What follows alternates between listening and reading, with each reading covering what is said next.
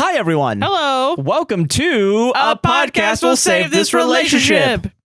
Sarah's doing a little Christmas tree dance for all the audio listeners at home. And she's moving the star around like a little floppy top on her head. It's really nice. I'm Sarah Shearer. I'm Josh, he, him. And on today's podcast, we talked about Spotify Wrapped and YouTube recap. We talked about our music. Yeah. We talked about the wonderful support you guys have given us for a year. Thank you very on much. all the platforms. Some crazy statistics, I feel like, as usual. But we thank you all very much for listening for us for an entire year. Yeah, that's and for awesome. however long you've been listening, of course. Yeah, for even 1 second. Thank you so much. Yeah, and we did a Christmas mansplains about bedtime Christmas stories. Yes. Which is not about bedtime Christmas stories at all. No. Barely about Christmas, honestly. Barely, honestly. It shouldn't have been. Yeah. And we did our Red Stories as usual. All the timestamps are down in the description. Don't forget to like, comment, subscribe, hit the gosh darn bell, hype the video if you're watching on YouTube. Sarah, do that. Do the like and subscribe bell. Do a little dance for them. Okay, anyway. Midgellyfish links down below. And Patreon, Buy Me Coffee down below as well. It's all in our link tree. Enjoy the episode and just have a great day. We get delirious with this one, man. We've recorded for at least tired. 5.5 hours. That's probably not even. That's probably 6 hours close to, actually. I gotta go. Bye, everybody. Bye. I gotta go home.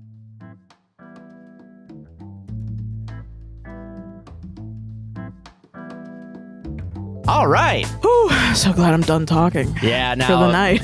Yeah, you're done. Yeah. Yeah, this is my show now. Yeah. Well, you're not done yet. We're going to do Spotify Wrapped first. Oh, yeah, you're right. All right. Yeah, so don't fucking walk away immediately In anger. in anger. Don't walk away in anger. Fuck, which song is that from?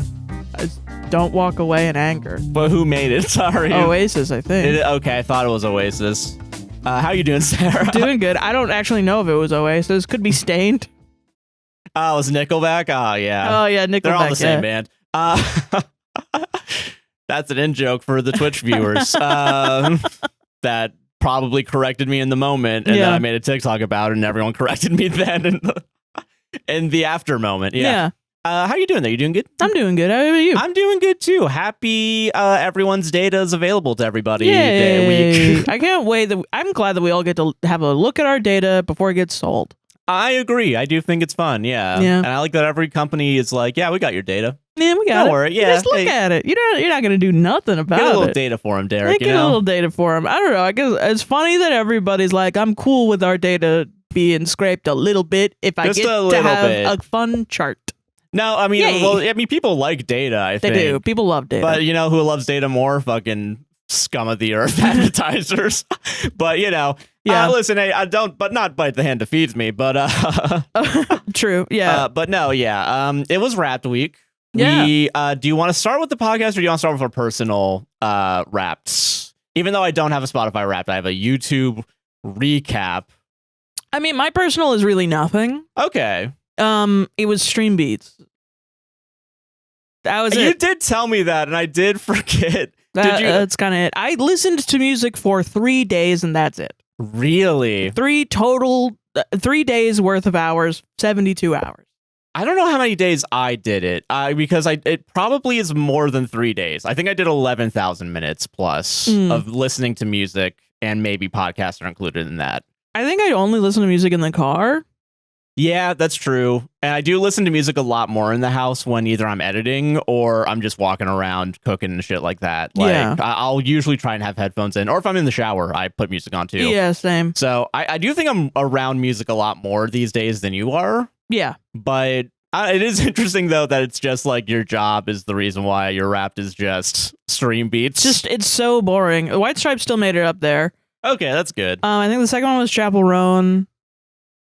And then it was White Stripes, and then it was somebody else. And then Stream Beats, yeah. No, and Stream Beats was number 1, yeah. Oh, gotcha. Okay. So, it is interesting when like a song or an artist gets up there, what feels like on a technicality, because in my top 5 songs, there's a video game song. Yeah. In my playlist that was auto-generated of the top songs, it's not in the top 5 position. And I actually don't think it's in the list at all, but because there's 2 versions of the song, but only one version's in the playlist, and it happens to be way later into the list. It's weird. So I kind of don't trust that actually is my number 5 song. if that makes sense. Yeah, I get that. But I did. I had a year where my top song and my top artist were not the same, which I think is a sign that I've been kind of hopping all over the place. Yeah, I think so too. Yeah. Yeah, like top artist was MGMT. Yeah. Couple others. You did have a big MGMT phase, for and sure. I still am. Listen, I like that last album they made. What is it? Life After Death? Loss of Life is what it is. I don't know. Life After Death is a Biggie Smalls album. Oh. Whoops, I'm getting my things confused. Let me pull it up real quick. I got screenshots. You know what's funny though? Because in the warm up we were talking about classical guitar. Because I got the warm up only available on patreon.com/APWSTR. Was about an email I got from a classical guitarist guy. And I wonder if it is like, because I was listening to more classical guitar stuff, I just started listening to more YouTube music in that I was listening to people play That's the possible. pieces that I was playing Yeah. more than just actual. Like Spotify. Yeah. And that's fair. I can understand that. Because I will say, like, out of new music, I think I've fallen off fully. I think I'm just like, I don't know any of the new people coming out.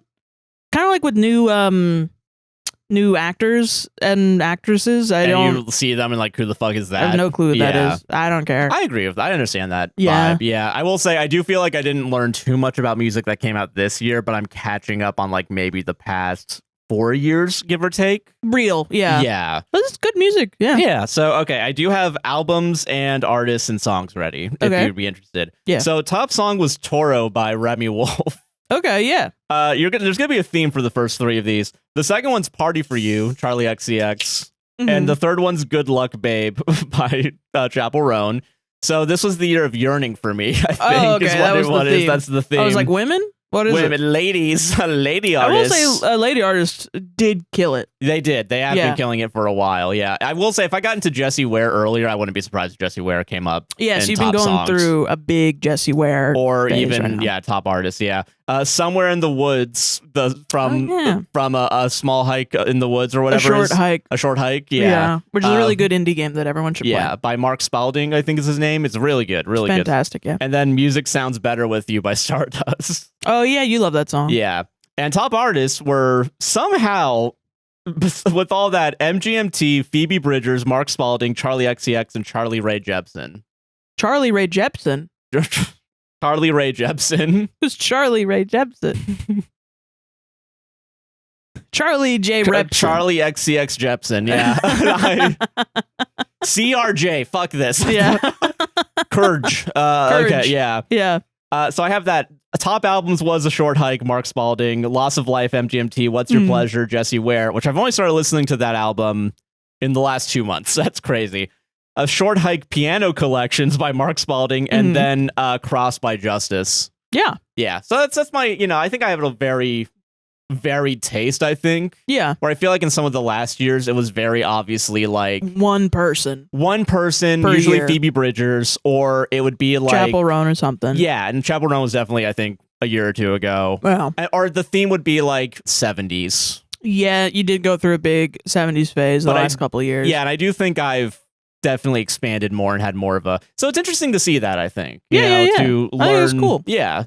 But that's my personal YouTube recap. Okay, can we real quick call it fucking Rewind, because you literally had a thing called YouTube Rewind fucking years ago. But I think maybe the branding of it is tainted. I mean, because people always hated it. But also, I think you can revitalize it. I think if you give people, I don't think it's a lost cause. But I feel like I see recap and I'm like, that's stupid. It was Rewind. Yeah. You're a video platform. Fucking own up to it. Yeah, but people are going to be mad if they open up YouTube Rewind and it's not Will Smith going, ha ha! It's Rewind time. It's Rewind time.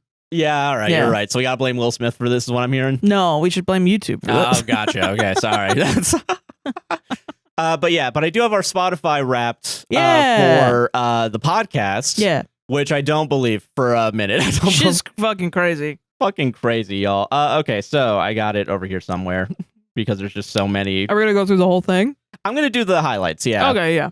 So just real quick, top 1% of video on Spotify. Insane. 581,000 total plays, 187,000 total audience, 199,000 listening hours, which if you do the math, is 22 years of listening time. Sheesh.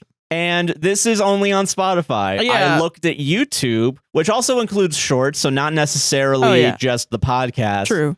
But also is 190 something hours. That just shocked me a little bit because think about TikTok. TikTok you don't want to even think about because some of the higher up TikToks definitely have gotten like 15,000 watch hours at some point or another. TikTok's like a beast looming in the background. Yeah, it's always there. It's always there and it's freaking me out. Kinda. Yeah, I get it. No, I completely understand. Yeah. So we've had probably about half a century of people listening to us this year, in 1 year, which I do think is higher than it has been, even though I think we've been close-ish, if I remember correctly. I think it's very easy for me to be like, quantity, not quality, but like, and like make a joke about it. But honestly, the fact that people have listened to us for that much, it does say something. That's how much time we've wasted. Yeah, we've wasted a lot of people's time. No, it's good, you know? It's like, it means that we put out something that people genuinely wanted to keep coming back and listening to. Yeah. And that makes me feel really good. No, I understand. I think it's nice for sure. Yeah. I will say, seeing a lot of people's individual numbers too, where it was like, I think someone had in the Discord 88,000 minutes. Yeah, that's great. It's interesting to be a part of y'all's lives, as you know, as the character Joshua Chinlund, the simulacra of the real man. Yeah, and just me, Sarah here. Yeah, the real person. The real person, yeah. not the fucking not the fake ass Josh that you guys are acquainted with. Yeah. But no, I think it's interesting to be in people's lives that way. Yeah. And I think it's hard to, and I say this every year, I say this whenever we get a follower anywhere, it's hard to believe because it's just us sitting in our little office. Fucking house, yeah. Just doing something, and then through the magic of wires and data and whatever, it just, everyone gets to watch us. It's crazy. Fucking awesome, honestly. Yeah. And we were the top fans. We had #1 show on Spotify for 7,600 people. That's fucking awesome. I do want to say real quick. That's like when double last year, right? That was almost triple. Almost triple. Almost triple, yeah. And I do want to say, I did ask everybody when I posted these on Instagram, hey, tag us. Instagram would not show me any of the tagged. No. And the only way I know that is because we did get tagged like first thing in the day, and like I looked at it and I added it to the story after the fact. Yeah. I then looked through Reddit on Wiki Story because they were doing that. And that's why I'm like, oh, I should do that too. It makes sense. We should celebrate the community. Yeah. And they had one that was not told to me that we were tagged in. What the frick? Yeah, so I don't know what was up with that. Yeah, so I'm sorry if you didn't get into the story. But for those of you who did comment on the Instagram, very much appreciate it. Also, if you haven't followed the Instagram is a podcast will save this. Yeah. Someone did say that they were our #1 show and they weren't following us on Instagram, but here they are now, so we appreciate that. We're trying to get to 10,000 followers. 10,000 so we can make more money. More money. But no, yeah, it's really nice. It's really cool that we're able to do this and have complete control over the show. Yeah. And run it ourselves with just 2 people. This year, technically, we didn't have full control. We now officially have complete control of the show. For the first couple of months, we were still with the ad company that we had to make sure that at least every other week we were recording. We still had control, but we were doing ads for them. You know what I mean? Like, they didn't have any part of our IP. Yeah, and we were able to deny like ads as they came in. There were plenty of ads we said no to. Yeah. But no, and they gave us shit multiple times for like they did, yes, they did. I'm not gonna say the companies and why we said no to them, but they were one time they were like, hey, are you sure? Like you guys got a lady audience? Are you sure you don't want to sell them this? It was an ad for too. Like they were gonna send me free. And it was consistently like they were trying to set us up with ads that were like weight loss pills. Yeah, there were a lot of those. Dieting, Peloton shit. They weren't going to give us a Peloton. They're going to give us a Peloton subscription. Yeah, with the app. We had to own a Peloton which already. We don't. Yeah. That's crazy. And I was just like, no, I'm not going to sell weight loss shit. That's not... And also I don't want to lose weight. I get you. Yeah. That's not my personal vibe. I'm not going to take pills just for an ad to get money. Yeah, no. I think that's pretty inhumane. But and that consistently was not really respected. Nah, I get you, man. But but we're not with them anymore. Yeah, we're so free. So if you want to advertise, I have to get the website back up. The website, true, I'm trying to make it not a Squarespace website. That is true. Yeah, that's fair. Yeah. And I will say, last little thing I'm going to say, because this is the first time this has ever happened for us, if I'm not mistaken. We've charted before on Apple, for sure. Yes. We are a top improv podcast in the top 100, usually. Yeah. We did chart on Spotify podcasts, I think generally. Like, I don't even think it's just comedy. That's crazy. It might have been just comedy. I wouldn't be surprised. Yeah. But we were number 95 for, like, I think 2 days or something like that. Fucking awesome. And that was our 250th episode, so that happened, like, a month ago. Oh, my God. Yeah. That's fucking awesome. Yeah. And we went up 14% followers or something like that. So that's crazy. We've done a lot. And I do want to say thank you all. You know, I do want to have a moment to say, like, you guys are technically the reason why this is our job. Yes. And and I mean, I say all the time we would still do it if nobody listened because we love doing this. Yeah. You know? But it is pretty nice that people are listening. That's not an excuse for you guys to stop, all right? It's always a shock. It's always a welcome extra to have people come in and really enjoy what we're saying. And it's always and even if you don't enjoy what we're saying, but you're still watching, you're still engaging with us, it's nice that you spent some time with us this year, and we're greatly appreciative of it. I'm also really appreciative that we were able to record something for people that were in the point. Yeah, we were invited 1%, to the top 1%. Because we do, and I guess cards on the table. We do have a somewhat of a working relationship with someone at Spotify. Yeah, and they are very nice. They let us know that we will be able to do it. Yeah, and I didn't realize that it would be that impactful. It was I thought it was awesome. I don't know. Yeah, no, and I think people were saying it, they were really happy about it, but I do think it's funny that the entire time I was waiting for this to come out, I was like, God, I made one weird edit. That's going to look fucking weird. Everyone's going to make fun of me for my weird edit. No. Or there's one point where I had to jump cut because it was supposed to be only 30 seconds. Yeah, I talked way too long, I think we did 2 minutes of recording. Yeah. So I had to cut off, like, you said the Josh mansplains, and then it cuts to you saying the Sarah things. But since I didn't want it to be a jump cut, it's on my dumb looking face, like, what's this fucker saying right now? I'm not paying attention. I'm just... Which is crazy because you really were like, we need to record this, Sarah. Yeah, because we had like 11 days or something by the time I brought it in.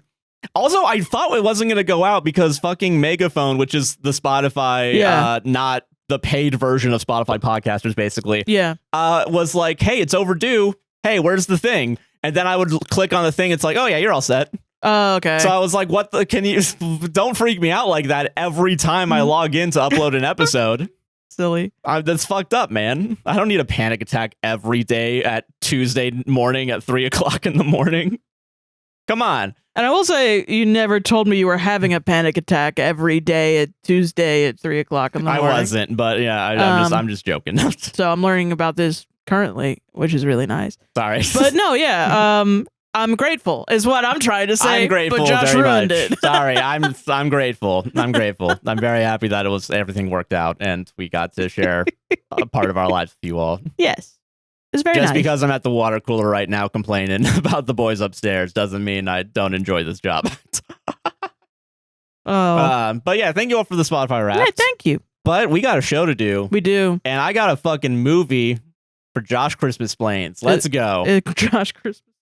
Yeah, every time. Josh explains Christmas to children. Yeah, and why it's all a ruse to make you buy Target or something. Yeah.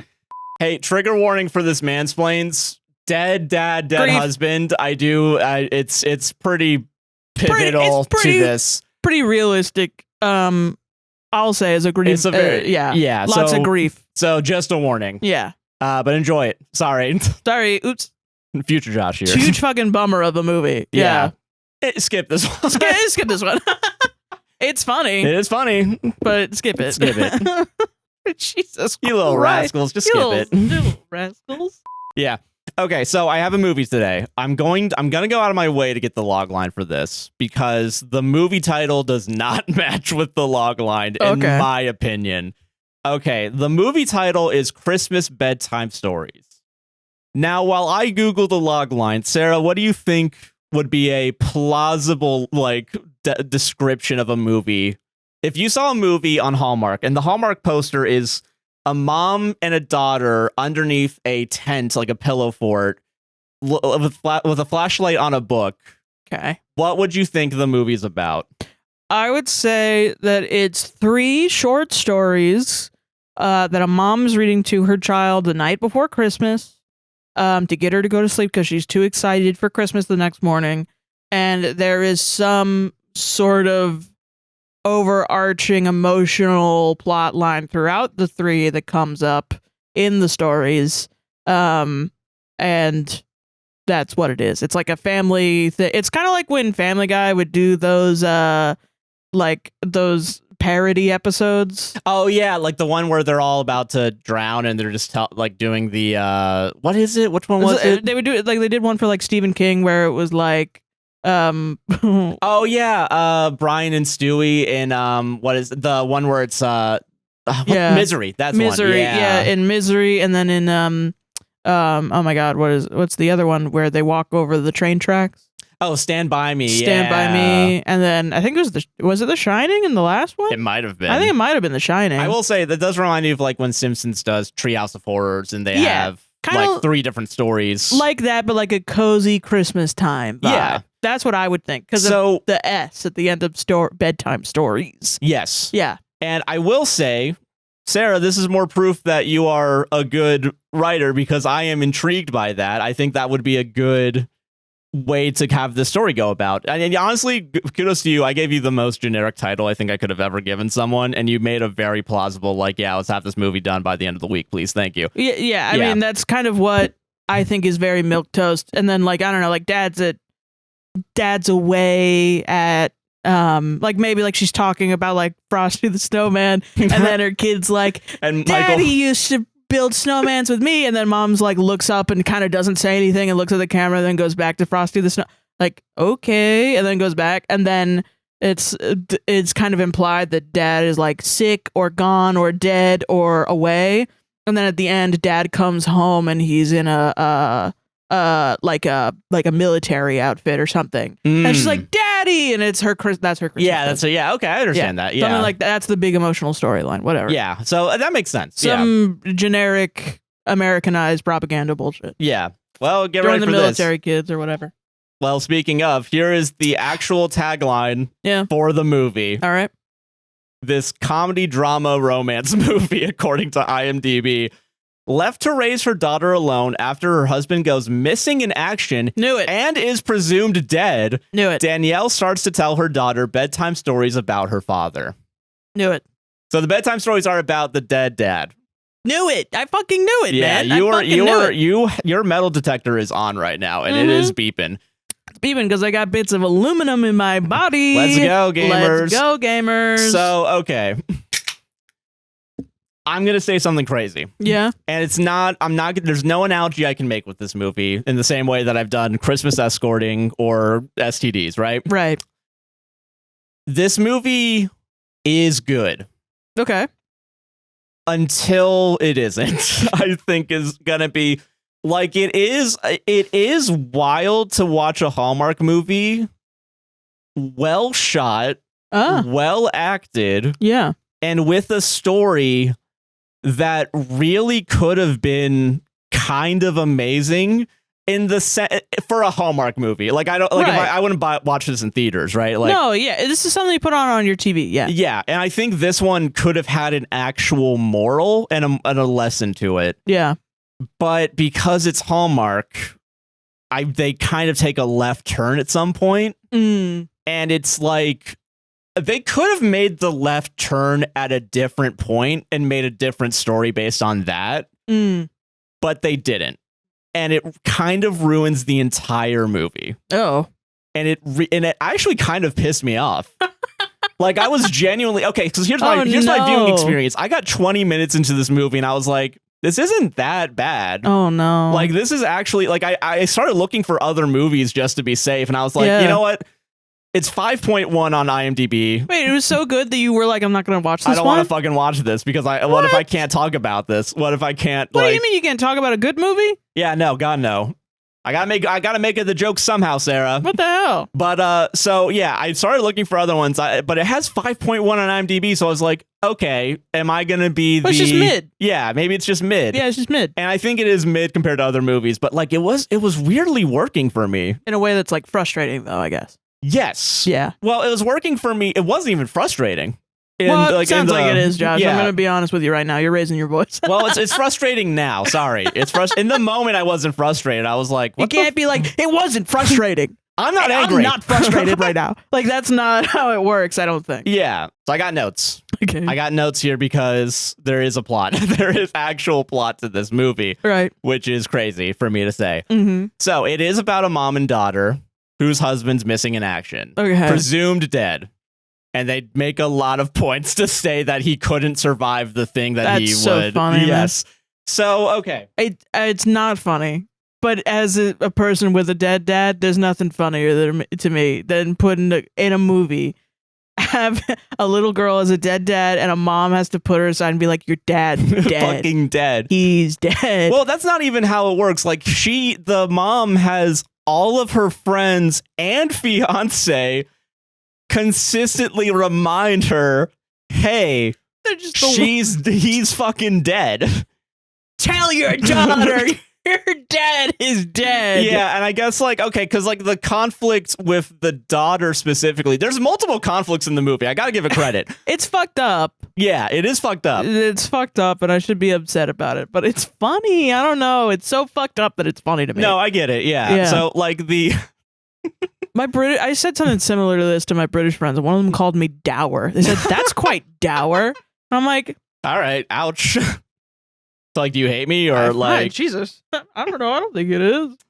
Okay. Am I dour? Am I dour? Okay, so I'm gonna do a lot of callbacks to other movies when I explain this. Mostly one thing I'm gonna keep saying on repeat because the movie has multiple of those moments. Okay, so it's present day, right? Whatever. Mom is a teacher and the founder of the toy drive, and she lives on a military base, and there's a lot of talk of oh, isn't it great, the military people are so kind and nice. Very specifically Marines, and that is technically maybe I think people can be nice. I don't know, but probably some are nice and some are bad. I will say though, there is a moment where they do there's a power outage, and then the dead husband comes up and is like, oh yeah, it was probably the wires were probably done by those fucking sissy army men, and it's oh shit, it's all right, I didn't need to hear that. So there's still the how CIA and the FBI don't like each other, and that's how you get 9/11. Right? Yeah. Yeah. So don't worry, that's still in the military. But it feels like propaganda. But that's I mean, it is propaganda because they do go out of their way every time. They don't disparage any of the Marines, Army. I guess fuck them, but but also fuck them in a small way, like a plane flies overhead, and then you an eagle flies overhead, but then you hear the Red Hawk sound. Yeah. Yeah. And then America Fuck Yeah plays, yeah. But yeah, so dead husband, right? And so okay, we have other cast of characters that we do need to care about. She has a sister that's supportive. She has a best friend that she works with that's also supportive, and she has a boyfriend that is also one of the old friends of the dead husband, because they make a point of they've known each other for 11 years at some point, and they have been dating for 11 months or something like that.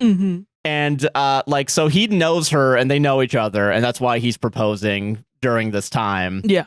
But also it's weird because they got married around this time, the dead husband and other lady, the lady. Yeah. Yeah. So they have names. Fucking Susan, I think. Yeah.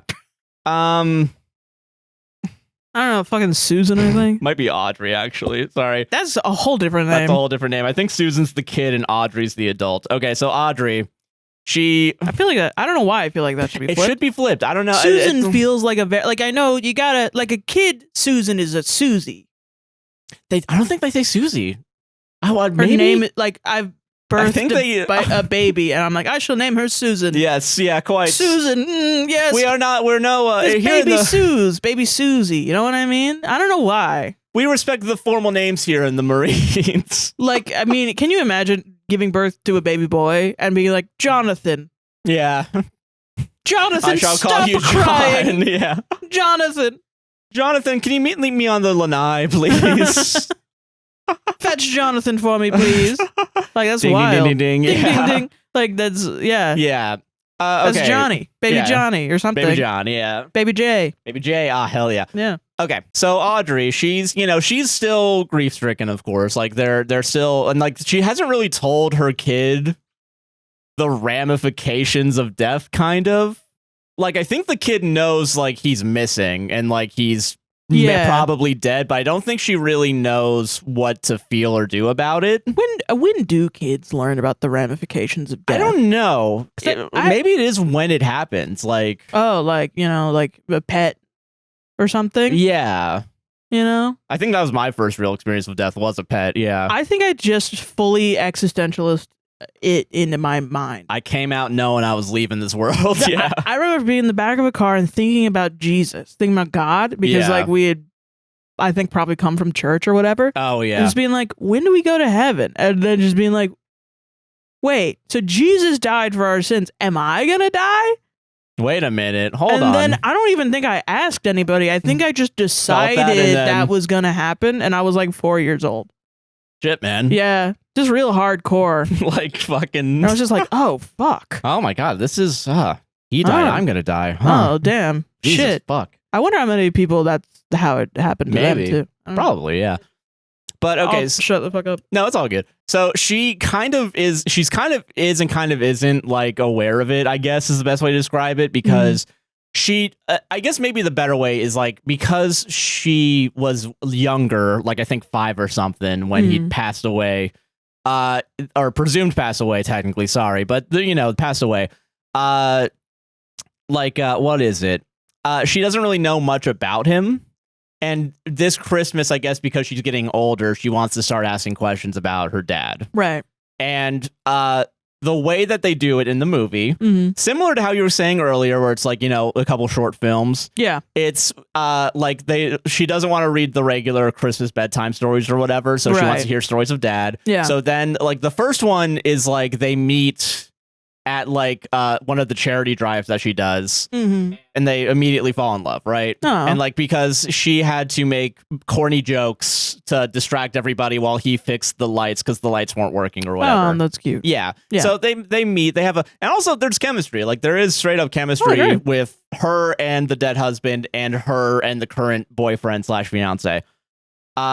So she has a boyfriend and fiance. Currently. Yes, she has a boyfriend currently, which wasn't really well described because we did meet him earlier, but they kind of just seemed like friends. So she found out that her husband is AWOL, and then she was like, well, gotta immediately kind of move on. Well, it takes her 2 years to move on in the movie lore, and that's then fine, I'm not I mean, realistically, I'm not judging anybody, but it's like it does complicate it stuff a little bit. Yeah, okay. So I assume he's coming back. Which is also interesting, yeah. Like it's this complicated, like emotional. This is the emotional core of the movie, is her feelings about moving on from her dead husband to this new guy. Yeah, I like that. It is interesting, yeah. I like that. So, okay, so right now she is dating a guy. It wasn't, to me, well explained in the beginning because they do talk to each other.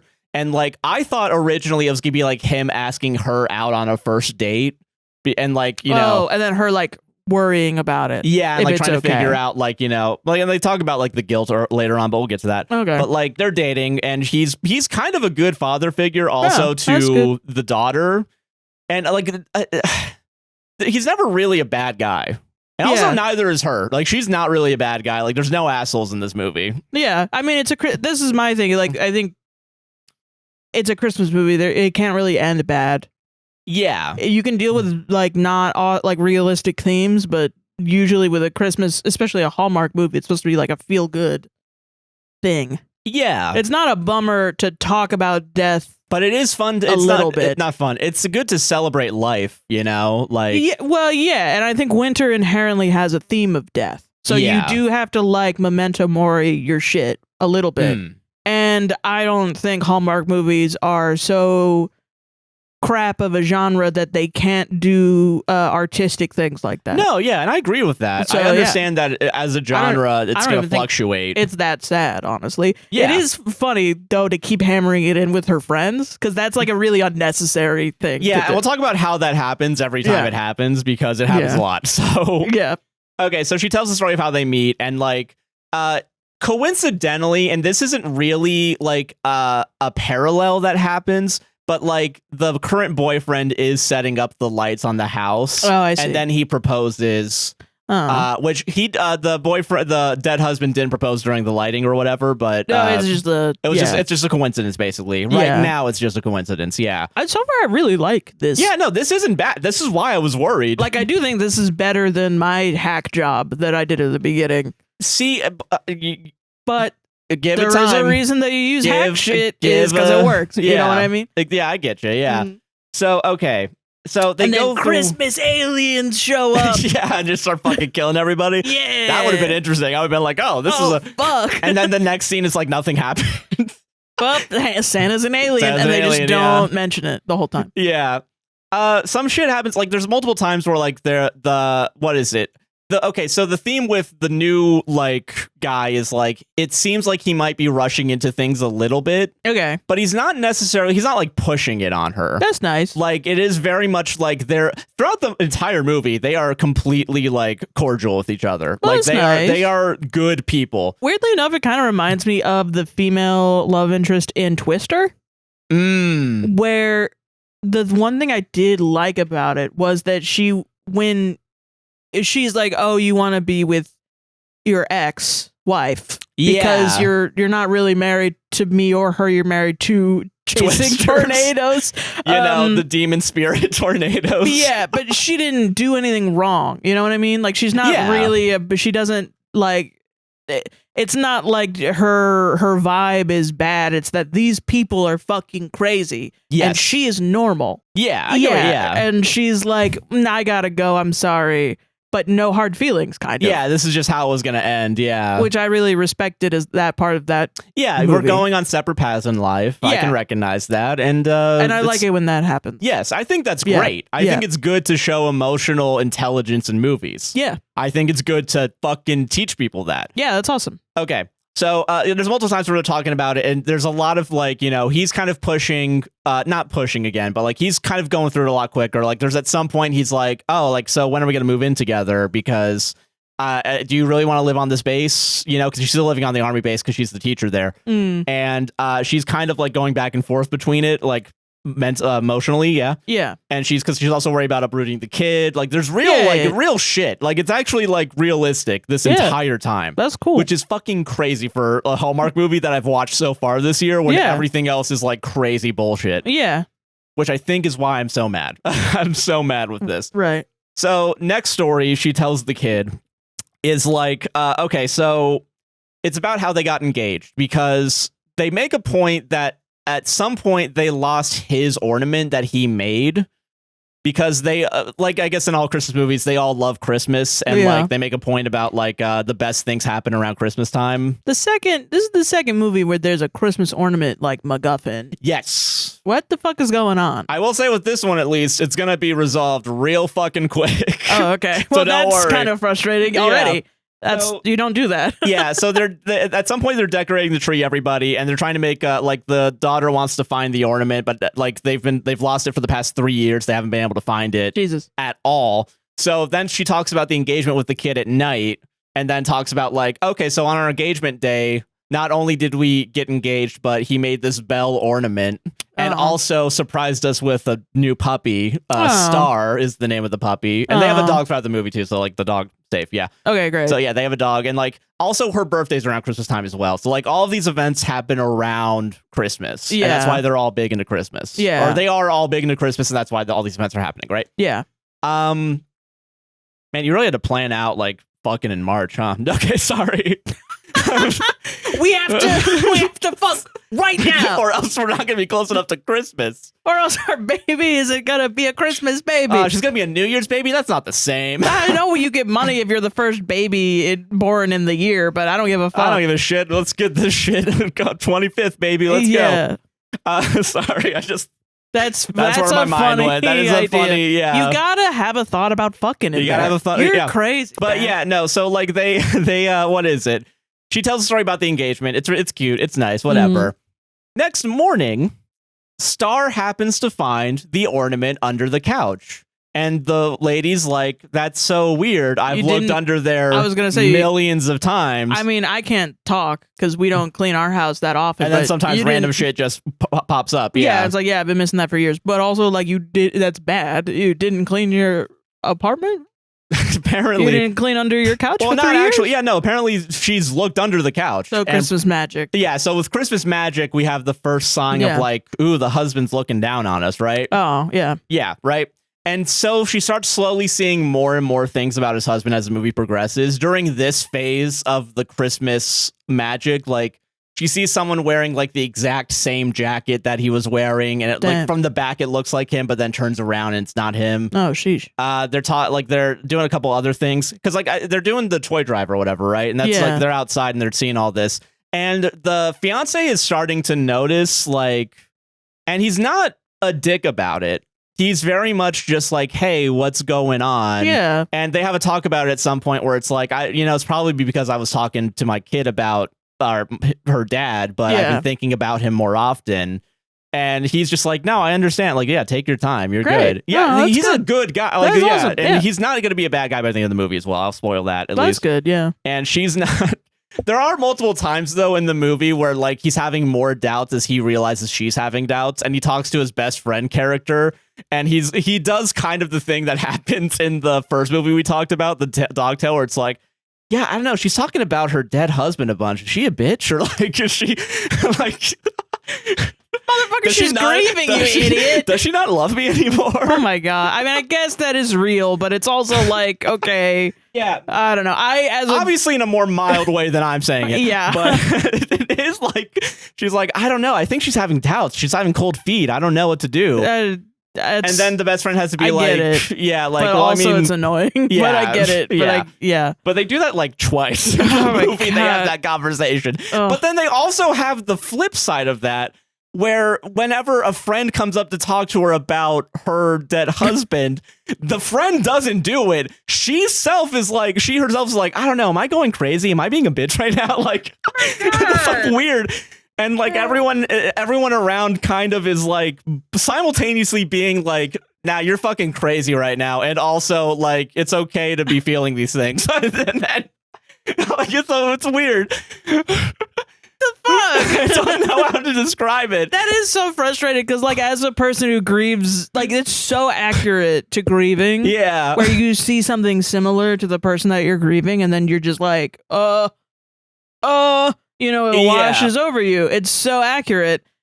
To then just, like, who is it for? Like, who's the movie for? Is it for people that go through the grieving process that are struggling during Christmas, or is it for those people's support system who are like, yeah, I hate dealing with that person. Deal with this motherfucker. Because it's not for me, and I'm the griever. You know what I mean? I'm the griever and the supporter, but because I'm also a griever, I have more at stake with the grieving party. Yeah, I just have more knowledge of what people grieving are going through. And again, I'm doing it in the joking manner. I think in the movie they do handle it with a lot more tact. Okay. All right, for sure.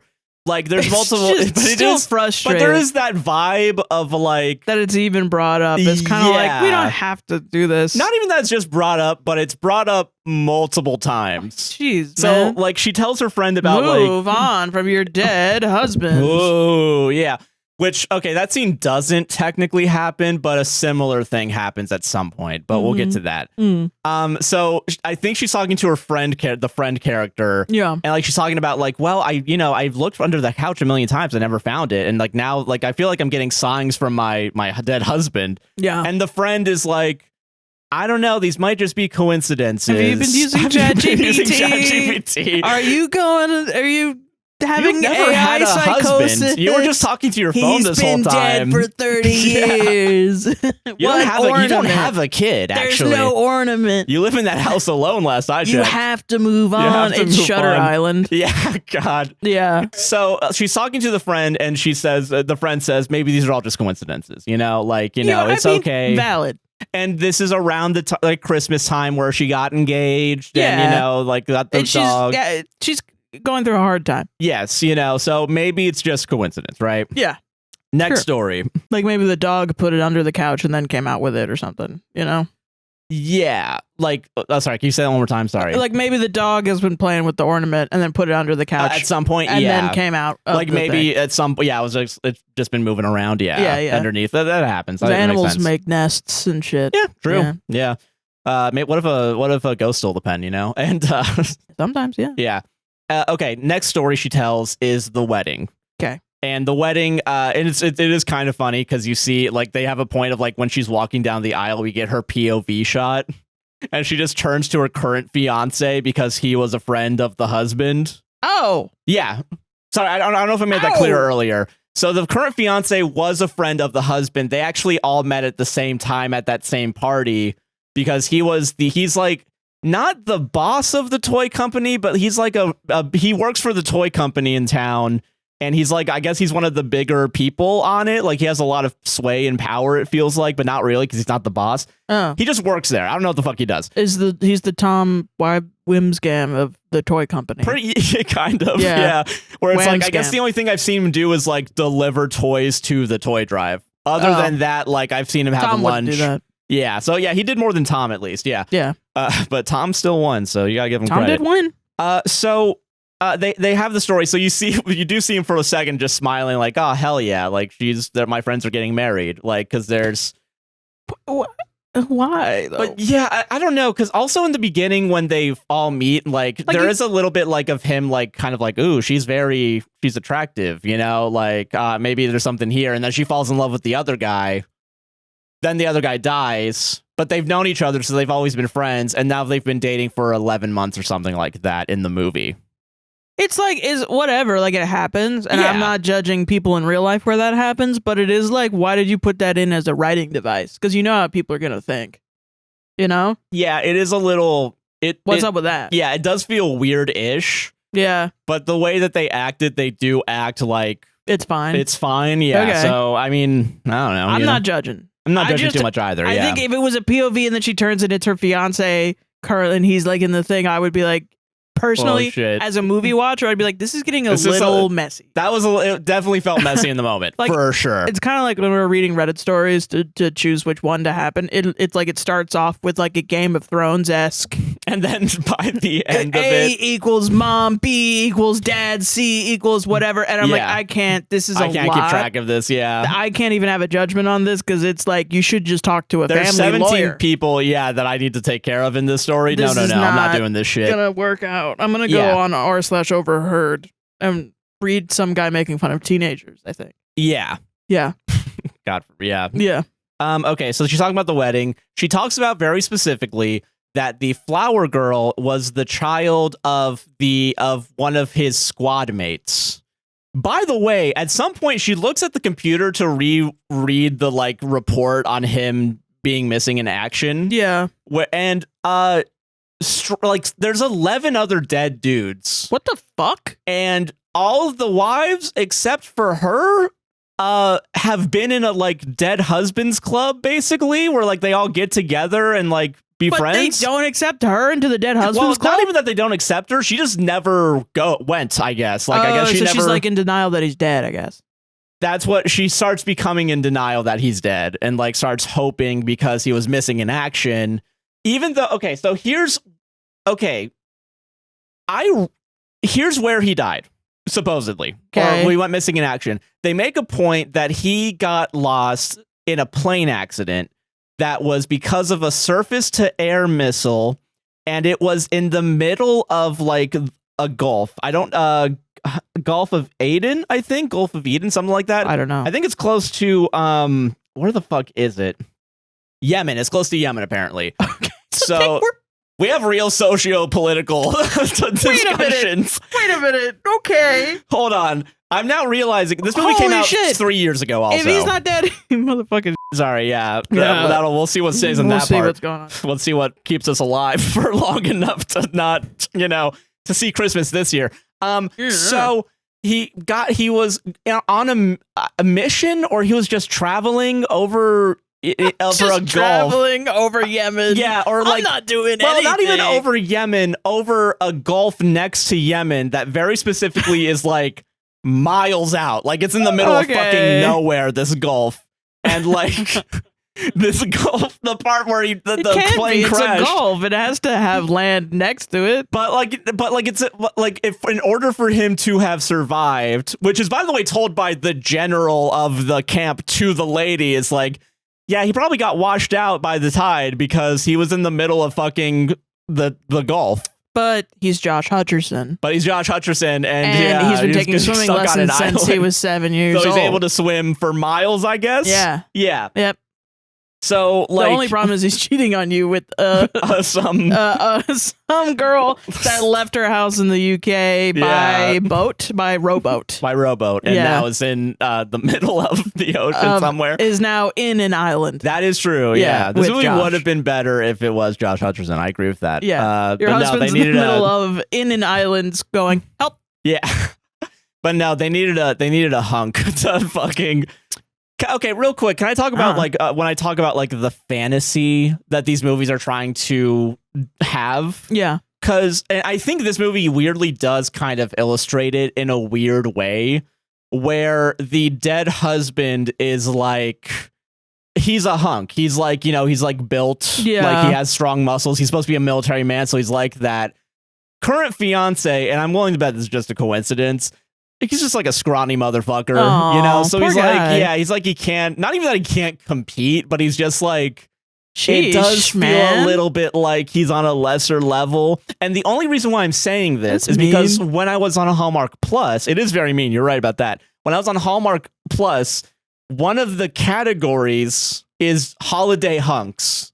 So very specifically, these production companies are choosing hunks, quote unquote, to be the male like lead for sexual attraction. Yeah. That makes sense. So like part of the fantasy, I guess, with a lot of these movies is if you're watching this, almost like a cuck story a little bit. Well, no, it is. It is though. Oh my god! But it is though because the fiance gets cucked by the dead husband. It's weird. I should have started with that. I should have done that for the clickbait. But I was can't believe I gave it to you. You fuck. God damn it. I can't believe you didn't come. You're all about cucking. Dude, I cucked myself there. I cucked you about your shit. That's crazy. So we've had the rare double cuck. So Christmas escorting, Christmas STDs. Christmas cuck. Christmas cuck. Yeah. Christmas cuck. Christmas cuck. I wish I could make that the Christmas cuck. God, I don't know if I can make that the title. Everyone gather around the TV. We're going to watch the Christmas cuck movie. Wow. Would you be fine with on YouTube it just being Christmas asterisk. And then you have to figure out what it is. Christmas shit, Christmas fuck. Yeah, like what the fuck could it be? Christmas see you next Tuesday. Like, oh, what the hell? That would be funny. I think people would think see you next Tuesday because it does start with a C, yeah. Yeah. Okay. They don't even know that it's cuck and that also comes with a C, yeah. Like where do we learn the title of this? Deep breath, okay. Oh, shit. I can't believe this is a fucking theme in It's weird, right? It's so weird. I guess part of the fantasy like porn. It's kind like of the movies are kind of like porn. A little bit, yeah. It is like an emotional porn. Yeah. And I'm like, I mean, do what you gotta do. I don't care. Maybe movies are all porn. Maybe everything's porn. That's a discussion we should be having, but no, I think porn is of the devil. So we gotta close all the movie theaters now. Shit. Fuck. Okay. She's discussing the wedding. I think that's where we're at. Okay. Tells the story of the wedding. They make a point that the flower girl is the daughter of one of the husband's friends and their wife. Mm-hmm. And mind you, because he was in the squadron, he's also dead. Yeah. Which is confirmed. And she also makes a point to say that she hasn't seen the wife and the daughter since the wedding, I think. But also, I think she says at some point, like, they haven't seen each other since the accident, like, since the surface to air hit the plane. Jesus. Because she does say that, like, oh, she must be, like, a teenager now. And she is a teenager now when they meet up. But also, the last time she would have seen him probably would still have been kind of close to a teenager, at least, because it's only 3 years. But I don't know. That's whatever. Yeah. So she goes if she had gone to the fucking Dead Husbands Club. Yeah, she would know for sure. Yeah. So she goes to a coffee shop. Victim blaming a woman. Yeah, victim blaming. His husband died. Yeah, just fucking just keep up with your emails. That's my bad. Yeah. I shouldn't be doing that. Why aren't you checking your phone? Like, come on. She doesn't exist. You don't go on Facebook? She's not real. She's a character in a movie, all right. You don't go on Facebook and calm down. Yeah. An RSVP for the Dead Husbands Club. Yeah, I keep poking you. Come on. Come on, let's go. every time somebody tells me that they have a dead dad, I go, "Oh, join the club!" Join the club. And I go, "Yeah." And that was stolen valor on my end. Sorry, I didn't mean to. No, it's okay. I really should start one. That would be fun. Yeah, I think it'd be fun. But okay. Yeah, she hasn't seen at least for sure the wife in at least 3 years, right? The wife of one of the dead guys, right? All right. One of the dead fucks, and she goes to the coffee shop, and what do you know? She's there. Yeah. And they have a talk. And then also, okay, so this is important weirdly. Yeah. Because this is the start of him being like, oh, does she have cold feet? Blah, blah, blah. Right.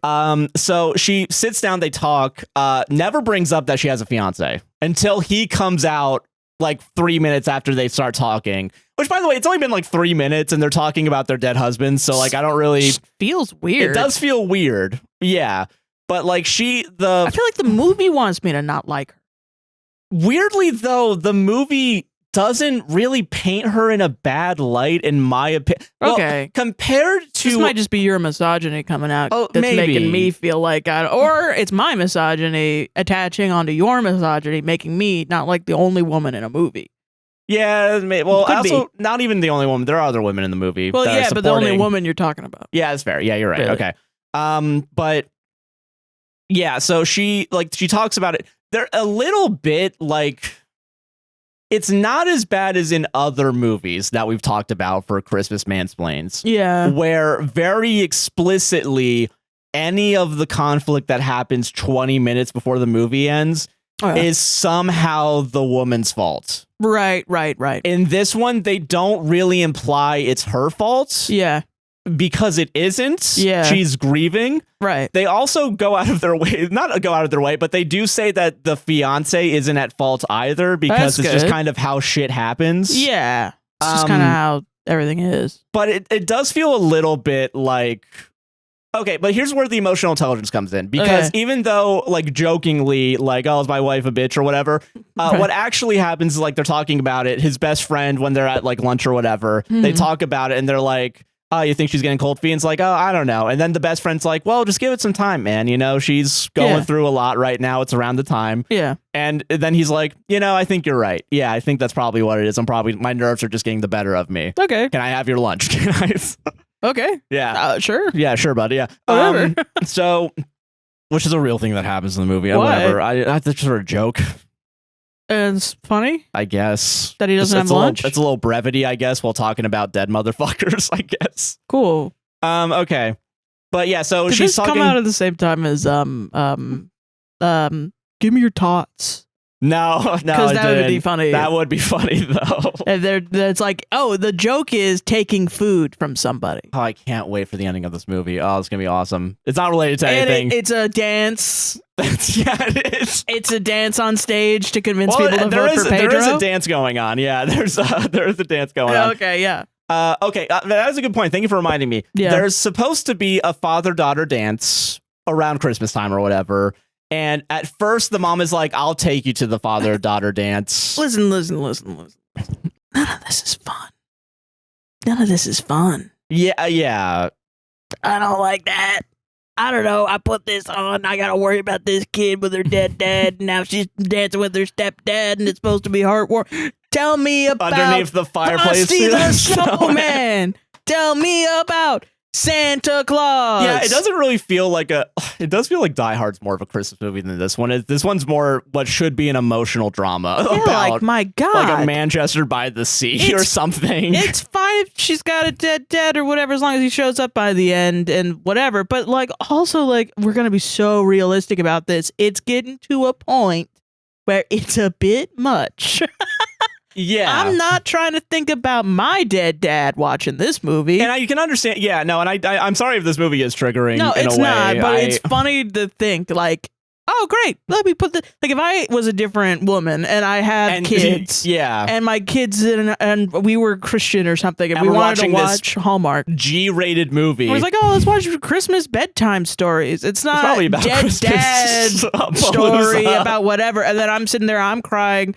my kid's like, "Mommy, why are you crying? Is it about Grandpa again?" And I'm like, "Oh my god, I'm just gonna turn. Let's all play Phase 10. I think. How about we do that? Let's put that on, please. Let's just not, you know. Let's do the Netflix gaming Red Dead Redemption or something. Let's put on Rudolph the Red-Nosed Reindeer and please. And then it's like that's a story about like a child abuse, and I'm like, fuck. Oh Jesus! We're putting on Elf. Oh, look, he's estranged from his dad. Yeah, God. Shit. At least Zoe Deschanel's in there and she sings. Yeah, that's nice. Yeah, that's a nice part of it. Yeah. She's hot. And that's Sarah's take on and Zoe Deschanel. Like, I can't be gay. I can't be gay. I can't. My husband will leave me. You know, like something like that. Oh, Jesus. Okay. Sorry. Maybe I just can't watch movies. Maybe that's it. Maybe I'm too sensitive, I think. Dude, you have that Tim Heidecker disease where it's the I think I'm real, in the movie. Yes. Yeah. So, okay. So they're talking, she doesn't mention that they're fiance or whatever, right? And then she gets invited to the Dead Husbands Club, right? So she's in. This is the first time she's been invited?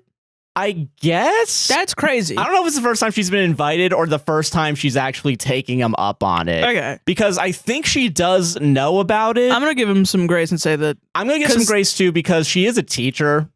Yeah. So like she's got shit going busy. on. Yeah. Like I can at least give the movie credit for thinking like at least the job that they gave her is like, yeah, I wouldn't be doing shit outside of this either. Yeah. Yeah, okay.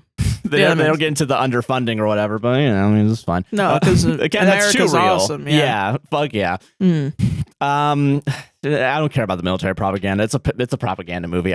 We all know that. It's fine. Yeah, I mean, as soon as military has fucking it's finger on it, it's propaganda for the military usually. Yeah. Okay. So he's starting to have like the cold feet, but he gets swayed. He's like a little bit more calm after talking to the friend, right? And like she also talks to other people. She talks to the friend again, I think, her friend, and is like, so yeah, there's another sign, and it's like, I think she is like, bro, he's dead. He's fucking like, hey, listen, I know it's really rough right now, but also it's because she actually talks to the new friend that she met that's part of the wives club. Yeah, and like she at some point talks about the fact that like, yeah, when I wanted to get engaged to my husband, because she's married, she actually has a husband, right? That's nice that she can talk, you know? Yeah, and it talks about like, yeah, when I started, I felt guilty. Oh. But there's a part of me that did need to like move on, but it's never going to take away the moments I had. Yeah, that's like, great. He will always be my first. Awesome. Yeah.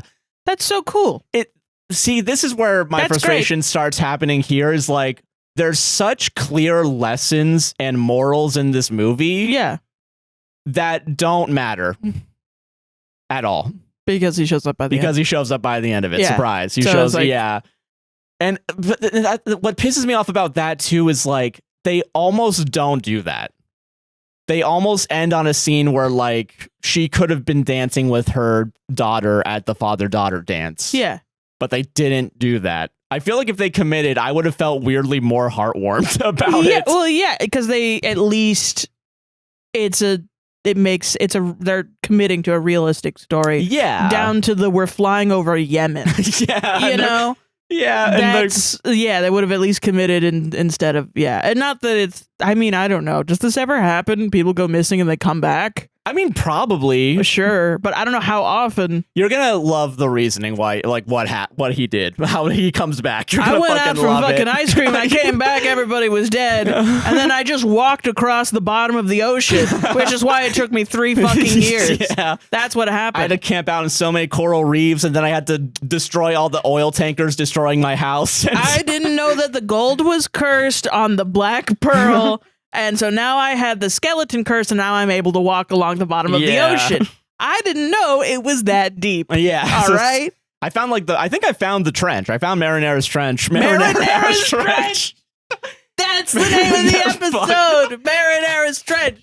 Fuck. Marinara's Trench. It's Marinara's Trench, everybody. Holy shit. She doesn't. She fucking doesn't. Marinara's Trench. I found the Marinara's Trench. Amazing. Where's the Alfredo Trench? You know what I mean? Yeah. Where's the Pesto Trench? That one I wouldn't want to go Where's to. the Pesto Trench, Josh? You messed up. Marinara Trench. I put on a show for everybody. And this is how I'm repaid. I pour my heart out at the beginning of this episode. Marinara Trench, all caps. Just because my dad's Rich Evans doesn't mean you guys have to make fun of me. Well, my dad's dead, so I get to make fun of your dad. Okay, that's fair. That's fair. Yeah. Okay, so in reality, not in this awesome movie we're making with marinara in it. Yeah. I got stuck in it. I got stuck in it. Hey, it was too acidic. They didn't season it right. He goes into the trench and like Harley Quinn, he comes out Italian. Hey, Gabagool. I had to fight a bunch of sharks that were attracted to the tomato sauce. Hey, Gabagool. They saw it was red. They went for the red. I don't know what to tell you. Nothing's going to be funnier in this episode more than Marinara Trench. I know. So let's just give up. That's just crazy. Give up. We should just move on. Yeah. So, okay, moving on. Yeah. I think at some point her best friend, that's not the wife, tells her, because the best friend happens to be the daughter of the general of the base. Like, listen, if you need more closure, go talk to my general. He has all the information on the death of all of his squad people. Like, there's a mystery afoot? Not real. Well, okay, it's not a mystery because I mean, he shows up and he's going to tell you what happened, I guess. Well, yes, but also throughout it, like everybody and the general's like, listen, there's no way anyone could have survived that. Like we probably just lost his body. It probably got drifted out to sea because it was in the middle of a gulf. The only closest land was miles away. Yeah.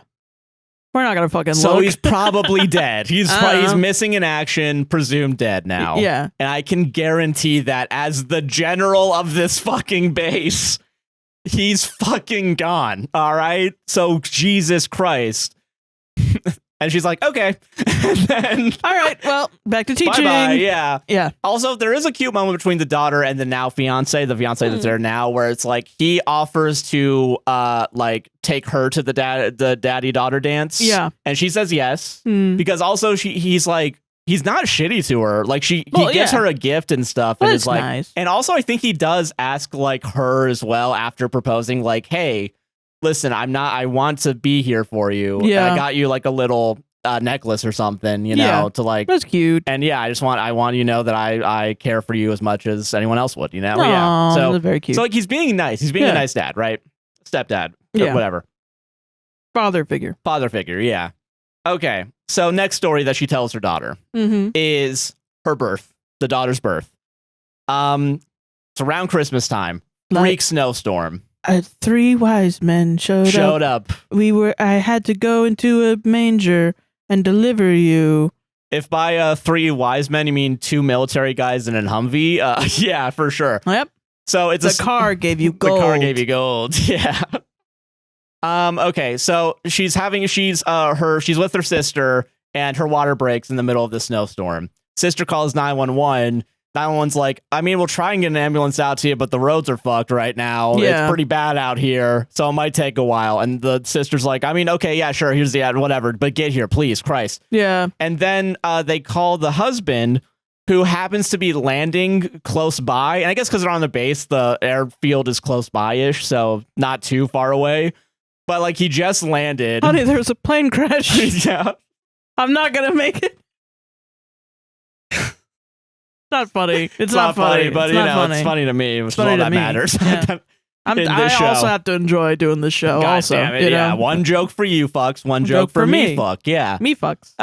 Yeah. So for us fucks. Yeah. For us fucks. Yeah. So he happens to have landed, and he answers the wife and is like, "Hey, I'm having my baby," and he's like, "Oh shit, I'll be right there." So he just gets in a Humvee, and unlike those fucking pussy ambulance drivers. Or he's fucking my friend that's gonna be her fiance. I'm a fucking man. I'm a man. I'm gonna drive this Humvee on the snow, and no one's gonna give a fuck. Okay. So he drives so someone else drives the Humvee or whatever. They both he's not even the one driving it. Cool. I guess he gets in the Humvee and is like, to my house, motherfucker. And yes. it's like, where's your house? And it's like, oh fuck, I gotta get the address. Hold on. Yeah. Hold on. Yeah, so like he gets there and he takes her to the hospital. Remember my own address. I don't know her address. Yeah. I mean, he's moving around a bunch. I wouldn't blame him. Yeah, I wouldn't blame him. And they get to the hospital and the birth goes well and swimmingly, and he's there for the birth of his child, right? Yeah, great. And it's nice. So there was a snowstorm, right? Yeah. Next morning she wakes up and there's a freak snowstorm out of nowhere. Right. Like the weather forecaster's like, well, apparently sometimes in weather forecasting, you just get shit wrong. So we fucked up. This weather storm is literally gonna be here for like maybe a couple hours, and then tomorrow it's back in the 80s, and then it's like, okay, yeah. I think it's because they're in like Virginia or something. Oh, like they're somewhere where there's not that much snow. By the way, but there is global warming's snow. not real. Not real. No. Cool. Join the army. Join the army. No, don't join the army. Those guys are pussies. Those are Marines. Sorry, hold on. Fly over Yemen for no reason. Yeah. I do want to give it is funny in the movie in the moment. For this story and the other two stories right before it, she looks like she has the realization of, wait a minute, my dead husband had something similar to this, and it just fades to commercial. So it's like it just has like her like astounded face, like, huh? And then like freezing on that and fading to black. I will say that is like a valid. Sometimes I'll be like, oh, I mean, it's a cliffhanger. I'm not going to complain too much. It's a valid feeling, I think, when you're grieving someone. Is sometimes you just learn more about other people, and then you kind of attribute. You're like, oh wait, that's probably when my dad did that, and then you're like, oh, or like, interesting. But I don't know. I guess played up for laughs or a movie on TV would be like, what? Yeah. Tim Allen has ruined all TV shows. Yeah. Okay. So it's the daughter's birthday now, and the fiance cuts up the cake, right? Mm-hmm. As he cuts up the cake, we look down, which I will say is an interesting shot. It wasn't lined up properly, but it was still interesting. Okay. It starts on him, fades down to the cake. It crosses off to the same cake, but it's slightly moved. Oh, okay. And then it goes back up to the dead husband. So she's like thinking like her dead husband's kind of like popping up now just in him. Right. And he can also tell like, hey, is everything okay? Like, but he doesn't bring it up in the moment. They go to like a Christmas party later and they're like, hey, can we talk later or whatever? Yeah. Yeah. Okay, yeah, they go to a Christmas party. You have to stop thinking about your dead husband. Stop thinking about it. I can tell. Yeah, they don't go that far, at least. Stop policing about your dead husband. Yeah. Stop grieving right now. Yeah. Okay. So, it's annoying to me. At the Christmas party, the boss does a shitty joke, and like she answers the joke, and that also is a reminder of her husband because they met because she was doing shitty joke, and they like shitty jokes or whatever. And like it is funny because like the fiance's like, sorry about my boss. He does cruddy little jokes or whatever, and she's like, well, I liked it. So tension. Right. Yeah. Things are not good. And then and then they separate. Like I think she goes to the bathroom, and then he goes to his friend and is like, yeah, my fiance likes this joke. She's not agreeing with literally everything that I'm saying. She's secretly a bitch. What's going on? Is she secretly a bitch? Like, what the hell? So then the friend's like, I think just calm the fuck down, man. Yeah, how about you shut the fuck up? And then it's like, stop getting on her damn case. And then the fiance's like, oh yeah, you're probably right. Anyway, you want to be my best man? So like, I think the wedding's still going on, but she's still okay. And they're like, my man. And then they do the what is it? The Predator two dudes handshaking. The like two arms. Hold on. I assume that meme's from Predator. Yeah, I don't remember which movie. Yeah. I don't actually Whatever remember. Arnold Schwarzenegger awesome action film Terminator? I haven't watched. Yeah, probably not Terminator. Okay, then I'll fuck myself. That's Sarah, he wears a jacket in that one. Oh, I'm sorry. Okay, sorry. Okay, so there's also as part of the like throughout the movie, there's like, how I talked about like he's talking about moving in together. At some point he says like, what if we get married in June? And like they're like, and he kind of brings it up first, and like she's like kind of just goes along with it. It's not Christmas. They don't do that, thankfully. They don't like get engaged. You want to get married in June? That's not me, because I only want to get married at Christmas time. Yeah. God, no, but like, so it's like, we'll have the wedding in June, and we'll figure out we're gonna go to Florida for the honeymoon. Yay, Florida. And where you go to die. And I think that's also, I think they actually say that for retirement instead, not actually the honeymoon. Fucking hilarious. Let's retire in Florida. Yeah. Fucking Villages ass propaganda. Also, fucking Naples ass propaganda. So she has another story for the kid. And this one's the last time. Okay, also too many stories. This is a lot of stories. Too many stories. We're at like 5? This is 5? I think so, yeah. That's too much. 3 max. Yeah. So 5 is too many. the last story is the last time she spoke to her husband. But stop. I know, isn't it fucking crazy? Okay, she talks about the last time they talked, and it was over like Skype or something, like because he was deployed, and he's talking about like, oh yeah, we're moving on a plane today, and we're gonna. It's literally the fucking day, man. It's crazy. It's and like he's trying to tell her that like, oh, I left something secret for you in your something, but like the signal starts going bad out of nowhere, and they just disconnect mid-sentence. And that's the last time they talk to each other. It's only like 2 seconds. Isn't it? It's really... This movie's fucking hardcore. And you're saying this to your daughter? Yeah. Yeah, it's a little wild. This movie's hard fucking core, man. This movie should have been called Therapy. Yeah, everyone needs it. Should be free for everyone. Medicare for all. A winning argument. A winning argument. I don't think I'm going to do this one. There is a movie that I saw that was like, the entire title was Time to Go Back Home for the Holidays. Like the entire sentence of it. I'm like, go fuck yourself. So real, yeah. Yeah. A Star Wars story. A Star Wars story. Oh. So she tells him that, right? She finds a note in her journal. Don't do that to your kid, man. Crazy. I'm sorry. It's crazy. Your 8-year-old kid. Yeah. And it sucks. Like, and I know you got to tell your kids stuff eventually, but it is like you're kind of hammering it in right now. Yeah, like that kid's not gonna grow up and be like, then my mom told me this fucking horrible shit about my dad dying. Like immediately. Like I just asked and she was like, all right. She should have thought a little bit more, maybe. I don't know. Well, and it's like also, I mean, she's in like a pretty, like they did a good ramp up of the grief to where she's probably not thinking straight. You know? Yeah. And it's probably just like she can't not think about it. Well, and I guess the not thinking straight is shown by like she's imagining seeing her husband and everything. Yeah. Which is not invalidated by the movie when the wife says like, no, same thing happened to me. Like it's part of the grieving process. Yeah. That's very much validated, which I think is great. I think that's a great way to do it.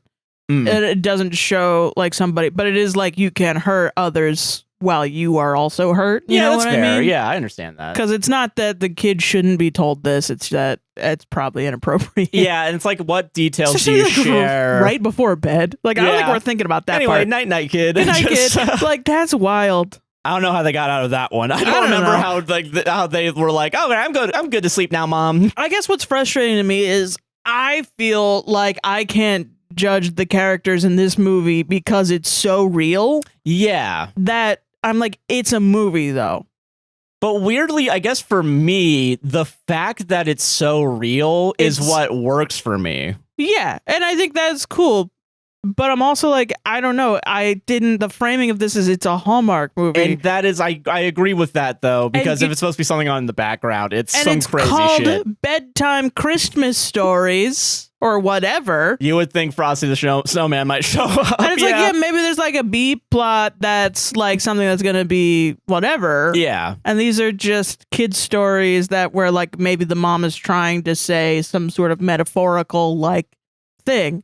Like, it shouldn't be I don't know, this feels like the too much of like, okay, we have to do this completely correct, and therefore we have to make it the main focal point of the story. Yeah. And it's like, well, is this even a Christmas story at this point? Fuck, how do we make this a Christmas story? This is kind of just a story. Let's negate everything we've done to make this a Christmas story. That happens around, it's kind of the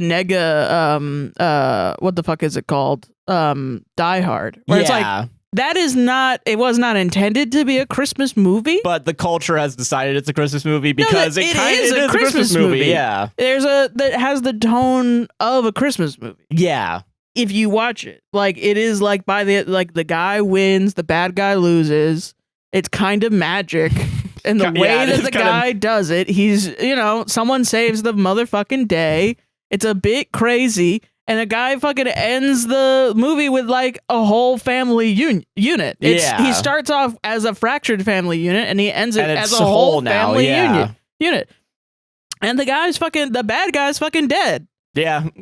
And it's an adult Christmas story. This is like something that you should be able to put on around the kids. But no, and you it's shouldn't. not. You should not. This should be in an indie film festival. Yeah. Like, this should be an A24 movie. This is not. And I think I'm not judging it completely because it's like, if this is your passion project, you'll do anything to get it made. Which, don't get me wrong, I think this is a good movie up until the end. Yeah, I think this is a well-made and like interesting movie. It has to decide that it's about Christmas. Yeah. So it's like tonally it's not, but then it is at the end of it. So I'm like, I'm all dressed up for Christmas time. And you're watching Christmas bedtime stories. And it's not Christmas bedtime stories. It's the Christmas stories about this one lady's dead husband. Yeah. I'm like, well, okay, I didn't sign up for this. Yeah.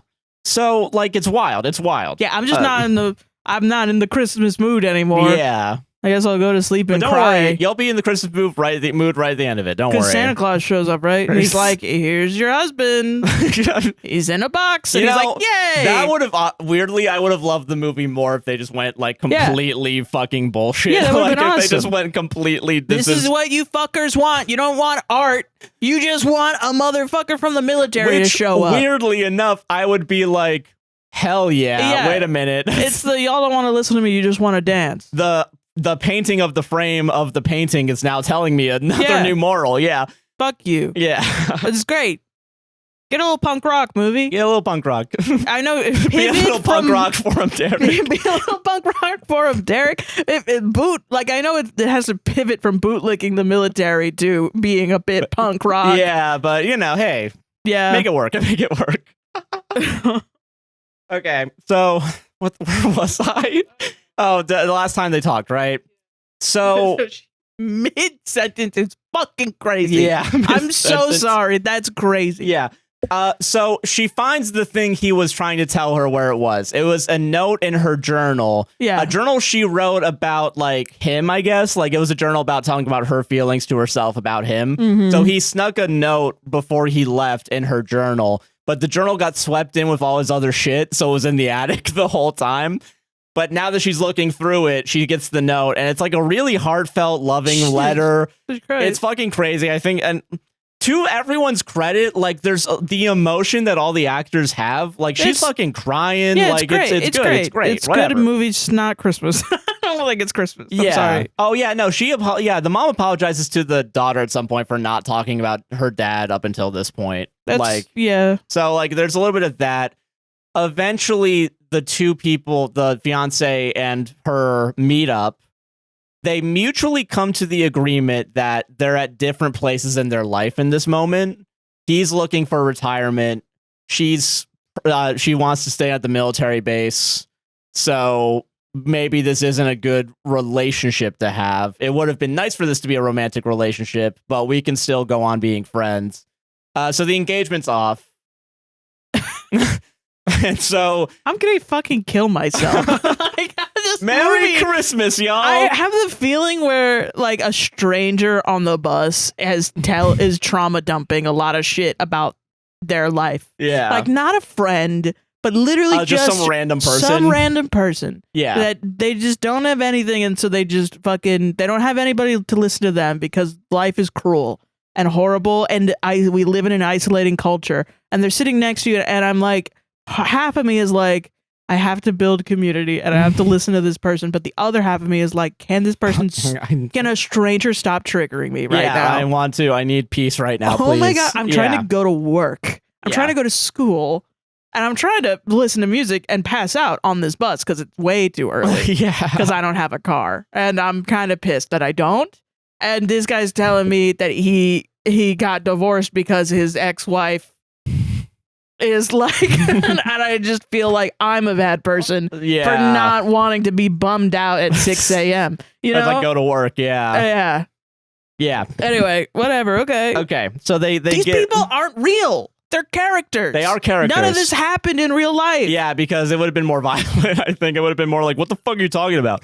I don't think a man's emotionally intelligent enough to do any of this. None of these people fucking existed, and I feel bad for not liking what's happening. Yeah.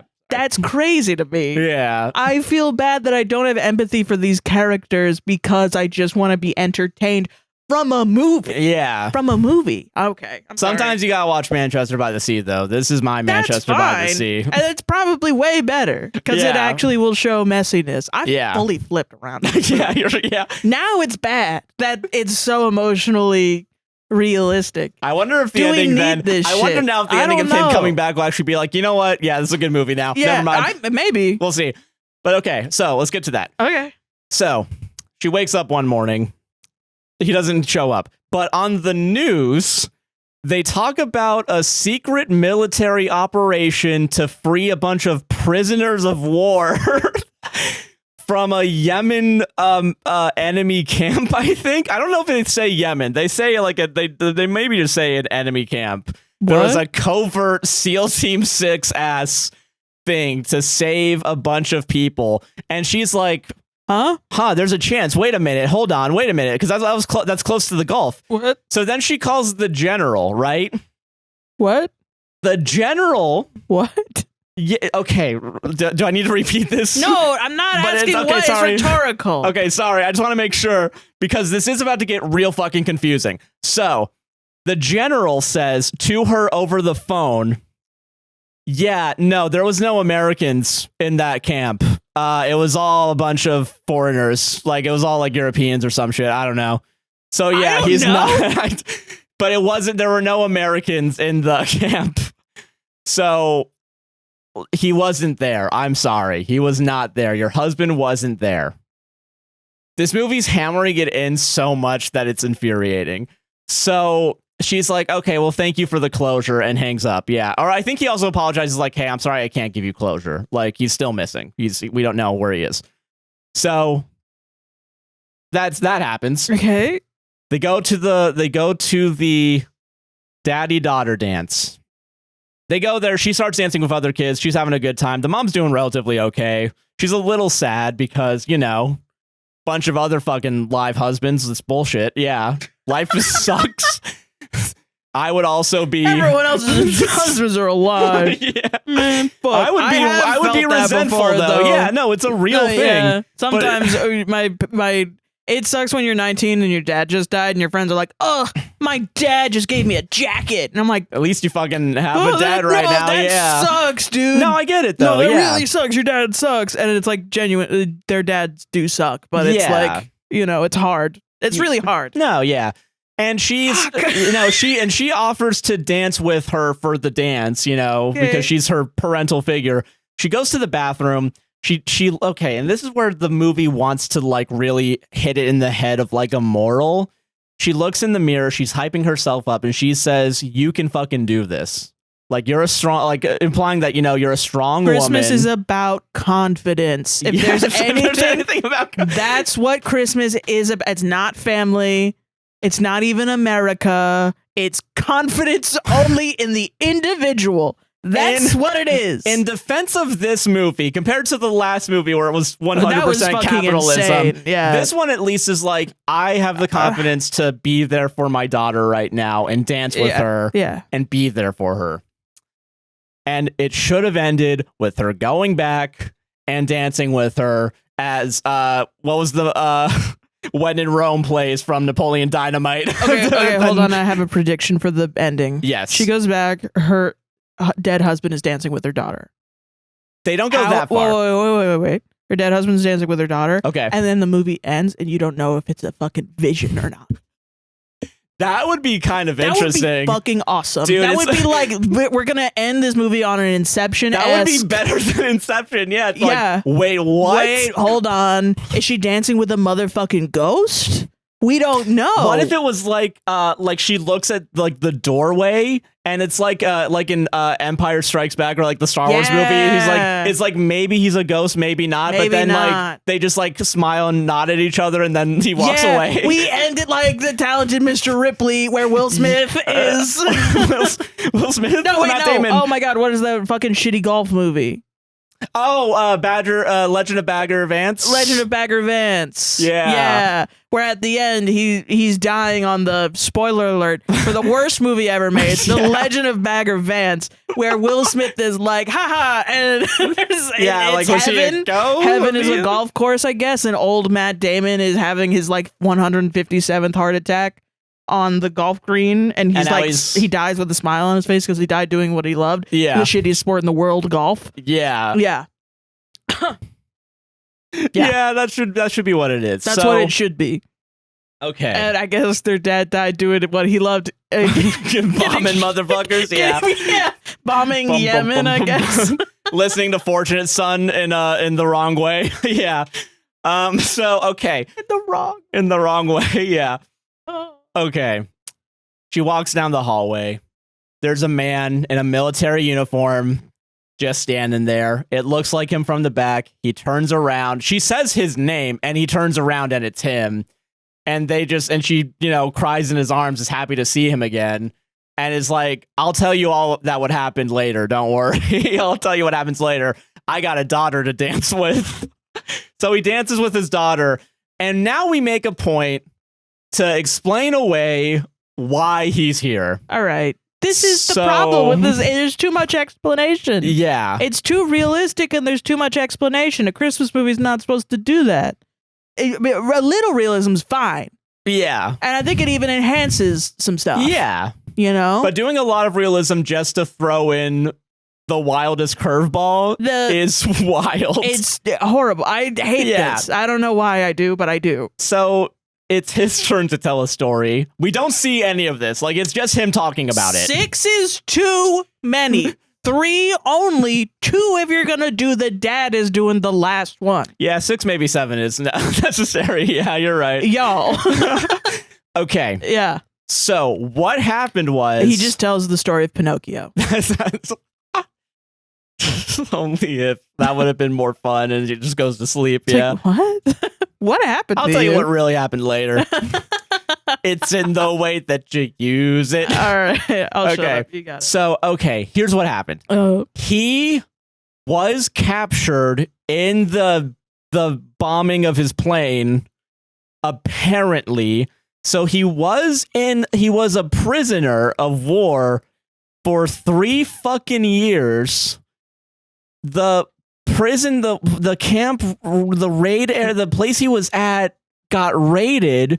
He didn't know it was Americans raiding, so he just fucking leaves and escapes, not realizing the Americans were there to save him. And I guess he got on a plane and then showed up. That's all that happens. That's why he wasn't found during that raid, is because he just fucking bounced and left because he didn't know what was going on. So he just left the camp and then showed up. So the writers were just like, I don't know. I don't know. Because we researched literally 99% of this movie down to the last atom, to the point where it's so fucking realistic, except for how someone might escape. And like, this is the fucked up part, man. Because like, yes, there's one piece of magic, right?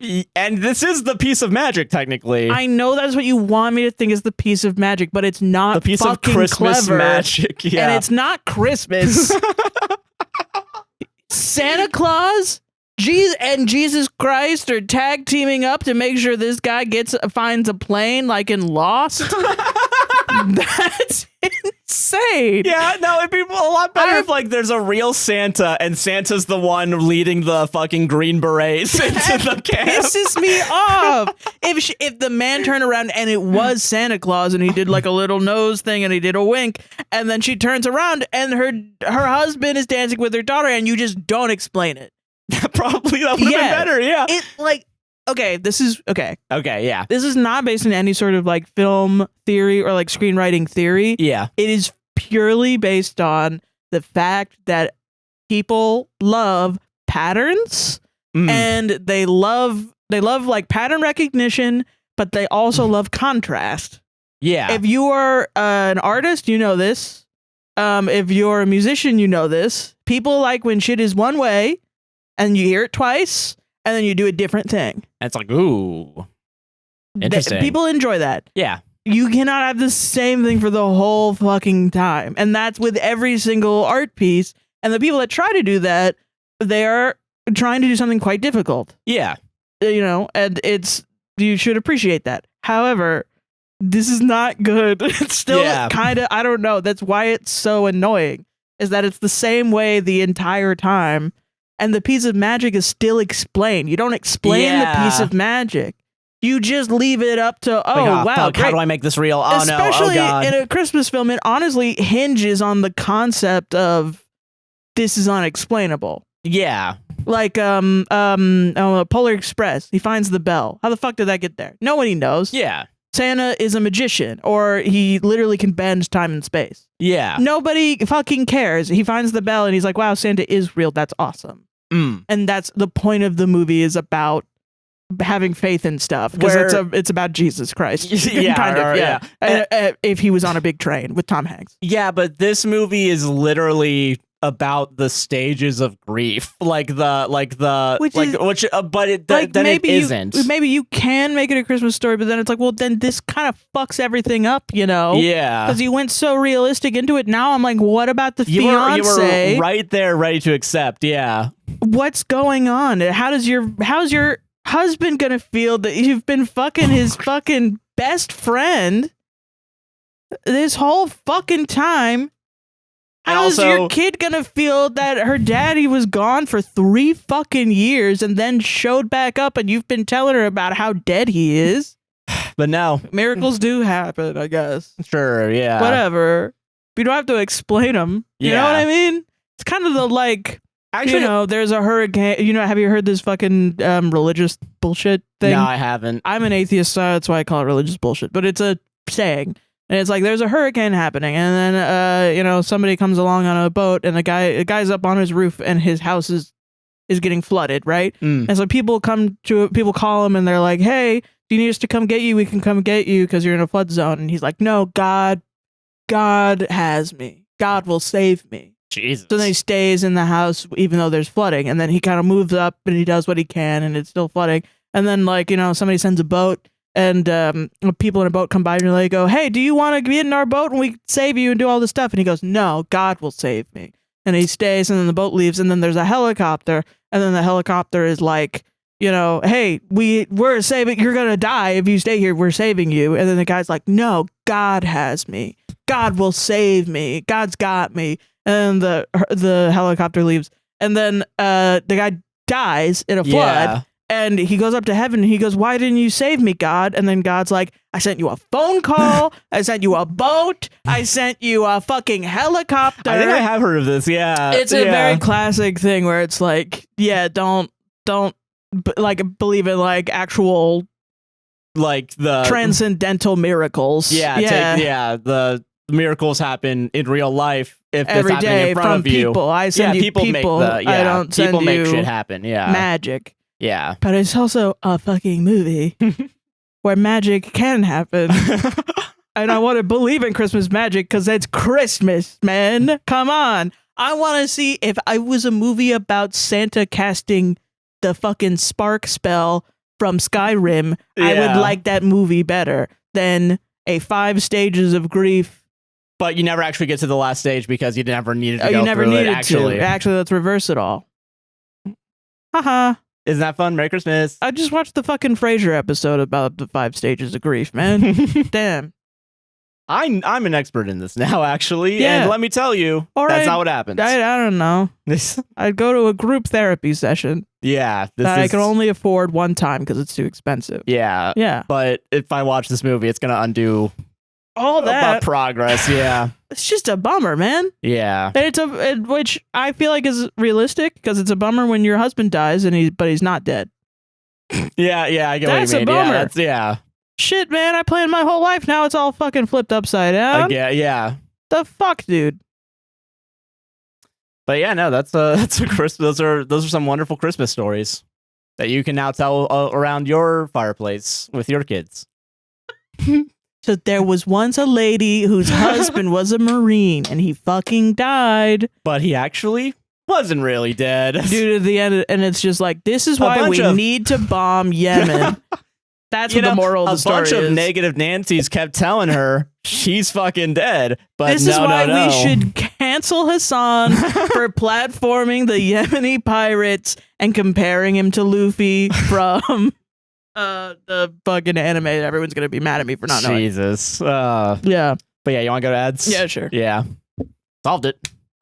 Welcome to the ad break. Welcome. Hey, are you enjoying this podcast so far? Boy, I know I am. Then you better like, comment, subscribe, hit the gosh darn bell, and hype us if you're watching on YouTube. And don't forget to rate us 5 stars on Apple and Spotify podcasts. Helps out a lot, very much. Help that algorithm, please. Thank you. And if you want to support the podcast financially, there's a couple ways to do it. How many ways? 2. Mostly 2. I mean, we'll find another way. Oh, okay. First off is buymeacoffee.com/APWSTR. All right. And if you go there, it's $3 a coffee. You can give us as many coffees as you like. We'll read your message. 1 million coffees. Yeah. 30. Or 30. I'll take it. I don't know. I just was counting and I thought it'd be funny if I just said the number at the end. But yeah, we have a couple coffees this week. And as long as you leave a note, we'll read as long as it's not bad, as in racist, homophobic, transphobic. Yeah. Hateful, basically. Yeah, pretty much. We have a bunch of coffees this week. Thank you all very much. Yes. Thank you. Emily Ray bought 4 coffees. Thank you. Thank you. Hey, y'all. Hello. This coffee is for Sarah and Sarah only. Oh, thank you. I'm watching you, Josh. Pay that Spotify bill, queen. Oh, yes. That's it. I forgot to pay my Spotify bill, and then we didn't have... music during the stream for you? Yeah. We had gaming music for the stream. It was fine. That was fine. That's fair, yeah. Yeah. I get you, yeah. I don't think I did use it to pay Spotify. We might not have it for next week, too. Your money we'll see. Was used on, honestly, probably groceries. I don't remember. Honestly, let me see. Let me see if I have it now. Maybe it automatically came out. Nope. All right, well. Big red bar. Sorry. But you do have YouTube Premium, so that counts. So actually, you have YouTube Music. I did buy a game with it, so thank you. And we'll play it on stream. Yeah.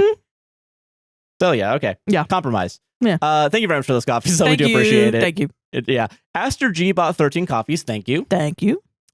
Hi, Sarah and Josh. Hello. I've been listening to you for at least a year now and keep meaning to send you a coffee, but don't. So please have a coffee per month that I've been listening, plus one for good luck. Thank you. Thank you.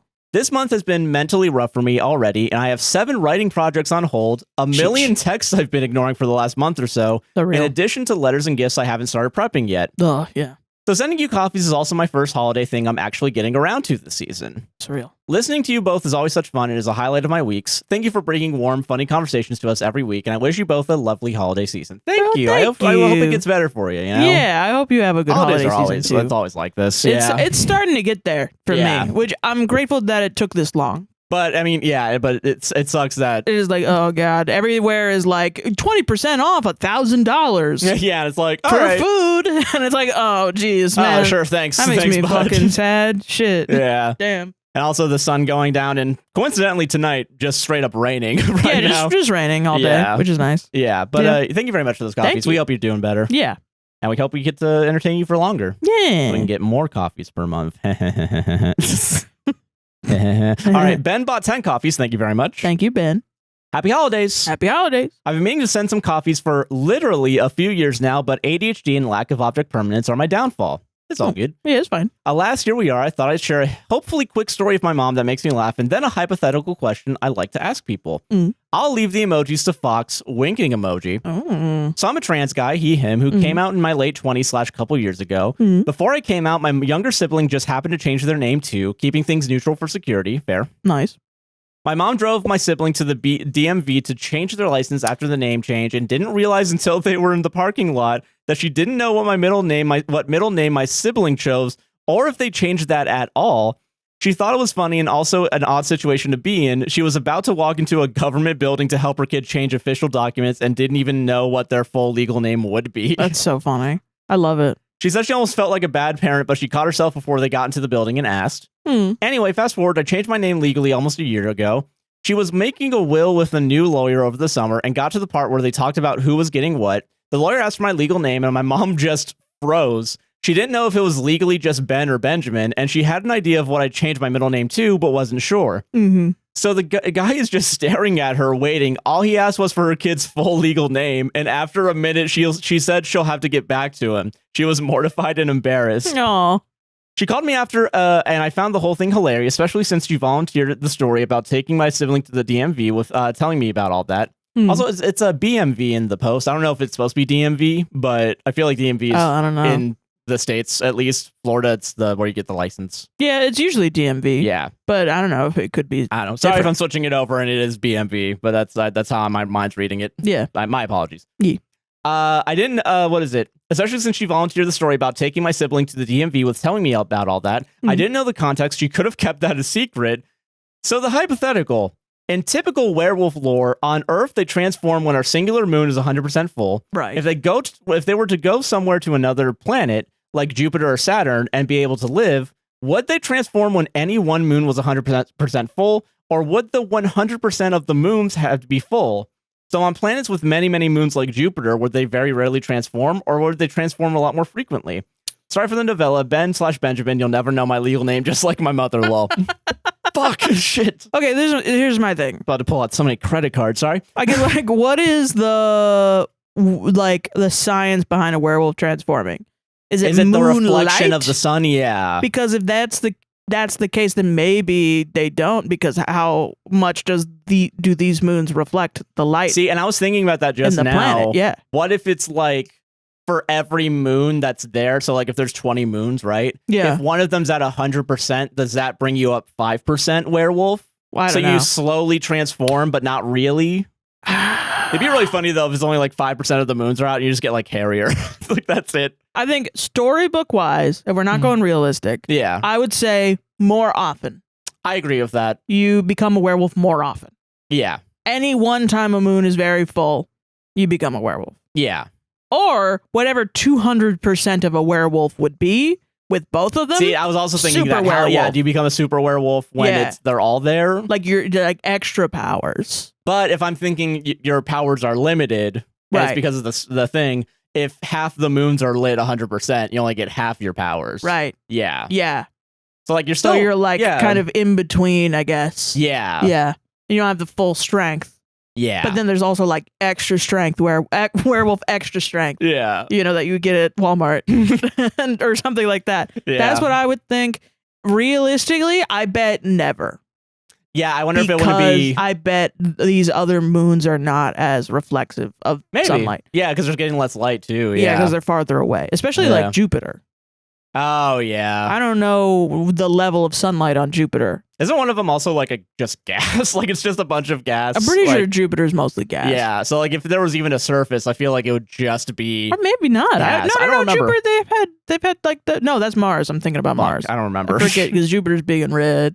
Big red. Big red. Yeah, like if you put a werewolf baby in the middle of Jupiter, like a you just plant a baby from Earth to Jupiter. Yeah, who's a werewolf baby, like, which means you're legally allowed to do it. Right. When they turn 13, which is when they get their werewolf powers. Yeah. Or 18, I guess, because they have to be legally able to fuck. Right. Yeah, I get true. Yeah. Right. But if you put a baby just born that's a werewolf into the middle of Jupiter, and then they wait until they're 18, and then they turn into a werewolf, and they're kind of encased in ice or gas, kind of like Avatar: The Last Airbender in the beginning of the series. What would happen? And then also, does the gas infiltrate with the thing? But then no, Yeah. because werewolves are inside. Oh, and they still transform, don't they? I think so. Yeah, Right? I think so. Yeah. So what's up with that? Is it a time-based situation? And then who sets the motherfucking time? Yeah. They're not on a timer. It's only when it's full moon. Right. But why? I don't know. But why? Is it something to do with the ocean? You know, maybe. I don't know. What are the rules? Do you need ocean to be werewolf? I think we don't have enough rules to figure this out. Yeah. I think some scientists should get on this. Yeah, scientists. Put a werewolf in the middle of Jupiter, I think. Stop doing protein folding. Fuck Do some werewolf hunting. Do some werewolf hunting. Going werewolf hunting. But thank you for the question. I Yes, appreciate thank that. Sorry. Georgie, they then bought 3 coffees. Thank you. Thank you. I was listening to episode 252, Mhm. where Josh was talking about the quote, bad moss for that film shoot, and had flashbacks to a hellish job I was on. I work in the art department, parentheses UK, and was at a job with a director that I think thought I was a god. A few things he asked me. Can I fix the low tide? Can I make spaghetti longer, as in right then during the shoot? What? Can we clear all seaweed off a mile off the beach before we start rolling? Parentheses, 20 minutes, then parentheses, new parentheses, was mad about the seaweed as if I personally put it there.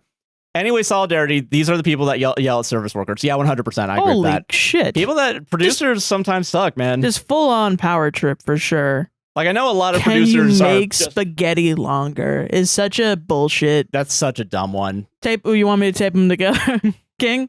Want me to tape them together, King? I got the gaff tape. Yeah. You don't like a piece of tape? Oh, well, you don't want a big old piece of tape? Oh, well, maybe you should have fucking thought of that before you asked me a stupid fucking question. Jesus. Jeez, that's so dumb. That's so silly. But yeah, I get it, man. Fucking, I get it. I respect it, though. Respect. Mad respect. But thank you very much for those copies. Thank We you. appreciate that. Yeah. Fucking, I always love hearing about those stories. Yeah. Fox and Thigh Eye Socks bought 10 coffees. These Here are we final go. coffees. Let's go. Merry ho ho yo. It is. Today, I have a fun little scenario for you, Christmas style. Okay. Crazy style. Crazy stuff. Snowflake emoji. Here we go. There we go. You have decided to rent out a cabin for Christmas on a beautiful snowy mountain right beside a hot springs. You and whoever is with you have decided to go no tech. Parentheses, you can bring whatever board games, books, hobbies, etc. However, during your visit, a snowstorm arrives, cutting the power and snowing you in. Luckily for you, the cabin has a fireplace, gas stove, some candles, and you pack snacks and LaCroix. You're trapped until rescue crew can come and get you in the morning. In this situation, who would you like with you? Could be as many and as little people or pets as you'd like. And what are y'all doing till dawn? As always and forevermore, Fox, Christmas tree, mountain, snowflake, pine tree, snowflake, fox, snowflake, pine tree, snowflake, mountain, Christmas tree. Thank you. This is so easy, Josh, and we're. Can I be honest? I was gonna say that about you too. Yeah, who else is gonna be there? I got it. I didn't want to be crude, but that's the first thing I thought. We're bored. We're gonna be out in front of a fireplace. Yeah, that's what we went there to do in the first place. Probably, yeah. We don't need internet to. You're telling me that the cabin that we're gonna get that has no technology and is only for us isn't gonna have a heart-shaped bed and a big ass tub? If it had full internet the whole time, there was no snowstorm, we wouldn't even go to the hot springs. There's like a 20% chance we're just gonna be playing video games. We're just gonna be playing video games and the whole time. Yeah, that's pretty much what we do on vacation. Yeah, that's what we do every day, man. Pretty much video games. Yeah, that is. Yeah. But yeah, to be crude, that's my answer. Yeah. If it was like a dire situation, but it's not a dire situation, which is I think is why it's that easy. Yeah. If it was dire, I would still probably want you. But also I wouldn't want you in the sense of like, I don't want you going through harm. Oh, that's nice. The same way that I don't want the cats being in there because I don't want them being trapped. That was my first thought too. Is like maybe we have our cats around, but then I'm like, yeah. I mean, I just don't want to do that alone. Weirdly enough, selfishly, I'm saying you because I don't want to be bored. No, I get you. Yeah. If it was dire, I kind Magic of the Gathering, Phase 10. Yeah. Trying to think of what else. What else would books? Oh, the Starbucks. That's Starbucks. Fuck. We bring in the Starbucks with us, the whole cart with us. That would be hilarious. The Stardew Valley game. Yeah, Stardew Valley. That could be ours. We have board games and stuff. We got hella board games. So I think those would be some of the stuff. Yeah. Rotten Tomatoes game. Yeah. Probably most of it would be. Yeah. Yeah. Yeah. Thank you very much. Yeah, thanks. If you want support thank you all for those coffees as usual. Very much appreciate it. If you want support on a monthly or yearly basis, you can go over to patreon.com. I'm sorry. I'm just laughing at how easy it was for me. But yeah, no, it's all, yeah. I'm really trying to search for who else. I'm like, I think every other person I know I would get annoyed at some point during the time. Sarah, who's getting the share? Dude, you gotta and then it's like, if it's literally anyone else outside of our relationship, they're gonna have to deal with us. They're gonna have to deal with that. Thank you for those coffees. We very much appreciate it. Let's see how much of that stays in. I don't know. Yeah, who knows? If you want to support us on a monthly or yearly basis, you can go over to patreon.com/APWSTR. There is a $1, $3, $5, and $10 tier. Yeah. At the $1 and $3 tiers, you get a free week trial if you join in. But if you join at the $5 or $10 tiers, while you do not get the free trial, you do get your name added in the description as well as at the end of the podcast in the video. It is, again, $1 minimum, but you get the same amount of content either way. It's just the names added on for $5 and $10. Yeah, it's just pay what you want. Yeah. We got exclusive content. We do have early releases and ad-free releases. We try to get early releases out when we can. But that's pretty much the main stuff that's on there. We have access to the Discord, and our book club is all there. Yep. And yeah, it's a fun time. So check out the Patreon. We also have mutual aid links down below for Palestine, Congo, Sudan, as well as some other ones that you want to look at. And if you have any links that you want put down below, then you can DM me on that'soheron, ThatSoHeron.tumblr.com. That's Soheron, ThatSoHeron.tumblr.com. Or you can email contact@APWSTR. Yeah. And that's pretty much about it. Yep. Follow our Instagram also, I think. Sorry, that's the last one. Yeah, do that. Yeah. A podcast will save this on Instagram. Thank you. And enjoy the rest of the show. Yep. Bye. Welcome to the Reddit segment. Everybody get at home, get your Christmas tree beanie on, and go crazy and have a little dance while you listen to these Reddit stories. Try not to drop it. Get a stopwatch, see how long you can hold on to your beanie while shaking it. Like ice cream falling on the ground? How long can you hold on to the floppy Christmas beanie while fucking throwing it back? Let us know in the comments down below. I said a clean one, Josh. A clean one. Dude. I'm not doing that again. Now I'm dizzy. But it's Reddit time. It's Reddit time. Let's do Reddit. Let's do it. Okay. D&D Circle Jerk. Fuck yeah. Oh, God. So do you remember last week? Yes. Post? I do remember where it was. The same one? No, it isn't. What? Yeah, we're still jerking that same shit. Okay, all right. Why are they still jerking that? We'll see. Anyway, title is Fuck You, I'm banning non-AI art. So if you don't remember last episode, previously on fucking Lost. On Lost. Dun dun. That's the Lost theme, yeah. D&D for all Circle you Jerk. hip Gen Zers that are watching this. I don't remember the death of the TV show theme song. Yeah. But okay, so there was a post on r/D&D where their DM was like, hey, stop drawing. You're too good You're of an too artist. good. You make me feel like shit. So only AI art. So you can only use AI art of your OC. Also, I'm going to tell everybody that you want them to stop using art and go after them for intellectual property. Yeah, like this person was making art of everybody's D&D characters and everybody loved it other than the DM and was using it as their profile picture on Discord. As the DM, I should be in the spotlight. Thank you very much. Right, and the DM was jealous of their artistic ability and was like, stop it.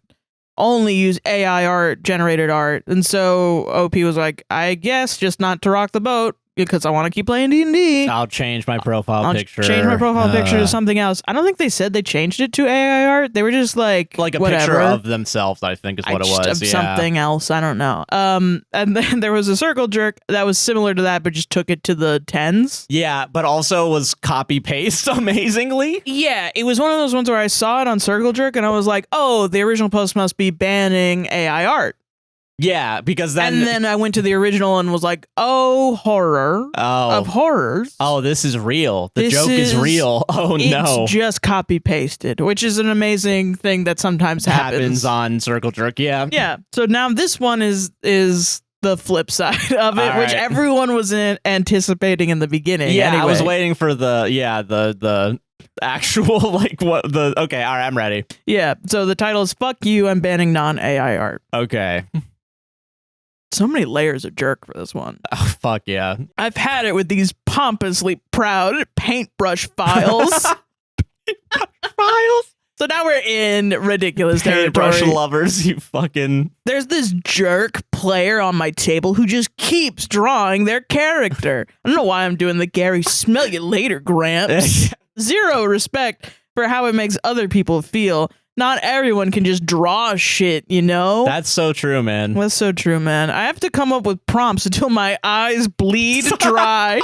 Every time I want to have my mental images of my cool OCs be shaped into something tangible, while this guy just draws for fun and regularly shows people his little sketches. Well, as far as I'm concerned, this artist secretly believes that everyone else who can't draw is inferior to him, and also secretly hates my AI set pieces. So I told everyone else on the table that he hates them all. I made sure that this ableism wouldn't continue. I deleted all his quote-unquote art from our Discord, replaced them with AI stuff, and banned the player from ever drawing again. Not just in this chat, forever. Also, I generated photos of his wife to jorkle off to, like a normal person, just to be sure. Oh, fuck. It is spelled jorkle. Jorkle. Yeah.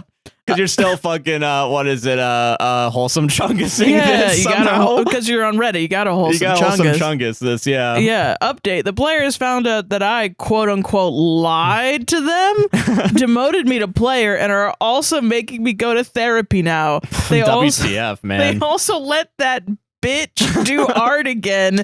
Innovation is dead, truly. Yeah, that's so true. Do you think with the AI generated maps, do you think they also include shit like a coat bathroom with 3 sinks in it or fucking...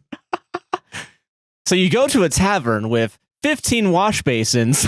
Oh yeah, remember that? Sorry, dude. yeah, that shit's awesome. AI is it's so over for you architects in the same way that it was so over for women that fucking a year ago or something. That I think is my highest ever liked tweet. So over for you. Before Twitter was bad, whereas people were like, it's so over for you porn jerker, for women. For you fucking sex workers. Oh, I gotta pay money. What? You want value for your fucking labor? Crazy. We're pro sex worker on this podcast. If you're anti-sex worker, get out of here. That's silly, yeah. Anyway, fucking, which was a post about like, oh, look at these hot women or whatever, and it was the worst looking not women. It was the most insane. It was just, I couldn't comprehend at the time the level of misogyny, like the concept that women are only good for their looks. Yeah, was one part of it. And then the rest of it was like the way they looked were like quite young. Weirdly young, yeah, which was strange. And then it was like tiny waist, huge tits, huge ass. Yeah. That is like not like she would die if she was that thing. So it's also like, you know, I love it when those fingers aren't looking right. Yeah, yeah, you know, and it's just, and not like in an over sexualized way. Like I know there's AI porn right now where there are like crazy huge. It's not in that way. It's in a completely different way. Or like I know that people will like make like 3D models of women. Yeah. Like, you know, like sometimes you'll come across furry porn and it'll be like way over exaggerated. To credit them though, at least they look like humanoids, I guess. Yeah, they like a cartoon. It wasn't like made to be a cartoon. It was supposed to be like this was a replacement for women. Yes, that's what the basic of the post was. Yeah. And so I was like, I don't know. The only way I could describe how I felt was, it's over for you women. And I drew on my phone a stick figure with just 2 circles and for boobs, and then a little triangle covering the nips, and it was just a stick figure with a hair and like huge lips. Yeah. And I posted it and it got 700 likes. Yeah. And I think a smattering of men that were like wood to the stick figure I drew. Which is funny as fuck. That is really funny. That shit was funny. And I think one guy that did like 3 crying laughing emojis and was like, oh, that is how it is. Yeah. Oh, shit. I get it now. Shit, dude, you just woke him up from the fucking Matrix, it's like, dude. That's so true. And I was like, yeah. And anyway, update on the AI porn industry. It's literally hasn't. No, it hasn't even changed. It all looks like shit, man. No, yeah, it does. I sometimes will get like because you're the expert. Yeah. Hi, guys. Hold on. Can I have your glasses real quick? I felt bad that that I even was like, I know there's AI porn now, and then. Sorry. For me to be like, not only do I know that, I have a couple pieces of information I'd like to share with the class. I would like to continue talking about that part. Professor, have you considered this new fact that just came out? Joshua, can we move on, please? Okay, sorry. It hasn't gotten better. There you go. It just hasn't. It all looks Thanks worse. Thanks for the update. Anyway, the top comment. Yeah, what's the post talking about? I forgot. Okay, that's the whole post. Okay. The top comment is from OP, who jerked the original post. So not the person that wrote the original post, but the top comment is OP that already just wrote this post. Yes. I know it's getting complicated. Yeah. It is a link to a comment on the original post that has gotten jerked. No. Yeah. What? And the text that in the hyperlink is, no, you have a point. These quote-unquote artists just don't know what it's like to not be an artist. They never had to start out with no real skill, you know? And so now new copy pasta about to be unlocked. A new comment. It's not very long. Okay. So it says, while your DM was being an ass, he has a point. Shut the fuck up. Vast majority of people can't draw, and you don't know what it's like to have tried your whole life and still not be capable of anything viewable. Wow. Go fuck yourself. This is exactly what we talked about last week. Yeah. Too. It's just so funny to see it again. Yeah. No. And I'm happy that at least when we're jerking it about this, it's like we're admitting that like it is an insecurity for sure. And also B, it's insecurity that you could like, it's just like it's a complete misunderstanding. Yeah. Like it's kind of like, it reminds me of when incels were like, oh, what? Just not be ugly? You know, and like way back when incels were like, how do I get women? Oh, let me guess. Confidence. Yeah, well, I'm ugly. And it's like, motherfucker. You're ugly because of the way you're acting. Yeah. And you're acting that way because you believe yourself to be undesirable and you feel entitled to women's time. Which coincidentally, you're making self-confident in being undesirable.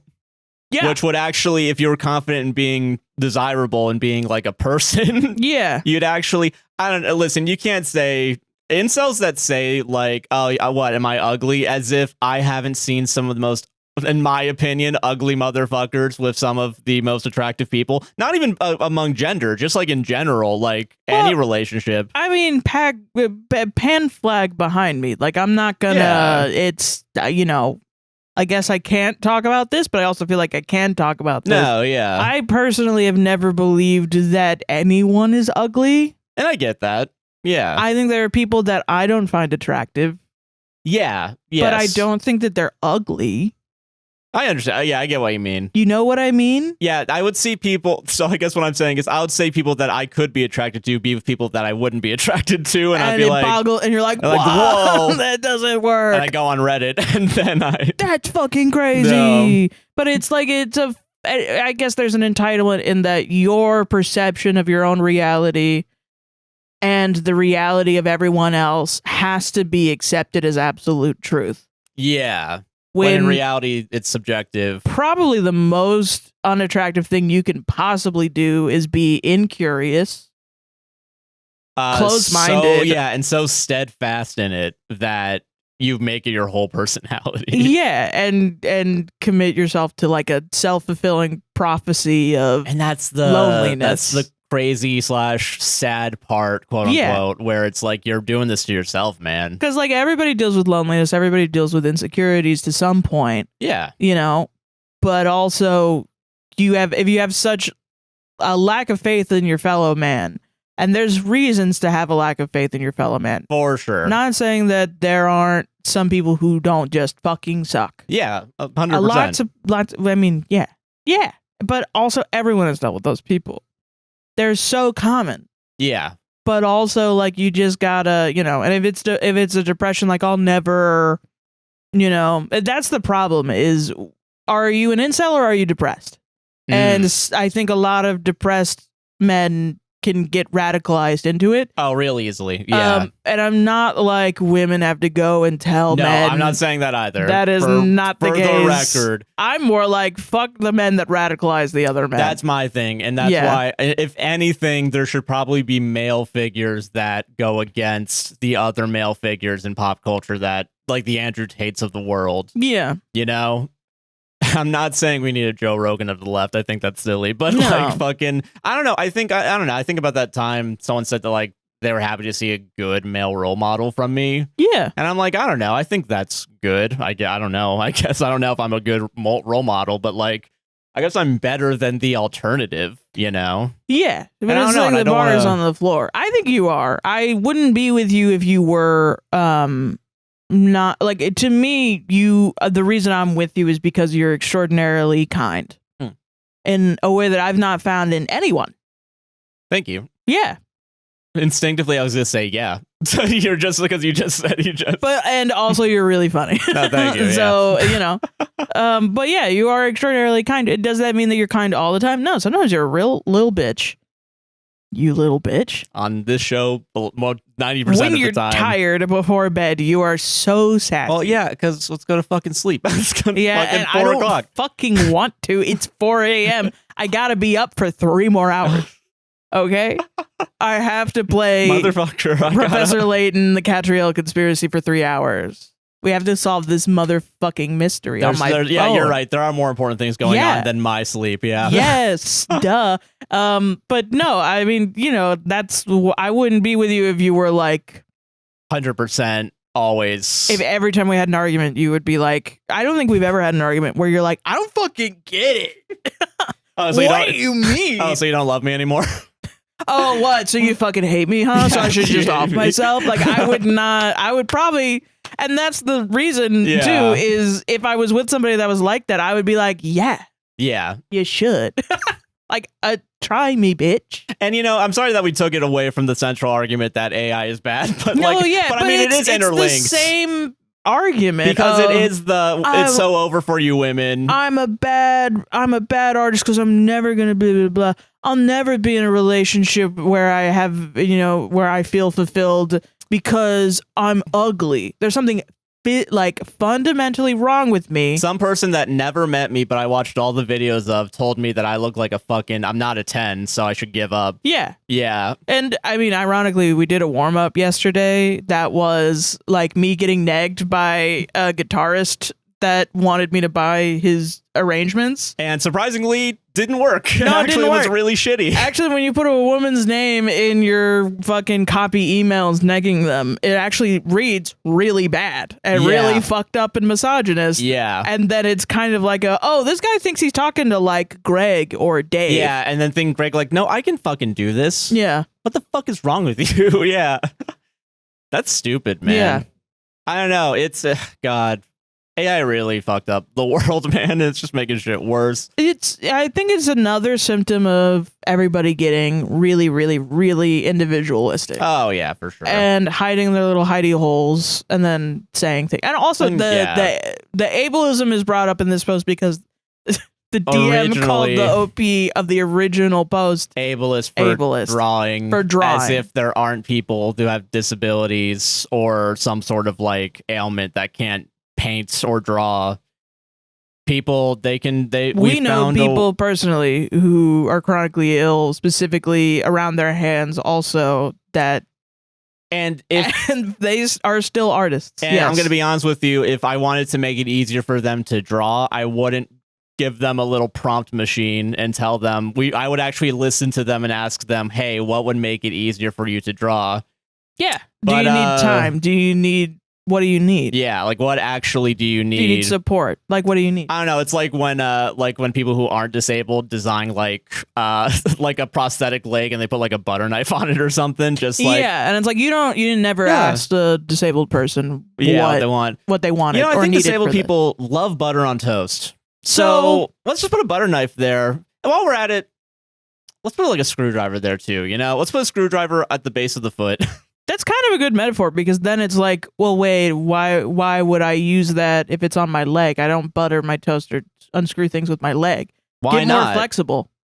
Yeah, That's come on. a lack of your ability. Yeah, I'm willing to bet if I had a screwdriver on my foot, I'd be able to do it. Now, I don't do it personally because I don't have it. And you're actually being ableist by trying to stop this from You're happening. telling me I should be disabled so I get this prosthetic leg. That's fucked up.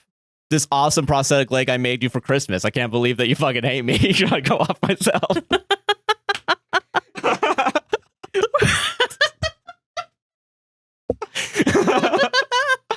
We're off the rails immediately. We're off the rails immediately. Okay, let's pull out. let's pull out. Am I the asshole? Doubling meat defrosting bowl as bowl for cleaning dirty mop pads. What are you talking about? Say it again, slowly. Am I the asshole for doubling meat defrosting bowl as a bowl for cleaning dirty mop pads? Okay, because the first time you said it, it sounded like you straight up went, am I the asshole? Dirty mop, meat double bowl. When I reread the title, dirty bowl pod. When I reread the title, I put in the extra words to actually make it readable. God, I'm sorry. Fucking awesome. Yeah. Let's go. So the actual title is Am I the Asshole doubling meat defrosting bowl as bowl for cleaning dirty mop pads? All right. Okay. I'm locked in. We're locked in. Let's go. Yeah. Am I the asshole for starting a fight about using items for specific purposes? Use that title. For Don't context, put in a bunch of SEO words like you're Googling something that you need. Dirty mop pads, Amazon 50% off. Black Friday. Black Friday sale event. No. Yeah. Use that one. For context, I hate with a passion anything to do with defrosting meat / raw meat. That's real. We, 33 female and 32 male, have a large bowl whose only purpose is for defrosting meat. We put frozen meat into the bowl and let it defrost in the sink. When I came home last night, my husband was using the bowl for cleaning our robot's vacuum's dirty mop pads. Obviously, there was a fight as he claims we're going to wash the bowl and it can be used for both purposes, and I don't think it's sanitary to use the bowl for both purposes. We have buckets for mopping / cleaning that he could use instead. Edit. Thank you all for putting things into perspective. I decided this isn't even worthy of a fight after discovering how many people have a multi-purpose, quote, vomit bowl. Ew. So, I think... What? But you have a... What? Isn't that hypocritical? What do you mean? Like somebody has like a multi-purpose vomit bowl, meaning like the bad shit goes in the bowl. That's the bad bowl. Yeah. Isn't that what you have for meat? Yes, yeah, because there's a bunch of viruses and shit in the... Why are you judging vomit bowl? Okay, so... That's weird. Here's where I know what I'm about to say is 100% pseudoscience, but I totally believe it. Yeah. I think it's one thing. I totally understand that if you put something in the dishwasher, it's going to get washed. Yeah, but it's I have the a vomit feeling. bowl, it's the feeling. It's the yeah, feeling. it is the feeling. It's the feeling. Yeah. No, I get it. Yeah. Yeah, I get that. So I can understand someone being like... I don't like that. Yeah. That's different than that's not clean. I do. Yes, I agree with that. Technically is clean, but you don't like it. And now I think because now this person learned about vomit bowls that people multi-purpose use, they're like, you know what? It could be worse. Could be fucking worse. Yeah. And quite honestly, yeah. Oh, they use the vomit bowl for other shit too. That people commented, yes. Oh. Yes. Wow. So other people told this person about vomit bowls and how they just use... I use a vomit bowl and I... Okay, yeah. Yes, all yeah. Right. Yeah, no, I get it. And then everyone fought in the comments about, like, why don't you just puke in the toilet? And it's like, well, what if I'm shitting on the toilet? What if I was an orphan, you know? I mean, also, that happens. Sometimes you get the motherfucking flu. Yeah. You know? But, yeah, so I don't know. I do think it feels weird to use... For some... Okay, I don't think asshole...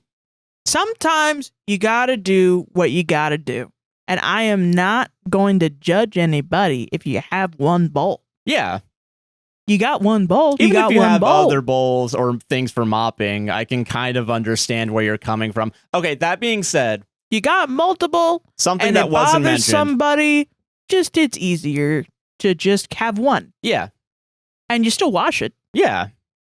And I will say also, one thing that I don't know about this post specifically is, do you defrost the meat and then immediately afterwards do the cleaning of the rags? Because that wasn't mentioned if it was like, because it was mentioned that it'll be cleaned afterwards. I don't think it matters. That's a different thing. Okay. You know, let's not be like, oh, are you clean with every aspect? It's vibes. This is all vibe based, yeah. Let's not go into science. Just because we're trying to nitpick this person. Would probably say, yeah, if you put hot water, it's going to kill everything on it, so you're probably fine. Yeah, you know? Another thing is also like we've done it too, where you put the meat in the sink in water, right? Yeah, that's true. Who knows what's in that fucking sink? I'm gonna be honest. Well, it's also like you shouldn't really do that, apparently. Yeah, I also learned that it's only supposed to be fridge or microwave, yeah. Which is fine. I don't know why I never used the microwave growing up. That was how I was raised. I'm slowly finding out everything that I was taught to do. And then one day I was like, there's a defrost button on this microwave. What is that for? And I just never used it growing up. And I used it once and I was like, my life is saved. I don't know what it was. I think it's just like, because it adds I don't want it to be cooked also. I think, yeah, I agree with that too. And I think there was a time where people would they would not even just have it in the sink, but like continuously have water running over it. Yeah, which like I do think people still I think do. That's better than standard. I think that is better, but then I'm like, okay, but you're using a fuck ton of water. Like, once again, this is all vibes. All vibes based, yeah. When you start bringing facts into it, YTA. Yeah, because we're just talking about vibes. Yeah. This is a no facts based zone. Yeah. So it's just, I think as I've gotten older, I have realized I'm very rigid about things that I truly don't care about. And why do I care about the meat being a little browned from the microwave when I put it in the thing? More brown when you cook it anyway. It's gonna look the same as if you had it thawed from the first time. Yeah. It's just when I was learning how to cook, people were like, "No, it dries it out." Literally hasn't. Like maybe a smidge. I'm gonna be real with you. Yeah, no, that shit's wet. One time I was watching Love Is Blind, the one with the guy that sang that Irish song about the Blarney Stone, but it's not actually Irish. It's actually like some band song. I remember that one, but I don't remember the guy. Yeah. I think about this all the time. If we're ever defrosting something in water, he is like, "Oh, I was defrosting this, and then water got into it. And now it's ruined because water got into the meat. Now it's ruined, and he threw out the meat." And everyone, the other person responded like, "Oh, that sucks. I guess I'll make something else." And I'm like, I don't want to generalize here, but it's fucking water. It's water, like waterlogged meat. It'll cook out. How much water What do you need? Like, yeah, how much water did you put into it? And what? It was like defrosting it in a thing. Yeah, if you're defrosting it, there's gonna be ice on it. That's what I mean. So there's gonna be water on it anyway. But I think like the water from the sink got into the meat.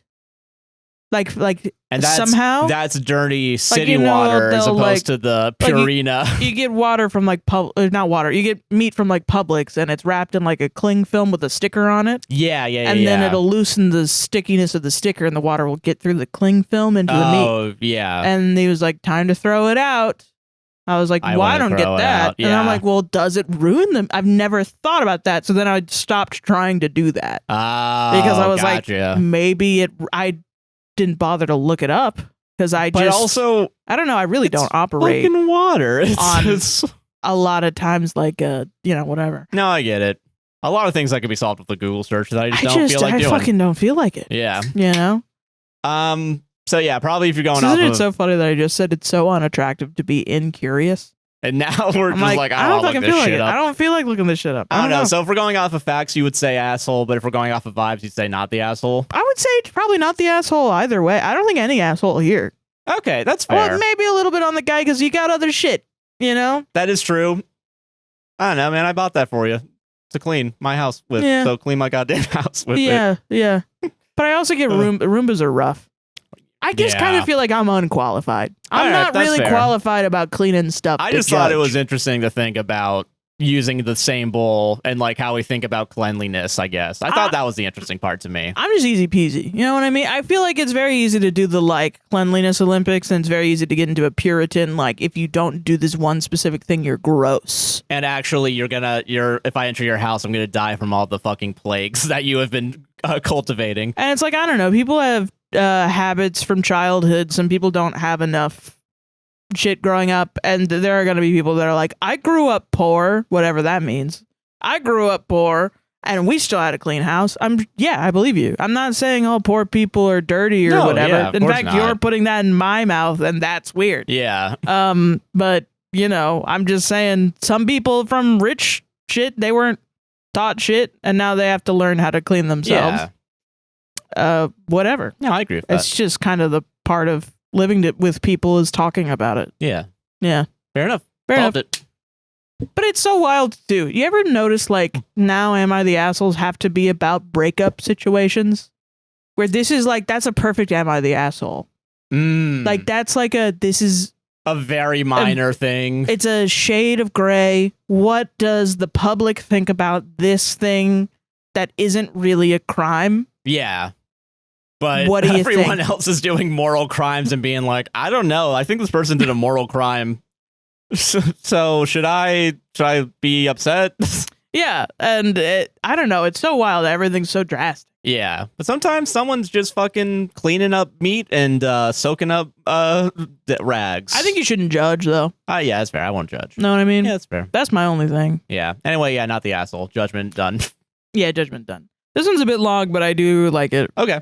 Am I overreacting for being a bit thrown off / upset that my boyfriend just sat on the stairs at a sold out show? Okay. All right. Well, okay. This shit's awesome. Was it a good view? No, it wasn't. Awesome. Even more awesome. My boyfriend went to see this band with me a few months ago. I bought his ticket, and I bought the tickets for 2 of my friends. He had mentioned that he liked the band when I started playing them after one of said friends introduced me to their music. Okay. So I figured it would be a fun thing to do, get all the people I like to come see the show with me. One of my friends was post-surgery, didn't want to get into the crowd, which is totally okay. She had a good time anyway, and my boyfriend stood with her at the edge of the crowd. My friend was talking to me about the show afterwards in the car, but my boyfriend seemed solemn and not very talkative, which was strange for him. I asked him if everything was okay after we got home from dropping the friend off, and he said that he just doesn't like concerts. He doesn't enjoy the loud music, and he doesn't care to watch someone perform their songs. Okay, what? All right. That's a little... I'm upset by that. I mean, we're very concert people, so maybe... No, yeah, that's true. Which I think it's fine, but, okay, fair enough, I thought. I had never really encountered that in a partner before, but everyone has their things they don't like. I wouldn't press him to go to a show with me again, but I did wish he had told me sooner, and maybe I could have sold the ticket or taken a different friend that would have enjoyed it. Yeah. Anyway, fast forward a couple of weeks, and one of said friends bought us all tickets to see his band again, and the show sold out within 2 days. Oh, shit. Said friend didn't mention anything after buying the tickets right away until we were at work together. The show was a few months out anyway. Okay. I told my boyfriend about the tickets when I got home and asked if he would even really want to go, and that friend could just sell the ticket if he doesn't want to. He still expressed an interest and said he'd be willing to go, no need to sell the ticket. We left it at that. Okay. Fast forward to Monday, we're taking the dog out and I'm all ready to go to the show. I'm excited. The band was so good last time and I'm hyped to see them again. Hell yeah. He once again gets into this dour, solemn, uninterested mood. Okay, why? I ask him again if he wants to come. He says, sure. He doesn't mind. I'd not the Sure. asshole. Not the asshole. In my mind, I just imagine being like, yeah, okay, whatever. Yeah, sure. Wearing the concert shirt from the last concert. Guess I'll go. I'll go see Third Eye Blind, I guess. I guess. I'll see the Magic Man, the motherfucking Magic Man. His answer doesn't really satisfy the question I was trying to ask, and I told him that I failed to see the purpose of him attending just to drive us there and back. We're adults and can either designate a DD or call an Uber. Yeah. He says, it's okay. We leave it at that. I'm trying to read it in not a, it's okay. No, like I get an it. Eeyore fucking voice. No, I get it, but it does but feel I really like that. want to read it like that. Yeah. Right before my friend gets to our house, he's like half asleep on the bed. Sheesh. I ask him once again if he wants to come and tell him that he can stay here. It's not that big of a deal. We can sell the ticket or something. Yeah, you can probably still sell it night of, honestly, if it's sold out in 2 days. Yeah. Yeah. He says it's okay. Just fucking say you don't want to go, man. It's okay. It's also okay not to go. If you don't like it, don't go. It's all right. You don't gotta. You can stay home. Okay. We drive to the show. We stop at McDonald's, and he doesn't want anything to eat. You don't even want McFrosty? No. No, I don't want to eat any chicken nuggets, French fries. I'm sorry for laughing. Okay, fine. He hasn't eaten all day, but whatever. We get to the show. We're all down in the crowd, but as soon as the music starts, he leaves. He goes and sits on a staircase with his phone out and headphones in. What? It starts playing a game. I'll say it again. He goes and sits on a staircase with his phone out and headphones in and starts playing a game. I'm going to cry. He casually mentioned on the way home that multiple people, both staff and patrons, had asked him if he was okay. Yeah, I would also probably think, is that guy okay? He was definitely tired and looked bored by the time we got home. At this point, I'm starting to get a little irked. I asked him if he was okay. He yawned and honestly, listen, still not the asshole, but I'm kind of respecting just the blatantness of the these interactions. He yawned. No, I yawned because he did. He's the asshole. He yawned and said, "Yeah, he just sat there doing nothing for 4 hours, so he's just tired."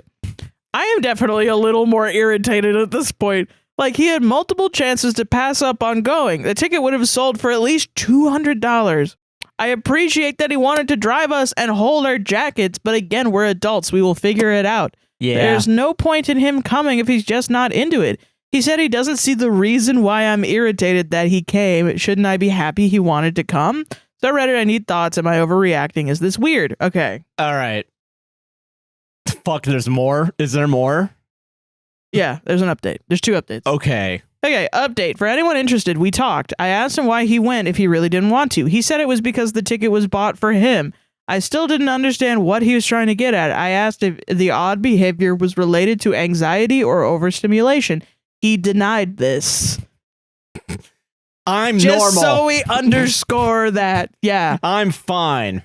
Okay. I mean, maybe he is in denial. I don't know. Yeah. He explained that basically it would be rude to not go and he owed his friend a drink anyway. I actually can't even remember why he owed said friend a drink. You can go to a bar any other night of the week. Yeah, you really don't have to do any of this, man. So, okay, I get that, I guess. He tried to equate it to someone giving you a gift and turning it down. I refuted this as it's silly. This ticket wasn't a gift. It was just a friend trying to be nice by including him by getting him a ticket. But he was clearly not under any obligation to go. Yeah. This friend's wife doesn't attend concerts because she doesn't like them. He knows this. Also? Yes. So why would anyone take unkindly to him turning the ticket down? Even still, if you were taking a gift from someone, wouldn't you want to act like you cared just a little bit? He said he truly didn't want to go, so he couldn't act like that. I'm flabbergasted. Why go then? Then yeah, don't fucking go. Did he think acting like he would rather be elsewhere was appropriate instead? That just killing the energy immediately afterwards was necessary? This to him was acceptable behavior. He believes he has done nothing wrong. He really truly doesn't understand what the issue with any of this is. Not the lack of communication, not the behavior. I expressed that I didn't understand what he wanted to hear from me about the concert then. Was I supposed to just straight up tell him to stay home instead of offering him outs? Was I supposed to just tell the friend to sell the ticket and assume he wasn't going? Neither of these options seemed okay to me either. I'm not here to act on his behalf. He is an adult, and I feel like making your own needs known is important. He claimed I didn't need to do any of those things, and that this is a me issue, regardless, since he's moved on. Okay. Put this on MIVX, please. And there's really nothing left to fix / talk about. So yeah, clearly we haven't resolved anything, and I'm right back to where I started. I guess this is a hill I'm willing to die on because honestly, what the fuck, man? No, yeah, I agree. Another edit. He's never coming to a concert with me again. Good. That much we do agree on right now. All right, hey, listen, compromise. We started a conversation, so now we can get to. It's on. Am I overreacting? Am I overreacting? Yeah, you're right. Yeah, sorry. Okay. Listen, a lot of things can be true at the same time. Yeah. Especially when all of them are what the fuck is going on. What? You cannot like concerts. You don't need to go to concerts. People are saying you don't need to go to concerts. You cannot like them because they're overstimulating. Yeah. And that's absolutely fine. And if you it's not the problem here. Yeah, that's not the problem here. I'm not even necessarily upset about having headphones in. No, whatever. Because if they have noise canceling and that's like you can't get earbuds or some shit, I've willing to bet they would. Better for your ears than not. And like if it's overstimulating just from an audio, there is earplugs. I also can understand that all that shit in your ears, annoying. Like when we went to Jack White, however many years ago. Oh my god! If we didn't have that, we wouldn't be doing the show anymore. I wouldn't be able to hear our edits and voice. I want to know how like audio problems that man causes people to have. That dude is loud. Dude, they had feedback going on as everyone was leaving. We had to keep our earbuds in or the earplugs for the entire time. Yeah. So it was at the Tabernacle too, so it was like a church. So it's just turned into a stage. So it's the most acoustic ass place ever. Fucking awesome concert, not gonna lie. Amazing. But, yeah. But also, like, when you need, but also it's annoying when you need to have those earplugs in, because there were multiple times I think you tried saying shit to me. Couldn't hear you. No, I'm not. Couldn't fucking hear you at all. Yeah. I think that maybe also happened at Death Grips too. I think so. Well, Death Grips was more because we were just chilling. We were sitting, I think, at that point. Yeah, for the most part. For most of that. But playing video games on our phone and yeah. I don't know. That's whatever. I guess what irritates me is, like, if you're with a partner, right? And you're out and about, there's kind of like I always want to make sure you're good. Yeah. I want to make sure you're good too. And, like, if you're not good, we can leave. Yeah, you have some agency. But also you will tell me, can we leave? Yeah, like, hey, can we get the fuck out of here? I'm overstimulated or this, that, the other. Yeah, I definitely got overstimulated once. And I do feel a little bit bad about this because it was, what was it? It was like an album release party. Oh, yeah. And there's just like fucking 1,000 people inside a small coffee shop. And I didn't realize I was overstimulated. I was just like, I don't want to be here. I don't want to. Yeah, I remember. I wasn't mad at, I was just mad at, I think I was just like, it was just a crazy night. Yeah, no, I get it. Yeah, I was not mad at you at all, but it was like, I think what you said to me was, I have to go to the bathroom and there are people in line for the bathroom because this coffee shop is really notorious for not having available bathrooms. Literally only having two. So you got in your car and left. And went to another place. No, what happened was I walked to 7-Eleven and bought a Snickers bar so I could go to the bathroom, and then I came back. Yeah, you just left the building and the area and came back. And I gave you peanut M&Ms so you can't fucking complain. Which also kind of pissed me off because I was like, you're fucking bribing me right now? Are you kidding me? God damn right, I'll still be mad at you. I don't give a fuck. But no, I should have been just more open that I had to piss, and also I was uncomfortable. It was every person in there was like a ghost of music past for me. Yeah. And so it was just filled with a bunch of people who watched me fuck up many times and quit. Jeez, so man. I was in a bad mood. And also, the fucking bartender would not serve me. Yeah. I was up there for 20 fucking minutes and she would not serve me. I don't know why everyone that works there hates you. I really have no fucking clue. They fucking hate my ass. I tip every time. I tip like 20-25% because I want them to love me. Not enough. I love their style and I want them to love me. You know what? Because you think I can be bought, I hate you even more now. I guess that's what it is. Oh, you didn't tip? I hate you even more now. Fuck. Whatever. I still love that place. I'll go there forever. But also, I don't know. It's just don't blame it on her. Also, that's crazy. Yeah, don't say it's a you. Like this is the thing. It is like. I agree. You can have fucking issues with going to concerts and not liking them, but just because you don't have to be always with your partner, it does feel weirdly codependent or weaponized incompetence. One of the two, I guess, where it's like. Yeah. Yeah, I agree with that. And I think people are going to be like, no, but this could be this or that. It's like, no, yeah. But we're adults. We cannot spend our time all the time wondering if somebody else has this or that or this or that. Yeah. We're not everybody's psychologists. We're not everybody's therapists. Yeah. Especially, and I think it's especially dangerous if you're in a heterosexual relationship as women to take on that role, because it is insidious to constantly be like, well, maybe he has this wrong with him. Maybe yeah, like it's you that. have to be the maybe emotional like regulator for someone else. That's not awesome. It is up to him. Unfortunately, that's the problem. It is up to him to say words in a society where, because of patriarchy, you do have to say what is going on with you because people can't read your mind. Yeah, but because of the patriarchy, very specifically, men are told not to fucking worry about their feelings. I'm not saying that that's what's happening here because I don't know these people. I don't know enough information. There's a lot of things that it could be, and you're right that we shouldn't be going off about. Yeah, I think this is one of those ones where people who are similar to this guy because they they don't like loud concerts are going to empathize with him. Oh, 100%. And people who have had relationships with the people like this guy who feel like I just want to have a fun time, but then someone's sucking all the fun out of the event. And then, they're not communicating with me and I feel really whatever. They'll emphasize with OP. Yeah. And I think what sucks is it's going to lead to like an us versus them. Like we can't work together. When in reality, both of these groups should exist, but it's how we interact with each other that determines whether or not you're an asshole or not an asshole. Yeah. When you start blaming the other person for like you feel, I'm not weird, you're being weird. Right. That's weird. And also with stories like this specifically, like to do a frame within a frame, like stories with this, especially reading it, it's I have a tone because I have an opinion.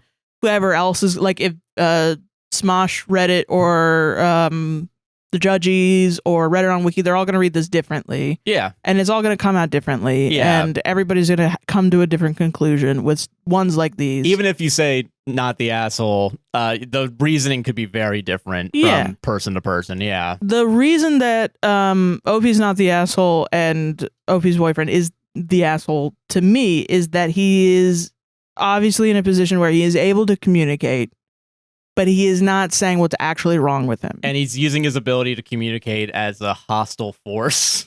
To say, no, this is something wrong with you. Yeah. Because it's one thing if he doesn't know what he's feeling. It's another thing to be so defensive that you don't even know what's going on. You can't say, I don't know why I was like that. And you're putting it on someone else. And you're making your partner feel like it's her fault somehow. Yeah. And that's wrong. That's fucked up. That's not something that you do in a relationship. And also, I think it's a reason. I personally, this is my feeling, which people can disagree with or not. That's fine. That when you're out with your partner, you want to check in with them. Yeah. So if somebody is acting like I'm not okay, to the point where people are checking on him and saying, "Are you okay?" And he's saying, "I'm fine," when he's clearly not. She's spending the whole night worrying about him, and it's very easy to be like, "Don't worry about him. That's her boyfriend." Yeah, no, I don't think it's that's pretty hard to push down. Yeah, that's kind of like, well, what I want to be in a relationship where, and it can sound harsh, but it's like I want to be in a relationship where I can go out with my boyfriend and have a nice time. Or also go out without your boyfriend and have a nice time. And everything's fine at home and I'm not in an unsafe, is my relationship going to break? Are we going to have an argument later? Yeah. That's a normal thing that people want. And you should be able to have that. Yeah. And it's not punishing this guy for not wanting to go. Or for having wrong, or like, showing his feelings or, whatever. It's just, it's a different preference of a relationship. You know what I mean? Yeah. Like maybe he needs to be with somebody who doesn't like concerts. Yeah. I don't know. If this is truly, that's it, then yeah, okay. Then yeah, if it's a fundamental deal breaker. Yeah. Which it could be. Music's fucking important, man. Music is important to people really like this stuff. Yeah. And I'd see it as like, I feel like if it was like, it's a hobby, if he was like, I'm going to go to every one of your chess matches. Yeah. Because you really love chess. But I'm going to mope around the whole time and you're going to have to make sure that I'm okay the whole time. While I'm trying to do the most like, fuck, 20 moves from now, he's going to fucking, oh shit. Or no, just he's not even paying attention. He's sitting on the stairs while playing a game on his phone with headphones. That's what I mean. Where like if it was me personally, and then you're worried. I'd be worried, and that's why I wouldn't be able to think 20 moves ahead to keep my ass alive. Yeah. Shit, man. When I was doing orchestra and you had to sit in the orchestra, you were not into it. You were not into it. But were you sitting on the stage with your phone? Yeah, I definitely did not have my phone out, I think, during the performance, because I know theater etiquette to an extent. You were not so you weren't blowing up my phone like, can I get out of here? When is this over? This is so long, to the point where it's buzzing in my pocket. Yeah. Which really I should have turned off, but whatever. Buzzing in my pocket while I'm playing, distracting me from playing. Calling you. Like, can we leave now, please? Can we leave? Hey, hold on. Wait, I can't hear you. And then speakerphone, your own orchestra. Hey, can we... Hey, from Megaphone. the audience, Hey. I want to go home. Getting like poster board and just like writing, can we leave? Ah, brother, this orchestra stinks. Let's end the show, y'all. But No, I didn't want to be a dick about it. You just sat in the audience with a resting bitch face. Which I always have anyway. So. Which was awesome. I loved it. Yeah. It was great. It was so fun. He was like... Which is my neutral face. It's a problem. I know. But I don't need you to sit in the audience and be like, yeah. Right? I'm going to accept you where you're at. Do you want me to bring my camcorder and And if I needed that, then it wouldn't have worked out. You know what I mean? I understand that. Yeah. So that's it. Yeah. But it is also like, it's just not, I don't know. I guess I have an opinion that the majority opinion to me, my opinion of reality that I am exerting on everyone else on my podcast is that the majority opinion would think that that is not an attractive behavior. Does that mean that he can't find somebody that thinks that that's an attractive behavior, moping around? Yeah. Or is he? And that's not. Will. And maybe he's capable of change. Also. Yes. To be fair. Yes. 100%. But right now, kind of being a dick. He's kind of being a dick to this person, especially when someone's trying to bring up. I think anytime your partner's trying to bring up like, hey, that was weird. No, you're weird. Not good. Not good. That's perfect. That's the perfect rundown of that. Yeah. Anyway, solved it. Solved it. Quick tangent. Yeah. For me. Mm-hmm. Fucking love live music. Yeah, you do love live music. I will say I recently listened to Across All Arenas, which is the Justice 2012 like a live album. Yeah. Fuck, man. Genesis opening track. Oh, it just no. Dude, they just you're going to get back into drums again, man. Probably. Yeah. Anytime you get into Phil Collins, you start playing drums again. Phil Collins. Genesis. Justice. Sorry. I said Justice, I thought. You said Justice at first, and then you said Genesis, and I thought we were talking about Genesis. Oh, because Genesis is the name of the song. Oh. I don't know Justice. I don't know what that is. What? Yeah. Well, this is the other thing. I'm not Justice is just I don't two like guys. listening to live music of rock songs for some reason. Yeah, well, it's a what is it? Justice is very specifically EDM or French, that's why I don't French know. house. Yeah, that's why I don't know. Something like that. Live music of EDM. See, that's a concert I would not go to. I'm gonna be honest. I'm gonna be honest with you. If you saw the Daft Punk shit live, you'd probably be into it. Maybe, and you know me at this point where you would probably. Yeah. Because honestly, I was really into the Death Grips concert. Yeah, you were. That felt like rock and roll, not gonna lie. Yeah. But that's the other thing you gotta also admit, like put yourself on a shelf and say like your fucking partner knows a little bit about you. Yeah, that's true. So maybe try it a little too. Yeah. You know? Yeah, I'd try it. Yeah. Anyway, that's just I don't know. I mean, Genesis, that song is just a good opener in general. That's something I have no idea about. Okay, that's fair. Yeah. I will say it's really funny with that song too. One of the guys, because it's like a duo, one of the guys was interviewed and he was like, yeah, so I was like at the airport and I heard this song and I was like, oh wow, can I sample it? And then I realized it's my most popular song. And it's like, motherfucker. I would go for that guy. I would. To get like I'm the motherfucking magic man. Like another moment like that. I just think it's crazy to lie and be like, yeah, the most recognizable song that I made. I totally forgot about it. I wish I could sample this. That's really funny. Wait a minute. It's like Bob Dylan not knowing that somebody's playing his song. Yeah. Like, dude, nobody sounds like you. What are you talking about? Yeah, fucking gabagool, man. Am I the asshole for not sharing my half of my cruise credits with my girlfriend? I booked a 7-day cruise with my girlfriend, and I told her I would pay the cost of it to make up for a previous thing I wronged her on. There's lore. On the cruise... I've wronged you. I've wronged you, madam. On the cruise, there are also gratuities that are more or less mandatory to pay to the tune of about $110. We had not talked about me paying for that. As part of a promotion with booking the cruise, I got $150 credit that could be used for any purchase on the ship. In addition, I used a credit card, American Express Platinum, which I pay $700 a year for, but which gave me an additional $200 credit for a total of $350. Okay. I told her that I had credits and I would pay for the cost of her gratuities, and I sent her over the money. While I was at guest services, she found out that I actually had $350 and got very upset that I was, quote, hiding this from her, and she demanded that I give her half of my credits. Her reasoning was that we are a couple and that this cruise was a cruise I was supposed to share half of everything. I argued that I pay a lot of money to get my extra $200 credit, and I was already covering every obligatory cost for the cruise like I had agreed to. Am I the asshole for not splitting the extra money I received? My opinion was that I was entitled to the entire amount, and she shouldn't even have felt like the money for the tip was hers, as I had paid the cost of the cruise anyway. This is a funny way it's written out, because it's really to make people mad at women for being greedy. You know what I mean? But it's not even, you're not, you wronged her and then you're like, pay up, motherfucker. That is pretty funny. That's funny. Edit. A few have commented that it depends on what I did wrong or if it was a financial wrong.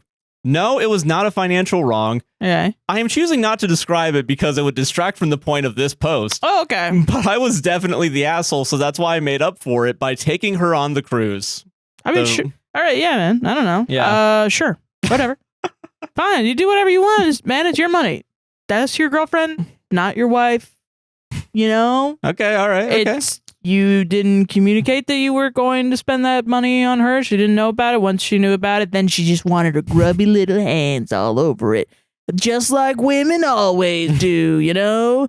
I guess is what I'm supposed to say. Good news, Reddit did not go that way. They called him asshole because that's good. I'm noticing that Reddit's getting more and more sick of this shit. Yeah. They're like, obviously, I mean, not saying that the story's fake, but I think this is one of the few that was like 0%, but it could still be written fake. Yeah. Yeah, like made up stories that, and I'm not saying it's made up. I'm saying stories that are written obviously from a point of view to make women seem like gold diggers or something. Yeah. Like it reads to me like a Darman skit where it's like, she didn't know I had a Ferrari at home. And then she's like, why don't you pay for dinner? And I'm like, what does my car have to do with food? And that's when I learned a lesson that women can't be trusted. And she was mean to the waiter, too. And it's like, never mind. Convenient. Okay, yeah, how convenient. Convenient. Now we can hate her. Great. Yeah. Okay, whatever, dude. And it's just, I don't know. I'm sure there are women like this out there. But also, yeah, to be like, to try and make everyone think about them that often. Yeah. I just don't think I just think, dang, that sucks. I don't know. I move on. 0.0001% of the population should speak for, or should be the monolith for everybody. I mean, yeah, that's kind of it. I feel like we're constantly trying to abuse the whole because of the sins of the individual, and I find that really dumb. And stupid. No, I agree with that. Yeah, it's dumb. Yeah, we should just whatever. But I also think if you've wronged your girlfriend and you buy her a cruise, I think that's lame. Somebody will think that's fine, and that's your prerogative. I don't care. It was a Disney cruise. That's also crazy, but whatever. I also think because that's I lame. love Disney, and I don't really care what she likes. If I'm being honest. I don't know. Maybe she loves Stitch. Maybe she loves Stitch. She wants the Stitch cruise, you know? And then she's like, "Oh, give me that money. But we're gonna, we're a couple, so we should have this, blah blah blah." And he's like, "We're not married. Don't expect to get married then." Yeah. I don't know. Like, why are you treating your girlfriend like? I will say, yeah. No, currently, right now. You're not entitled to taking me to the bank. Now, maybe one day, but not today. I don't know. It's just not how men that are like in love with their partner treat their partner. No, yeah, and that's my thing too. So the things that stood out to me is like feeling like you earned $200 by spending $700. Yeah, that's funny. That's funny. A. B. Yeah. You told her that you gave her half, and then you didn't give her half, and then you got surprised when she was like, what the fuck was half? How'd you have $350? Why were you, in credit that you said you were going to split in half and send to me? It'd be really funny, though, if he was like, yeah, I only got $50 credit, so you're only getting $25, so you're going to have to get rid of the extra, what is it, $85? You got to figure that out on your own. And this is the thing, like, I am glad that she in this story, if she is real, if any of these people are real, did say something, because honestly, I probably would be like, well, I don't want him to think I'm a gold digger, so I'm just gonna not say anything. Also, you're fucking her over, though. That's the problem. Like, this guy's fucking her over. Because it's also like, if she runs out of money, what the fuck are is she you just gonna be She's like, in the well, middle. you can't eat? Yeah, you're in the middle of the fucking ocean. And I know there's like a free buffet and shit. I know. But also, it everyone's depends on the expecting cruise. gratuity. Mm-hmm. I mean, that's pretty fucked. You're gonna look like an asshole if you don't pay gratuity on shit. Yeah, But that should be on her. stupid. That's dumb. I don't know, man. I don't know. I think it's just it's your funny. girlfriend. It's your problem. Yeah, and also you It's not wronged my her problem. once. You don't need to wrong her again by being like, my money. That It is so funny. It's to also be really like, funny to be like, that's not important to this post. We already have problems in our relationship. I'm gonna cause another problem. And That's I'm not, hilarious. And I'm not telling you guys what that problem is because it would distract from me telling you about this new problem I got going on. I'm positive there are relationships out there where they already got a problem, and then they'll be like, if I create another problem where they seem like the asshole, then it'll negate. It'll negate out. We're flying high on this now. We're gonna be good. Yeah. Like, I know I cheated on you, babe, but you're after my money. So who's the real villain here? Yeah. who's the real homewrecker in this relationship? So technically, just so that when they inevitably break up because he's not in love with her anymore, he's like, yeah, it just didn't work out. Like, you know, and it's like, no, you like emotionally abused her by cheating on her and lying. And then being like, she wanted all your money. And then like, if you told the actual story, you'd be a scumbag. Yeah, but you can't do that because a little part of you does know you're a scumbag and you're trying to kill that part off, but it'll never leave. And it is really funny the way that men really expect others to just jump on the bandwagon against women. Yeah. Like saying like, guys, no, trust me, she fucking sucks. And if you think that women can't suck once in my life 100% of the time, then actually you're a bigot. Okay, sure, bud. Yeah, all right. Whatever. Anyway, I got like other plans tonight, so I'm going to go do those. I'm going to Yeah. I don't want to hear you talk about you know what? how much of a bitch my house Susan is on fire. I'm going to go fix that real quick. I don't know if I'm coming back. Yeah, I'm going to go wash my hair. Oh, how's my house on fire? I told my wife to put it on fire, so I had an excuse to leave. The thunder rolling after I said that's not a good sign for this. You said put it on fire. So I did it. And God said it shall be and done. You said I don't listen to you. Seems like your problem. I'm listening. That's funny. That's so fucking funny. All right. It's fully just like I don't care. Okay. All right, next story. This is interesting. Ooh, okay. This is just interesting to me. Fair enough. R/teachers. Ooh. Is it just me, or is the tide turning in elementary education? Oh, okay. Please be positive. Please be positive. I teach high school, and they don't know fucking anything. Can you imagine? I teach high school, and I also have kids in elementary. I am seeing genuine differences between the capability of my high schoolers and the educational track my kids are on. I'll use my third grader, he's my oldest, as an example. He learned how to read using phonics. He did have sight words for high-frequency words that don't follow the rules, was, you, to, the, etc. Oh, yeah. And he had weekly spelling tests. He is currently learning cursive. Oh. He is beginning a 3-week keyboarding rotation. What the fuck? Meanwhile, several of my high schoolers struggle to sound unfamiliar words out, have a hard time applying certain phonics rules to new words. They cannot spell. We are told not to dock points for spelling. I forgot about that part. That's crazy. That's a little wild. They can only sign their name. This one even applies to my high achieving students. That's true for me also. They're weirdly computer illiterate. To be fair, these are not the same district, so it could be that. But I'm thinking maybe people who matter saw that the changes didn't work, and my kids are young enough to be a part of the circle back to quote unquote traditional methods. Anyone else notice the same, or is my school district different? And now the top comment is interesting to me. Also, because I do think I have a hypothesis immediately. High school kids right now, 6 years ago, were probably still in elementary school, and maybe they would be because if they're freshmen, there's only 3 years of middle school, so like third, fourth grade was COVID. Yeah. Shit. Okay. We acknowledge COVID is currently going on. We But don't also, think there was I'm talking about very specifically when they were doing virtual. Yeah, and school. telling everyone to stay home, and then no one learned anything because no one was actually Everybody sucks at virtual parenting school. their kid. Yeah.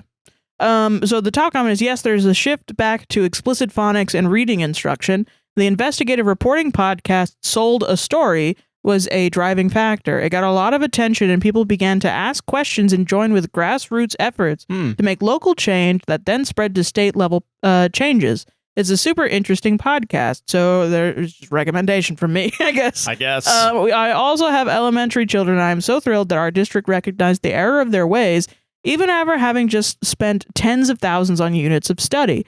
Had they not shifted their instruction, our kids would be enrolled in a different district than where we work. Yeah. Sold the Story got public attention, but the education trend predates that by a lot. Our groundwork for science of reading shifts started before 2020. So I think this is like you remember like Common Core? Yeah.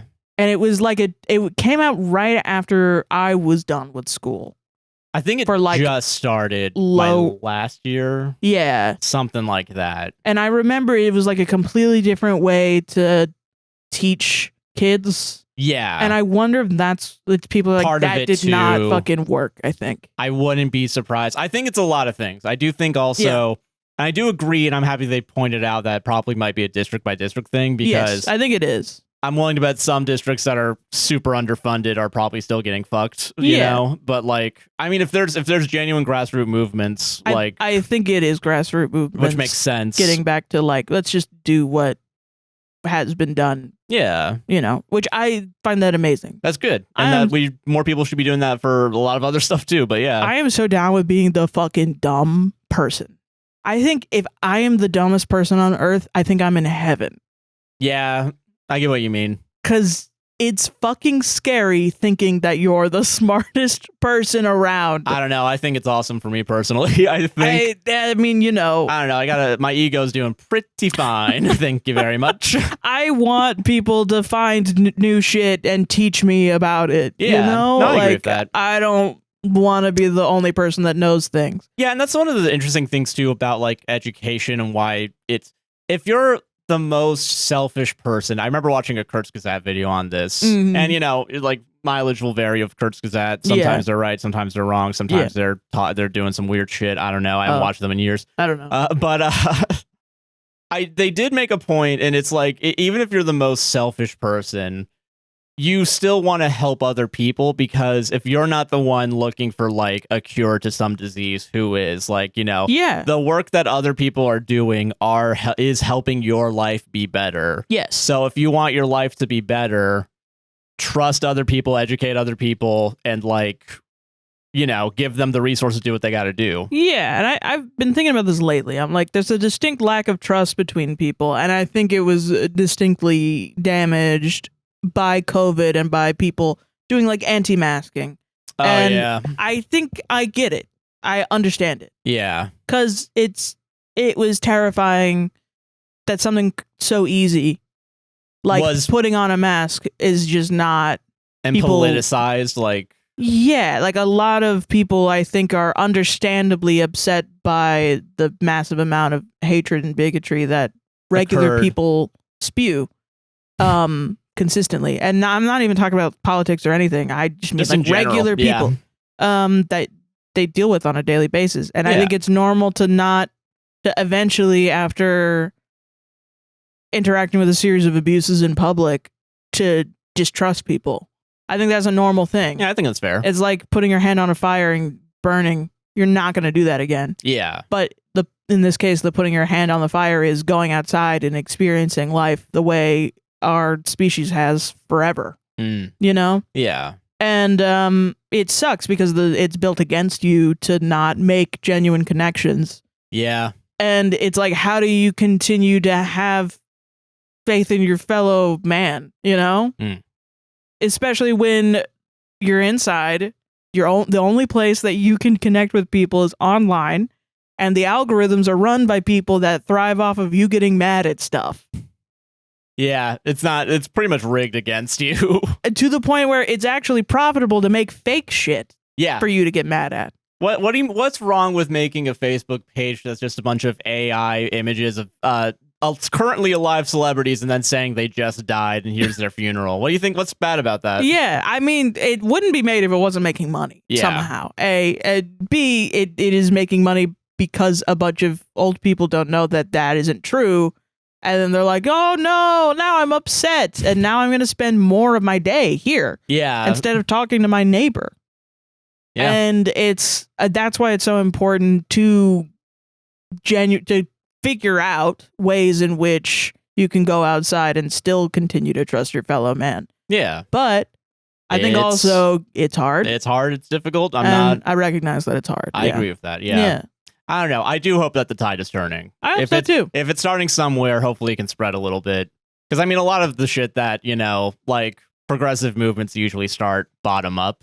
Yes. I don't know. I mean, there's shit like Zoran's, mayor. That's a good sign. Yeah. And like Dems did have a really good winning streak, and they were like, winning's actually kind of bad.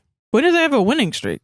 The night that Zoran won, I think every Democrat or something. I don't see any of this shit because I'm a leftist. Okay, yeah, that's fair. And no leftists like to talk about good news. Yeah. I have to go to liberal ass shit. Yeah. And then I can't be there too long or else I don't learn about the real news. Yeah, the night that Zoran won, there were other elections, and I think there's 10 or 12 or some shit of like switching from Republican to Democrat specifically. Yeah. And which I think one of them too was important because then they were able to bring someone in to release the Epstein emails also. That's so crazy. Yeah. It's so wild that I don't see that shit, but then if I were on leftist Twitter, right? Yeah. Everyone's talking about eugenics. The most depressing shit I've ever read in my life. And it's a machine made to make you upset. And it's the most efficient machine we've ever made. The most efficient machine. And I will say real quick, to finish my point. Oh, yeah, sorry. Democrats, they love winning until they don't, so that's why we don't have healthcare anymore. So, yay. Yeah. But yeah, solved it. But yeah, solved it, and also then after I went to I was like, well, this is a bad website because it makes me sad. So I'm going to go to the Blue Sky website, and it's people being silly little billies. That's nice. But then nice. I don't learn anything. Yeah, I get it. You know what I mean? And so I'm trying to learn stuff, and if it's big enough, it'll be on Tumblr, I guess is what it is. Yeah. That's that if it's big enough, people care about it. And if it's not worth it, it's not on Tumblr. So yeah, I mean, yeah. Tumblr, the Reddit place. The new Reddit. The new Reddit. Okay. Don't get me started on Reddit. Don't even get me started on Reddit. Speaking of Reddit, am I the asshole? Am I the asshole for not booking a getaway for my wife's birthday because she showed no enthusiasm? In my mind, for some reason, it's book. Oh, okay. Cancel. I don't know why it's like that. I don't remember how it goes. You're probably right. I think that's that probably would be why funny I would as hell. My wife's birthday is in a couple weeks, and she said she wants to spend some time in a hotel or somewhere away from the house. She also wanted to do something with her twin sister. I was thinking going abroad, parentheses, we're in the UK for context, but she didn't want to travel. Okay. We have children, which we won't/can't part with when on a holiday, and her sister has children too. Part of the problem is when it comes to me suggesting a holiday, a place to go, etc., she shows no enthusiasm or engagement at all. A couple nights in a hotel is going to cost at least £500, so I want to make sure she's on board, etc. Where do you live? Are you in London? Maybe, yeah. Oh, shit. I arranged a call with her sister, and she didn't even bother getting involved, just walked off. I try and talk to her about suggestions, and I get the typical short answers, whatever you want, etc. Now... Yeah, and others. And others. Couple others. But now, I appreciate she would want me to put together something and sort it out all by myself, but when we're spending so much money next to Christmas, it would be good to have some kind of discussion about it, or her at least show some kind of excitement. I just don't want to book somewhere, and she spends most of the time staying in the hotel or complaining that she doesn't feel safe, which has happened the last 2 times I've arranged a family holiday. I've ended up not booking anything. Her sister pulled out because of the cost and told her we'll just do a dinner or something. Okay. Now she's upset. Am I the asshole? Should I have just booked something, or was I right to be skeptical after she showed no enthusiasm? You know what's so crazy? Yeah. If this were an American, I would be like, she told you exactly what she wanted. But since it's a British person, I'm like, nah, dog, Go with God. Go with God, motherfucker. That's how they are. Hey, you better not plan shit, because they will not show the fuck up. Okay, because I will say Reddit did say asshole, and I'm willing to bet because of most Redditors are probably in the U.S. Because I'm also going to say, communicate I'm going to be honest. I'm sorry. I'm going to be honest, though. I'm still kind of like asshole, even with the context of UK, where I'm just like, I wish you guys were better than this. I'm so sorry. I know these motherfuckers. This happens to me all the time. I'm always like, a new game is out. Do you want to play? And they're like, which means no. It means no. Don't fucking do that. Because if I buy a $30 game and I'm like, you ready to play it? They'll show up, and the whole time they'll be like, what do I do? Okay, this is weird. It's not really working for me. Yeah, it's not my thing, honestly. No, like the game isn't working. The game isn't working? Like, I don't know how to do this. And I'm like, what do you mean? We do calculus every week during D&D. And also, last I checked, when you start a game, they give you a little thing called a tutorial. And what? It says it in the game. And it literally tells you, first thing first, do you remember when I bought Sunderfolk? Which was a game where it was $40. I do remember this. We played it 3 times. Probably. Yeah, we did. Yeah, 3 times. None of them have to buy it. I bought it completely on my own. And then you get because it was a little awkward moving on the phone app. Everyone was that they had to download an app, they were not fucking with it. They were not fucking with it. They were not. It was not a fun time. Honestly, the phone app wasn't even that bad. Like, it was pretty chill. I don't know how it was on their phone. I don't know what phones they have. They have iPhones, so they have the inferior ones. So I guess maybe. Yeah. I don't know. And it's just, I don't know if it's just British people. But it is true. Like, if they're really into it, they're really into it, and you know that they're really into it. But he did say that she wanted a holiday, but I'm also like, I mean, you got to communicate a little bit of what you want. And I do agree that's fair. I do understand that. But it's also like, but just like all or nothing does feel a little bit like, but that's from my American point of view, where it's like, I don't know, you do a little something. 500. But if 500 pounds though is $750. Like here, yeah, you're right. Let me see. Yeah, what's the? Has the dollar crashed yet or no? Yes, it has. $500. What is it, like one? Last I checked, it was like $120. Which it was crazy because it used to be used to be like 130 or some shit, right? Oh no, it's not 750 pounds. I'm sorry, it's 375 pounds. So that's $500. So let me see what 500 pounds would be, because that's probably what it is. It's $650. Jesus. So yeah, a bit lower. Yeah, that's still though. It's a lot of money. That's yeah. And also the sister pulled out, and I recognize that too. But damn, though, man. I wonder, too, because I'm like, that, I will say 500 pounds is like a lot of, from what I've looked at, I don't know where, the people that I know are from a rural area. Oh, yeah. Yeah. So probably they're from the north. If they were to go to a holiday, but they didn't want to go abroad, they would be going to like a bed and breakfast next door to their house, which would be like a drive. Which they would have to probably get like on a bus to go because they don't have a car. Yeah. But I've looked there because I've thought about getting on a plane and going to visit them because we're really good friends. Yeah. And it's not that expensive. It is quite cheap. So if they live in London and it's very expensive to go there and she wants to go to a nice hotel, maybe I think he should have maybe picked up on the hints. And I normally wouldn't say this because I'm an American who talks too much. Yeah. But they do have higher, like, recognizing between stuff over there. Like, there's read more between the lines. Hints, I think. Yeah. Okay. Where it is like, I don't want to I want to go abroad, but I don't want to go abroad, but I want to go to a hotel, but I don't want to have the kids. Send me to a fucking spa, dog. Yeah. Like, that's what I think they're trying to do, because maybe it's impolite to ask outright for what you want if it's that expensive. Okay. Which then I could see he's the asshole. Yeah. For just being like, nothing, just a dinner. You didn't say what you want, so you don't get anything. Yeah. Which I get that. And I think I'm mixing it up. I think, like, as an American, I'm like, if there's two wolves fighting inside you right now. I cannot ever plan anything for a British person because it'll kill me inside. One time I got into an argument with my friend over the phone because he wouldn't tell me what flavor wings he wanted from Pizza Hut. We got into a screaming match and I was like, choose one! And he was like, I don't know, I'm driving. And I'm like, you just need to choose one. He's like, just choose whatever you want. And I'm like, okay, well, I want Hawaiian. Is that what you want? No, because that's a crazy fucking flavor. Because I'm insane. I'd like a sweet Hawaiian's wing. Good. I like sweet wings a sweet also. wing. Fucking sue me. No, I don't want Hawaiian. I don't know. They have buffalo. No, they're out of buffalo. Because of course they are, bitch. I don't know. Just fucking choose one. All right, Jesus. Yeah, motherfucker. And then he's like, I don't know, fucking barbecue. I'm like, is that what you want? Really? I've known you for 7 years. You've never ordered a barbecue wing once in your fucking life.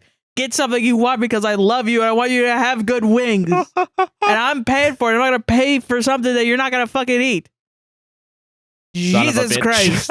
And if that, if a British person showed up and was like, I guess this is fine, I'd punch him. I'd punch him in the face. I'd punch him in the face, dude. And it has come to blows many times with, I play Phasmophobia with my British friends and they're always like, oh, I think it's this. And I'm like, no, I think it's this. And then they're like, no, I'm pretty sure it's this. And I'm like, all right, I'll go with that. And then it's not. It's what I said. And it pisses me off. And then the next time I'm like, no, it's mine. It'll go with me. And then I'm wrong. And we get to a point where I'm like, if I ever see you in real life, it's fucking over for you, bitch. You're 6 feet under. I'm going crazy on you. That's fair. Yeah. All right. So yeah, it's whatever. I guess whatever Reddit said. I guess. Asshole. Then sweet. Cool. Asshole. Sure. Man, you realize you could have owned a castle, and you're immediately like, I know what the fuck's going on over there. I've been friends with him for like 3 years, and this exact situation has happened 1,000,000 times. 1,000,000 times. Do you know how many games I have that I've never played because it's the new hotness?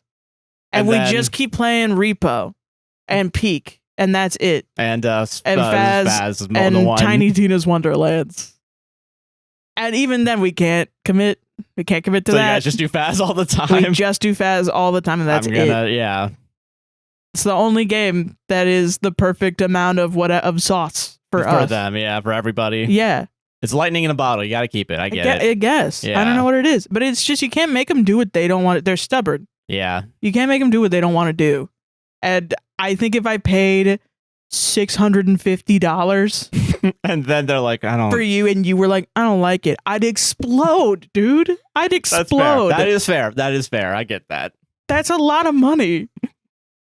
But also then to be like, I'm only gonna do like $20 on Olive Garden. If he could find a cheaper hotel and he's exaggerating it to get people on his side, which is also a thing the fucking British do. So maybe actually. Then he's a dick. For sure. Okay, that's fair. Which is probably also what he's doing. Yeah. Because I can't imagine, but honestly, London's fucking crazy. And who knows where they are is not enough information. He's the asshole, not enough information. Fair enough. Where are Solved you from? it. I don't know. Babe. Where are you from? What's your home address? What's the hotel? Give me the address of the hotel. Yeah. Where's the TripAdvisor? Where's the Yelp? I want to know. That's so crazy. Oh, man. Okay. Accidentally became a DJ at a house party, and now I'm having an identity crisis. This is from r/casual conversation. Oh, no. Conversation. Dude, you have to change your whole life now, dude? Yeah. Okay. Last weekend, I went to my friend's birthday party. About an hour in, her boyfriend, who was on music duty, got too drunk and played the same song 5 times in a row. Awesome. No notes. That happened to me once with a Kanye song. Oh, yeah. I think you told me. Different guy. Different? Whole different man. What? And he rapped the whole thing, and he was white. Is all I'm saying. I was standing near. I wasn't my friend. Didn't talk to him later. I was standing near the speakers, so I just changed it.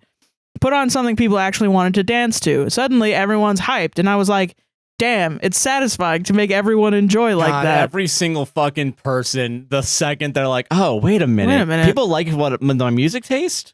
Oh shit. Hey, Mr. Bossman, I quit. Next thing I know, I'm fully committed, taking requests, reading the room, creating transitions like I'm at Coachella. Didn't leave that spot for 3 hours. Now, every time we hang out, people ask, is OP gonna DJ? And I don't know how to tell them. I was literally just scrolling through my liked songs, lol. But hey, it's my new job, I guess. Everyone else accidentally became the person who does that thing in their friend group. I planned one freaking party. Everyone had too much fun. Now I'm the guy who plans parties. Oh, that fucking sucks. Dude, yeah. And somebody else said that's how they became a DJ, a professional DJ. I mean, that's fair. I get it. Listen, I'm being a little bit of exaggeration asshole by being like, this is how every DJ starts. Fucking nerd. You just want to be a DJ, dude. Yeah, you know. But yeah, he actually gave some advice too for aspiring DJs. He was like, since your fate is pretty much sealed at this point, get an FLX4 and subscribe to a DJ pool. Your new home is r/beat match. And then you're going to be on Twitch and you're going to be part of the DJ program on Twitch. Yeah. Jesus, man. I didn't know any of that stuff. I just said wild. It in case the audience cares about that. If you're a DJ, leave a comment down below and describe in excruciating painful detail what these instruments are. Thank you. Yeah. DJs sometimes make their own songs too, right? Sometimes, yeah. Okay. I guess it's more like producing, I guess. But I mean, you know, fucking same shit. Well, yeah. I mean, I think, you know. It's all the same music. Playing viola, scratching the vinyl. Same shit to me. Well, it's the same as composing to me. Oh, that's fair, yeah. Yeah. I get it. Yeah. I don't know, that's cool, though. It is nice when you realize, oh, shit, I can actually make music to fit a mood. That is nice to know. Yeah. But I do feel like, and maybe this is my internal cis white guy knowing how other cis white guys are. Yeah. I feel like I've known plenty of people in my life who were like, oh yeah, dude, I'm gonna become a fucking DJ. And it's because they connect their aux to the fucking speaker one time. And then they're like, I feel like a god because everybody likes my music. Yeah, and then they also play like the shitty music at the same time. I will say though, even if you don't personally like it, if other people are coming up to him and being like, are you gonna DJ? It's probably a song, all right? Listen. That is good. All right, because if you were really shitty, they wouldn't do that. They would be like, we're never letting you do this again. They would have also kicked your ass out immediately of the party. Yeah. I mean, I guess if you're bringing Death Grips to the function, which listen, Death Grips is good. Yeah. Can you dance to I've seen footage? That's probably the most danceable one. But yeah, not gonna lie. I will say though, I played viola for forever. Nobody told me to stop. But no one ever went out of your way. Nobody were like, oh my god. That's so good. You're gonna be a star. I think a couple of times people told me to stop, and I said no. I think one time a kid told me to kill myself, and then another time someone was like, "You sound like you're struggling," and then another time someone was like, "Are you okay?" But that's it. And 20 years, good, great, and that's why I don't do it anymore. Well, a couple people would sadly say, "Keep going. You got this. Just keep going." You know, I know it's your first day. I can hear it. But and this is the face. This is the face, like kind of grimacing. Like, keep doing it. Fuck, I know I have to. I can't say give up. One time I did a audition and I did a jury, which was a grading. It's like a final for music. You have to play by yourself in front of a bunch of adults that all have your future in the palms of their hands. And this guy leaned forward. I remember it was so clear. I don't even remember who the fuck this motherfucker was because I never saw him ever again. Yeah. So, but I went to the same college with the same people, so I should have seen him again, but I didn't. He leaned forward at me and he goes, "You ever heard yourself?" And I have no clue because at the time I was like, "Oh, damn, was I really bad?" Yeah. But then everyone else was like, "You sounded great." So was he saying like, "You seem so insecure"?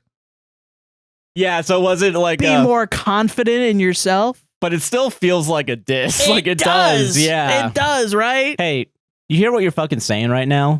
You're so right. And I did that shit for 20 years. I did that for 20 years. 20 years. And all you got was the stupid t-shirt. Nobody came up to me and said, "Oh, damn. I gotta stop saying stupid shit." God was like, "Stop even talking about the viola. You talk about it too much. You're obsessed." Holy shit. But what the fuck was I gonna say? Nobody came up to me and was like, "Are you gonna do that?"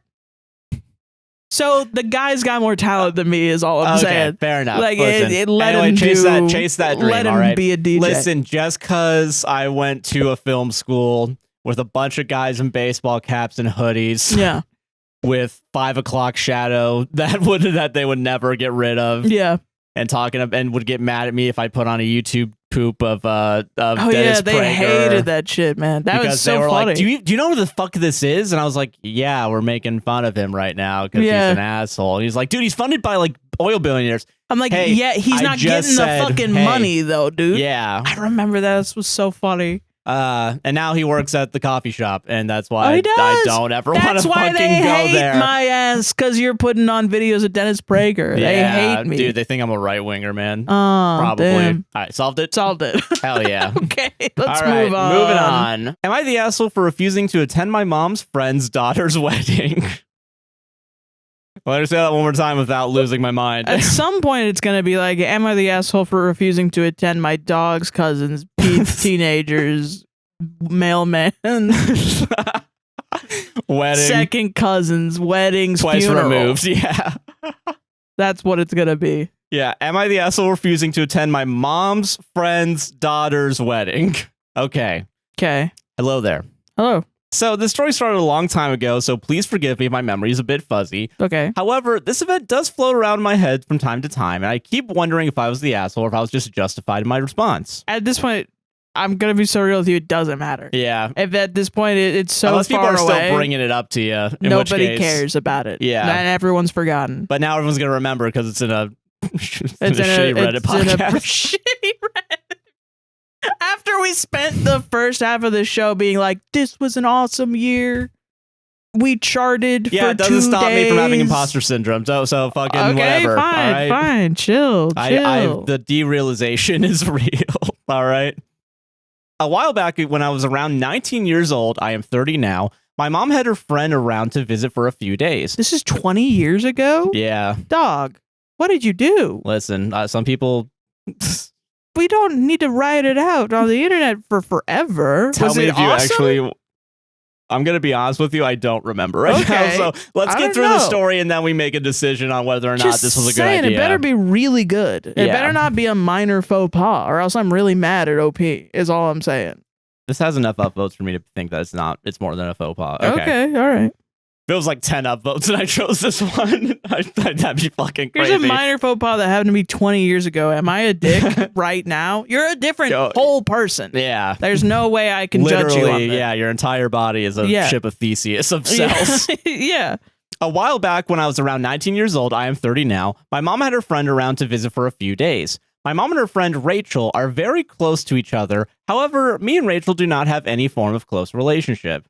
I can tolerate her and be friendly, but I always have a feeling that our personalities clash, and sometimes we get ourselves into uncomfortable situations. My mom and Rachel were both discussing the wedding of Rachel's daughter, Ellen, who is in her late 30s at this point. From the few times I have seen her, she seemed like a lovely lady, but again, me and Ellen were not that close either. Not that we did not like each other, but the amount of times that I've met her, I can count on one hand. So we pretty much knew each other existed, but that was about it. As they were discussing the wedding, Rachel turned to me and asked me if I was going to be able to make it to the wedding with my mom. At this time, I didn't even know that Ellen was getting married. I looked at her and asked her who was going to be there other than me and my mom.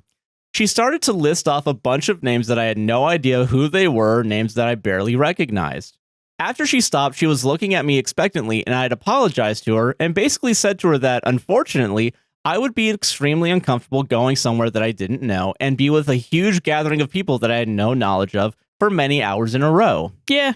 My mom was very understanding, as she knew how difficult it is for me to function in large crowds, especially if that large crowd was full of people I did not know, and she said that it was fine. Okay. Rachel, however, had the opposite reaction. Tried to make excuses for why I can go, that my mother was going to be there and that she would be disappointing Ellen a lot if I did not go. I said to her that I did not really know Ellen all that well, and we had only met a handful of times, so I doubted that she would be that disappointed by my absence, considering that we are not even friends. I don't remember the words that were exchanged, but me and Rachel had an argument in front of my mom, who very much stayed out of the argument and watched it continue, which I understand because what do you say when your son and best friend are fighting in front of you? When she left, my mom came to my room and asked if I was sure I did not want to go, and I said to her, most definitely not now after that. Yeah. After the wedding, she looked through photos with my mom in the living room and made offhand remarks about how I would be in them if I had attended, which I gave no attention to and just returned to my room until she left. So am I the asshole? No, that was just weird. That was just a weird situation that happened 11 years ago. Why is a 30-year-old fighting with a 19-year-old? Dude, I don't know.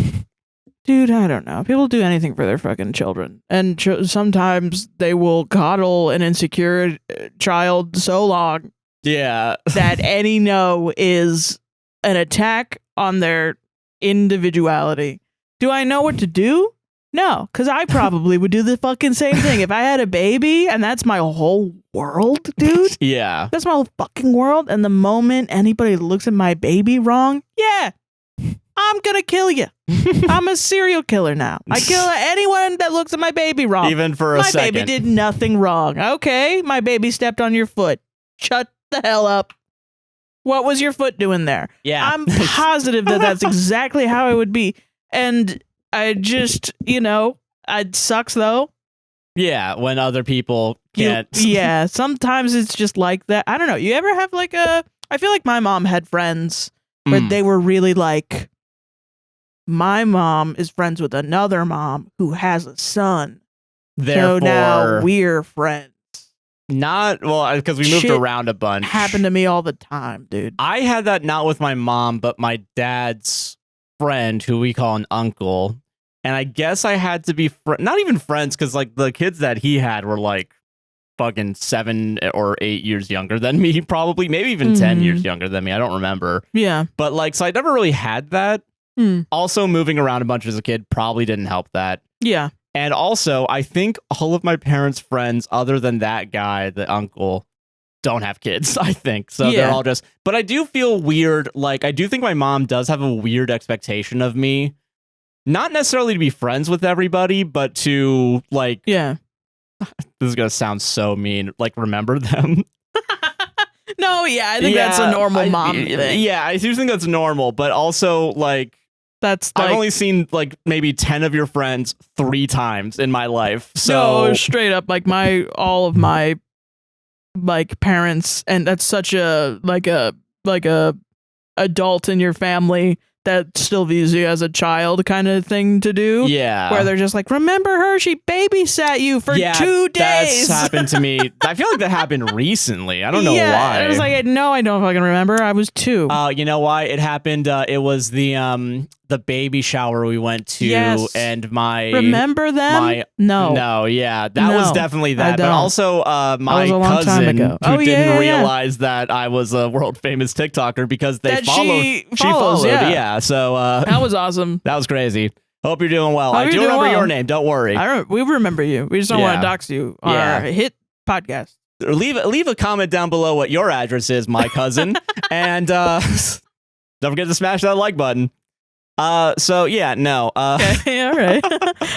No, yeah, but yeah, very specifically, like family members that are like twice removed, or not even technically family members, but they're called aunt or uncle or whatever. I mean, just like the son of your mom's fucking friend that she hangs out with sometimes. I never really had that, man. Oh damn. Yeah, that's. I mean, my mom would like be friends with people. Sorry, just whispering that to myself. Okay, it's getting late. The sun's getting a little low, big guy. But no, yeah, like my brothers. I feel like my brothers were quite charismatic. They still are. They're very charismatic dudes. Yeah. The 2 brothers that I grew up with, on my mom's side, and my mom had a friend who had a son. And my brothers would play football with him all the time. And they kind of were like, my brothers were always having fun with each other and fighting with each other, being brothers, because they were born within like a year of each other. So then like kind of anybody that was a kid, like a boy that grew up around them, just got sucked into their kind of like sphere. Like, yeah. And I don't know. It's just that's how it was. So I think my mom just expected me to do that as well. But I was such a fucking standoffish kid that it just was not fucking working. Same, man. I get it. I would not speak to people. I will say, I would not. In the similar vein, my sisters had a bunch of friends that when they would babysit me, I would become. And every once in a while, like I think some point this year, one of them showed up in my Twitch stream, and like I remember exactly who they were because they gave me the first letter of their name.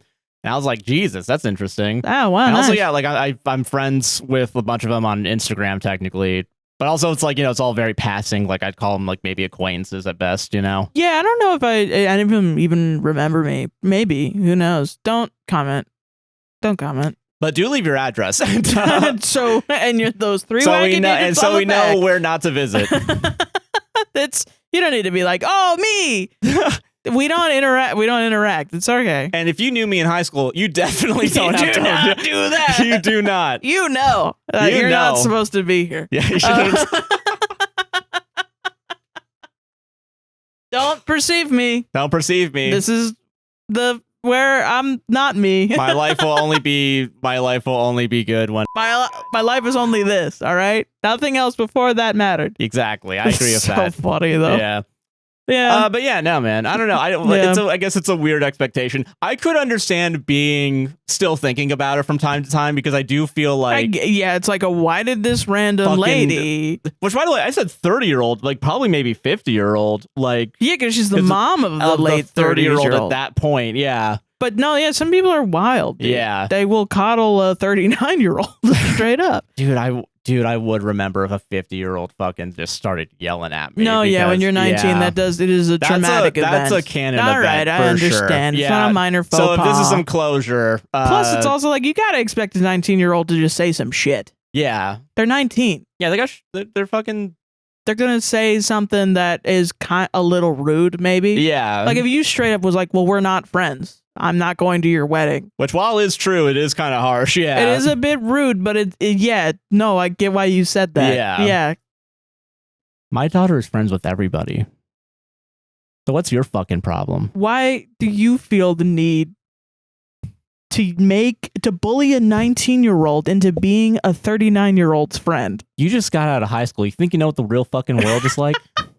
I'll tell you what the real fucking world is triggered. like. All right, sorry. I'm getting triggered. Pull it out. Pull it out. I don't like this. I think these are the last two stories. Let's fucking finish this shit up. Oh my Come God. on. Okay. Are these our last two stories? I don't remember how many stories I've done. I think so. Oh God.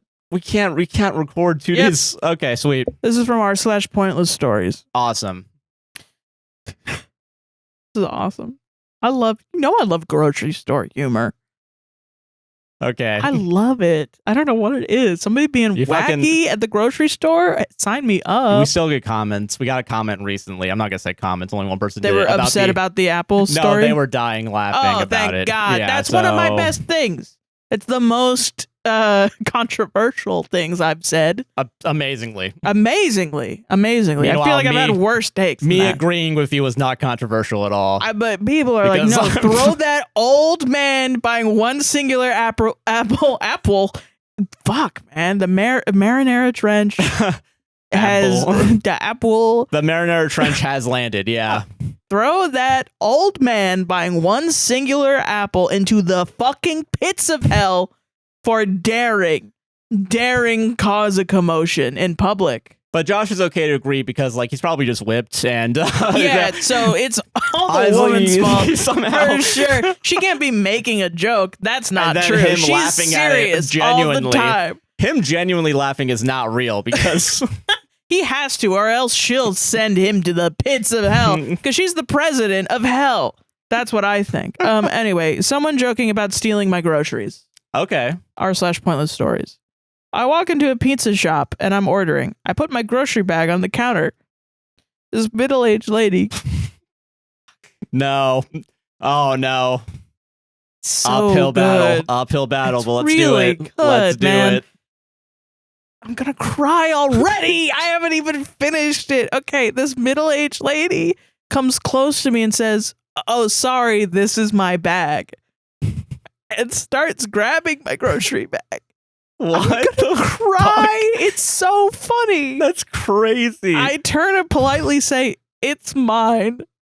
she jokes that it's sometimes nice to switch bags with others. Okay, you're bringing me back. Hold on. Hold on. Now I'm saying the setup's a little crazy, but the punchline might be worth it. And there's my pointless story of the day. That's the whole thing. Dude, I don't know what I would do, man. I'm just trying to get a fucking pizza. Yeah, I don't want to fucking... And also, like, am I going back to my car? Am I getting on the bus? Am I walking home after this? Am I walking home? What's the situation? What's the transportation situation? And some fucking lady is like, grab, give me your groceries. Let's switch bags, okay? I would be freaked out, I think, personally. Maybe because I'm it's fucking wild. Maybe I'm just fucking not built right for this, I guess. Listen. She's allowed to be a little quirky. She's a little quirked up. Okay, all right. She's a little crazy, and we love her. We love her, fam. We love her. Ghibli. She's a little quirky, and we love her. Oh my god, I love that though.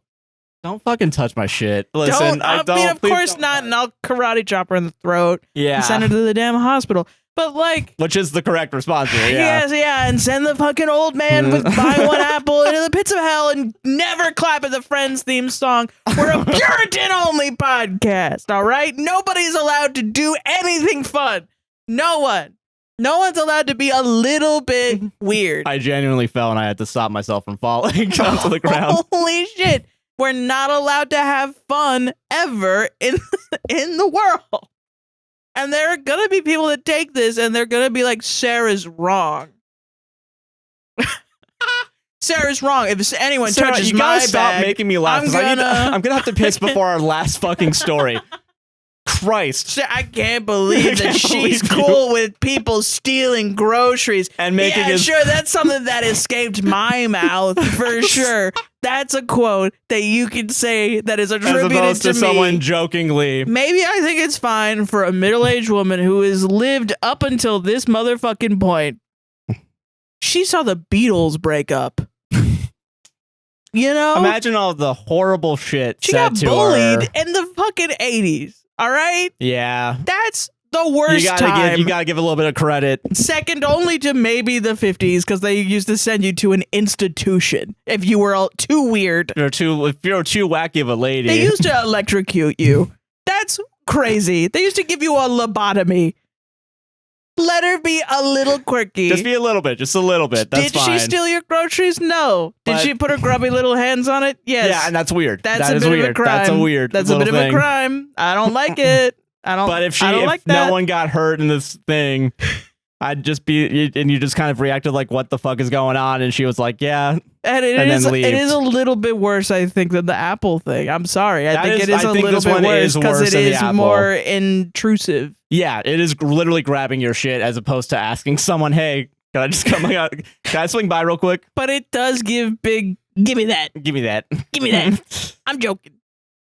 That'd be so funny. That energy. That'd be so funny if everyone. Fucking awesome. I think that's great that somebody did that in real life. Do I condone it? No. No, I don't condone it either. I don't condone single Apple man either. Except I do a little bit.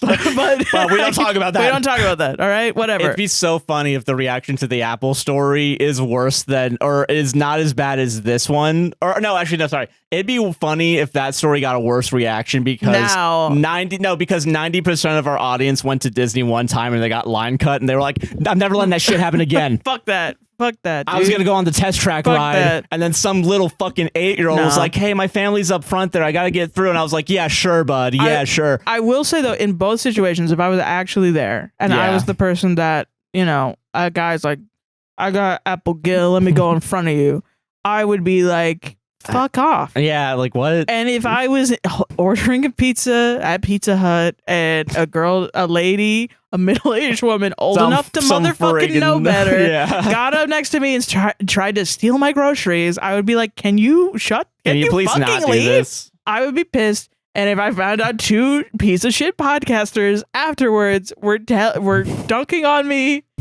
for daring... You're a fucking buzzkill. I would be like, what the fuck? And I think that's fucked up.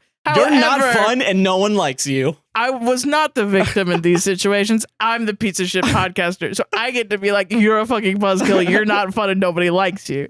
That's what I get to do. And that's what's going to happen. She's a little quirky and we love her for it. Holy shit. One time when we went to Universal, we went on the Popeye Bilge Rat barge ride where you get really fucking soaked with water. Oh yeah, because we were on vacation and it was like the only time I ever want to go on a water ride at Universal is if I'm at a hotel at Universal because I'm not driving. Yeah, I'm not driving wet. Yeah, too long. Yeah, and then Put getting me on a the rash goddamn bus, or something. please. Thank you. Yeah, for real. So we got there, we did that. I got really wet, and then you went somewhere else. I don't remember what you did. I think you were getting food or something. I might have been. I think it was lunchtime. Yeah. So I was just sitting, dripping, soaking wet. Yeah, I loving remember. it, loving my life, dude. And this old woman comes up to me and she goes, "Did you know that was going to happen?" And I was like, "Yeah." Listen. Yes. Listen, am I wearing jeans and a t-shirt right now and Converse? Soaking wet? Yes. And do I regret it? No. But it's I understand why you would think of that. Yeah. Yeah. And I was like, yeah. And she was like, okay. Sure. Thanks for lying to me, little kid. Thank you. I literally think about it all the time. It's so funny to me. Yeah. So I don't know. I just don't know how people are out of here having these things and being like, fuck that. Dude. When if it would happen to me, I would be like, hell yes. Yeah. Yes. Oh, I got a story for everybody now. Yeah. Yes. Yeah, I feel that. My old person at Universal it's story. Nice to switch bags with people. Don't know why you're French now. Sorry. My old person at Universal experience, real quick. I must have been like either preteen or teen. Doesn't matter. Yeah. It was at some point because my parents, we had annual passes, so they would just let me run around Universal and ride rides by myself, and they would get drunk at Finnegan's. Yeah.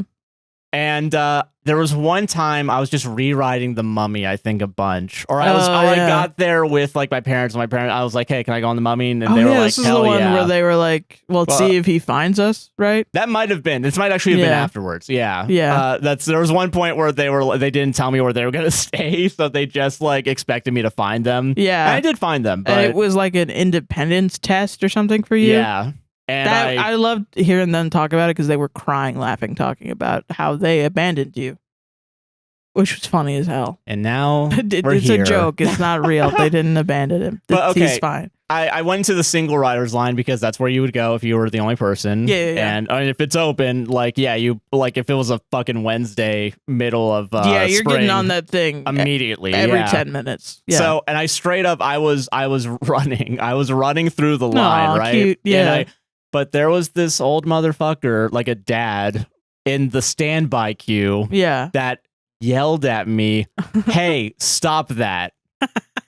And I stopped that. He looked so pissed at me. Yeah, it's funny. And I wonder if it's because he also thought I might have been in the express line, i.e. the rich people line. Oh, like rich kids, they're right stop there running around. Yeah, because the way it used to be laid out is like the standby line would go inside like a little building that's now a bunch of lockers now. Yeah. And then the express and single rider lines just stayed on the outside and they were right next to each other. Yeah. And it was the middle one too, so I think it was closest. Yeah. But the guy must have been like, "You're not getting on that fucking ride before me. We're gonna see who gets there first." I mean, it's terrifying when you're a kid and you get yelled at by a stranger from like 20 feet away. Like he was not that far. He was not that far, but he was far enough to where it was like, who the fuck is yelling at me? And your parents are nowhere to be found to protect you, and that's really scary. However, funny as fuck to compete with some kid in a different line for the mummy ride that is going to get to the person that is going to put you first anyway. Like, that's so funny. God, man. Oh, man. God bless. I think anytime anyone talks to me in public, I'm like, fuck yeah. Oh, we're going to see how this goes. Yes, dog. That's fair, yeah. All right, final story of the night. Let's do this. Mm-hmm. Am I the asshole for not taking off work for my girlfriend's birthday? I don't know. I, 31 female, my girlfriend, 29 female, have been dating for about a year. Her birthday was last month and it landed on a Tuesday. Tuesdays are typically busy work days for me. My plan was to go to work, maybe sneak out around 4 if I could manage it, then meet up with her for her birthday dinner at a restaurant she likes. Okay. When I asked her what she planned to do, she didn't really have much of a plan. Mostly it was, quote, hang out, do whatever I want, maybe do this, maybe do that. Nothing concrete. So I then asked if she knew where she wanted to go for dinner after work. She got upset because she had expected me to take the day off and spend it with her doing whatever. I told her that I didn't want to do that and felt uncomfortable. I'd recently have some life events and health issues that effectively burned through most of my PTO and sick days. She told me to just lie about being sick again or that I had a doctor's appointment. This made me more uncomfortable. I hate lying and I hate bending the rules, especially when it comes to work. I've worked hard for my career and I'm lucky to have my job. Additionally, my company has been very good to me and it felt wrong to take advantage of their kindness. She comes from money and has always had a cavalier approach to jobs. Her mindset is that if any company would fire you on a whim, why be loyal? A little agree, but also I get why you would want to keep a job if you like it. Yeah. Oh yeah. Amazingly, changing jobs right now in this economy the probably worst fucking person sucks. made a good point. Yeah. She's not that bad. I'm just saying. Yeah. By the end of it, you're gonna be like, she's the devil. What the heck? I told her no, but she insisted, and we fought. Eventually, she gave in and accepted. Her birthday comes around, and she seemingly has a good day, shopping, napping, and going to lunch with her parents. At dinner, she seemed completely fine. We went to one of her favorite spots, had an excellent meal, even got free champagne. Nice. Then when we went home, I gave her gifts and we made love. I'll spare you the details. In the end, she said she had a great day. Right, cool. I took her in my arms.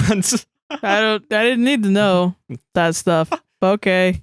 Flash forward to today. A month later, she's clearly upset and grumpy. I poke and prod and ask her what's wrong. She suddenly explodes on me. She said she's still pissed I didn't take off work for her special day and that I haven't apologized. She says I ruined her day by not being there for her. When I brought up that she said she had a, quote, great day, she said she lied and that obviously I'm supposed to have done everything in my power to make sure she had an amazing B-day. Again, she had no plans listed. She was operating off of just vibes. When I pointed this out, she said that it was my responsibility to help her come up with things to do and know what she would have wanted to do. I'm very confused and my head hurts. Reddit, am I the asshole? And this one's real? This one was real, I think. I think I did check this one. This might have been one of the more, and honestly, this might have been one of the more real ones. Like, damn. Yeah. That's wild. Yeah. I don't know. Like, I guess she doesn't sound great for not knowing what she wants, I guess. And also expecting you to figure out. It just sounds like young people shit. Which I guess, yeah, I think what were the ages? They were 20-something? I didn't hear ages at the beginning. 31 and 29. What? Older than us. What? Which I She's think, 31 and he's 29? Yeah, OP is 30. Hold on a second, let me double check. OP, 31 female, girlfriend, 29 female. Okay. I don't know why I expected OP as a dude. I'm sorry. I'm heteronormative today, I guess. Fucking God. Okay. Yeah, no. You do have to communicate. That, yeah. Yeah. I will say also, you're explaining what she did on her birthday. All of it seemed awesome in at least your words. Great. Yeah. No, yeah, she needs to tell you what the fuck is wrong. Oh yeah, for sure. Yeah, she needs to. You can't just lie to your partner and say, yeah, I had a great time. No, I'm lying. Obviously, duh.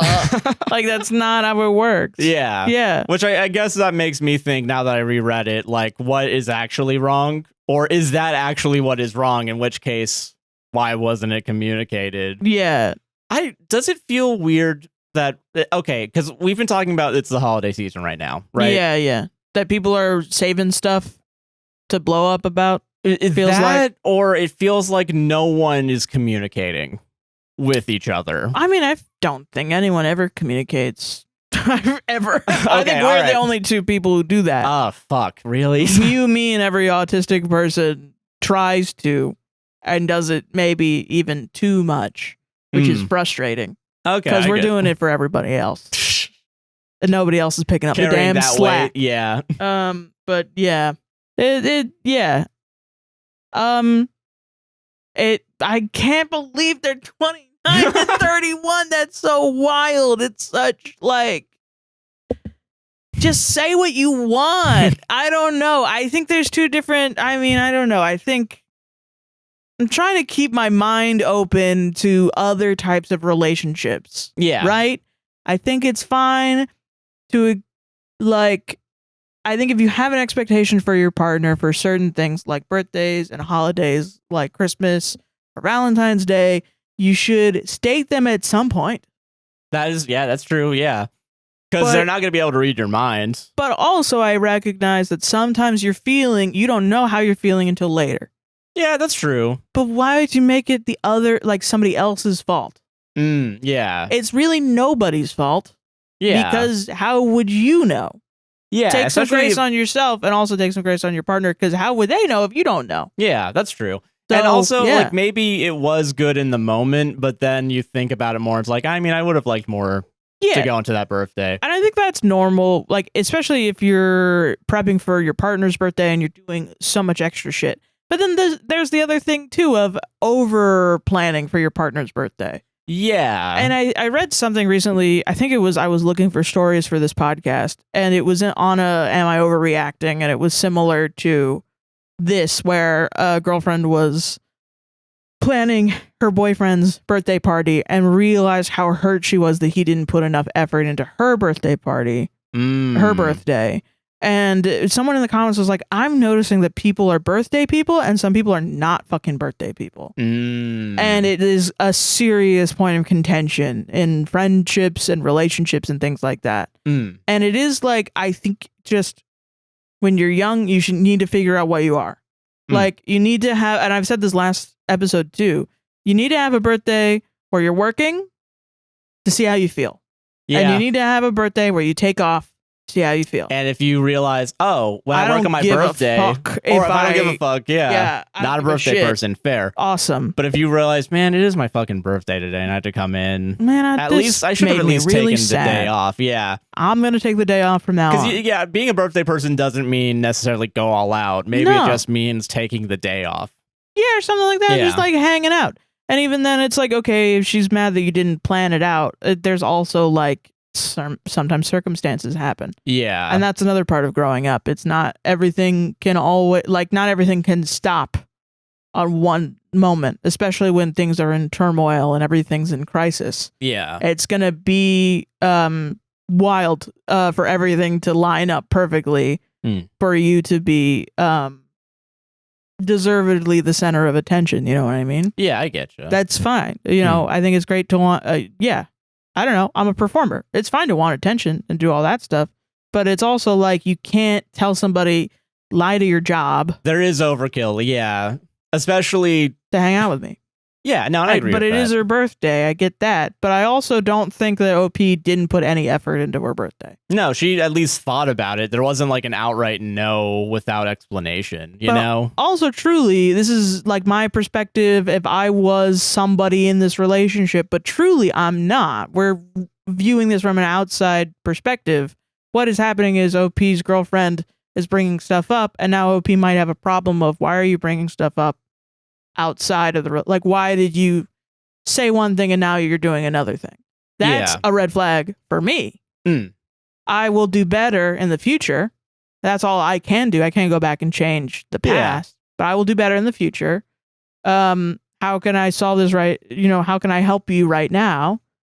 But also I need you to help me by telling me what's going on. Yeah, what's going on in your head, what you're feeling, yeah. And then if OP's girlfriend is like, well, what I need from you is every birthday, I need you to take off and I need you to help me plan it and figure out what I want.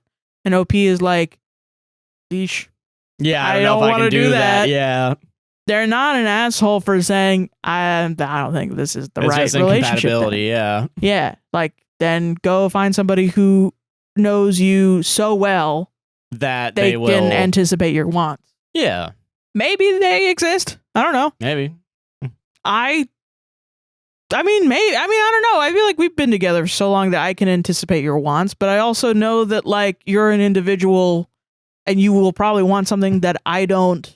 Like, if I just bought you gifts that I thought you wanted, I'm sure I would get it fucking wrong every time. No, I feel that. And I do feel like if I didn't ask you what you wanted, I would definitely be buying the wrong shit. And it's like, I do like a surprise, but also I like getting what I want. Yeah, right. You know? So I would rather that happen more than a surprise.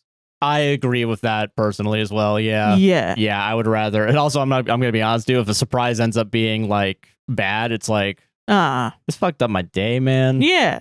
But sometimes it's just the thought. People just like the thought. That's true. Yeah. Which is also nice. But if you give me a wrong gift, I'm going to be real fucking mad. I'm going to be so pissed, man. Can I tell you about one of the worst birthdays I've had recently? Yes. But not even telling you. I'm going to tell the audience. Yeah, because I probably know. You probably know. Because no, you did. You actually made it better. So fucking give yourself some goddamn credit, you fucking asshole. I'm a good girlfriend. Worst birthday I had, I think it was 2021 technically, because 2020 I turned 21 and everyone was at the house and they were all trying to get me to drink, and I did drink and I thought I was into it and then realized later I wasn't, but whatever. That was 2019, baby. No, it was 2020. Oh, never mind then. Yeah, because that was COVID, the start of it, and then also I turned 21 in 2020. So I played Animal Crossing New Horizons for 2 years? Yeah, I think 2021 is when you did the thing for me. Yeah. 2021, I awake. Yeah. I awoke, and my mom immediately was like, hey, can you go to the fucking post office and get all my shit? And I was like, I mean, yeah. Happy fucking birthday. Happy birthday. On a day where also, because she was getting on my case for not going to the dentist in a while, which fair. I should have been going to the dentist more often. I should be going to the dentist in the next 3 weeks, because who knows if I'm going to be able to go to the dentist for years now. Yeah, who knows? So I had to go to the dentist as well because of her also telling me, hey, go to the dentist. I was like, okay, I'm going to go to the dentist. Go to the dentist. They're like, hey. Your shit's all fucked up. Yes. And they were like, hey, you might actually you might have like the worst gums I've ever seen. They didn't say that, but they said like, oh, you might have like periodontal, but I don't want to say that. So anyway, they haven't seen my gums yet. True. So yeah. I mean, I should have been there to not even gonna deny save it. Yeah, you. No, yeah, to you should be like, yeah, check this shit out. Check this shit out, motherfucker. Yeah. Yeah. And they were like, okay, we can also get you on Invisalign. With a plan, it would cost, I think, like $300 a month was probably one of the lower ones. It was like $4,000 or something. Total, I think. Yeah, like some crazy number with insurance, by the way. Yeah. That was, I thought, better than the one I have now, but honestly probably was better than the one I have now, but whatever. Yeah. And I don't know, honestly. Because I was still on her insurance too, so that's why she was like, she wanted you to go to get because she was about to lose it, and I didn't know if I was gonna be able to get on a different insurance plan because I was still under 26. Yeah, and I can still be under my parents, thankfully. Yes. But not anymore. Yeah, and then I was apparently it must have been a Friday or something because I drove to visit you to stay the night maybe, because I think this was around the time we were gonna start moving in together, so we were trying to get more accustomed to staying weekends. Yeah, it might have been the year that we decided we were going to move in. Yeah, it makes sense. Yeah, because it's 2021. That's when we moved in. Yeah, and you made a really nice, very beautiful like birthday spot in Animal Crossing New Horizons, because I didn't have any money. I genuinely cried because that was like the best thing that happened that day. Yeah. And now I think about it, was I crying because that was the best thing, or was I crying because of how grateful I was? Maybe a mix of both, honestly, because it does feel like you have a bunch of shit happen to you. It cost me no money. And yeah, you know? Yeah. And I don't know, it was just really nice. I really did appreciate that. No. So, yeah. It's crazy because I just had unlocked the terraforming. And I just went crazy on the terraforming. And I was like, crazy style on the mountain. Yeah. You know, going crazy style on that mountain. But yeah, no, I was like, I don't know. It could be cute if I'm like, all right, fucking, we're going to play co-op. Follow me, bitch. Yeah. And then and it was cute. It was really nice. Yeah. Yeah. It was funny as hell to me, though, because I'm like, I wake up, I'm like, happy birthday. I wake up, I feed the cats or whatever in my nasty ass apartment. And I sit down. And I just go to fucking work on the fucking thing. And I blah, blah, blah, blah, blah. Man, Sarah's not texting me. Texting you. And I'm like, okay. Not feeding myself. Not taking care of myself. Not because I'm focused on this. Because I'm bad at doing that. Where if you were another person, you would come over and be like, why are you such a mess? Yeah. Hey, can you get your shit together a little bit? Yeah. Do something else. Hey. If you were a dude, you would be like a gross nerd. Not wrong. I'm not even gonna defend. I'm sorry. crazy. I understand where you're coming from. Yeah, and then you're come exaggerating, over, but sorry. Yeah, and sorry. I'm showing you, and then you sit down and you just start crying, and I'm like, okay, I don't know. I think I just felt really bad that I didn't have any money to buy you anything. I don't care, man. You did the only nice thing on my birthday. I got my gums were fucking looked at and made fun of, basically. I couldn't even, I know this probably isn't what happened, but I do think it'd be really funny if, like, the dentist was like, okay, well, I'm going to get your papers. I'll be right back. Dude, the fucking guy in room 5, have, like, some fucked up gums, dude. Yeah, he's like 20. Like, he's like 22, this maybe? He's fucking dead in 3 days. Dude, he's not going to live. He's dying from gum disease in 2 days. Honestly, if he doesn't get the Invisalign, I think his teeth are going to fall out. I don't know. I just feel it. Just like, so, sorry, I have to take this? Yeah, this guy's a goner. Like, fully like, yeah. Oh, shit. But no, you made it a good birthday, and I appreciate that. I think I'm a birthday person, but just very minimally. Yeah, I just don't want to fucking work. A literal acknowledgement. That is literally it. Like, that was just, So I appreciate that. Yeah, no problem, man. But yeah, I don't know. Not the asshole? No, I don't think. Yeah, okay, cool. So I don't think so. I just think there needs to be more communication. That's it. It's fair, yeah. But it's also like, the thing about that is it's fine to fuck up. Yeah, no, I agree with that. And any person can decide any fuck up is too much for each other. Yeah. For any relationship. Like, I feel like sometimes people will be like, so I'm minorly fucked up with my ex, and then they broke up with me, and then they got with somebody who's fucking up at the same way all the time.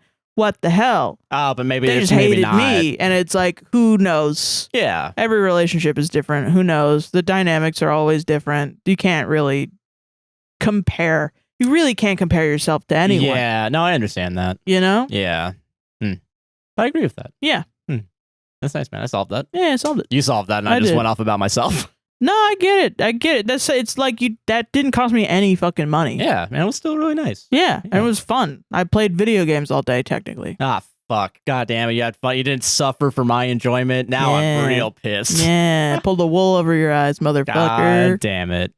That's our show. I can't believe you just sat there. You were like, your gums are bad and you're really gross. But thank you for saving my birthday. Sorry, listen, sorry. Just because this is part of the birthday gift is making me feel better. I'm paying for it years later. Sorry. That's crazy. I'm sorry. Don't look at my gums ever. Nobody That's ever our look show, at my everybody. gums. Sarah, what do you want to plug today? Nothing. Don't look at me. I'm sorry. I'm genuinely sorry. I just didn't know what to say. I was so like, I don't know. I don't. You're like, what? I'm gonna lie to you? I'm not gonna lie. I'm sorry. You want me to fucking lie? No. This relationship was built on trust. Cue the mom and dad are fighting comments. Anyway, fucking, you can follow me at That's So Here and THATSOHEERON.tumblr.com on Tumblr, and sometimes Blue Sky. Yeah, that's fair. That's kind of it, fam. Oh, and you can also go to APWSTR Gaming. I stream on Mondays. They fucked over my Concerta, my pharmacist. That's a whole other can of worms. My pharmacist thinks I have drug-seeking behavior because my psych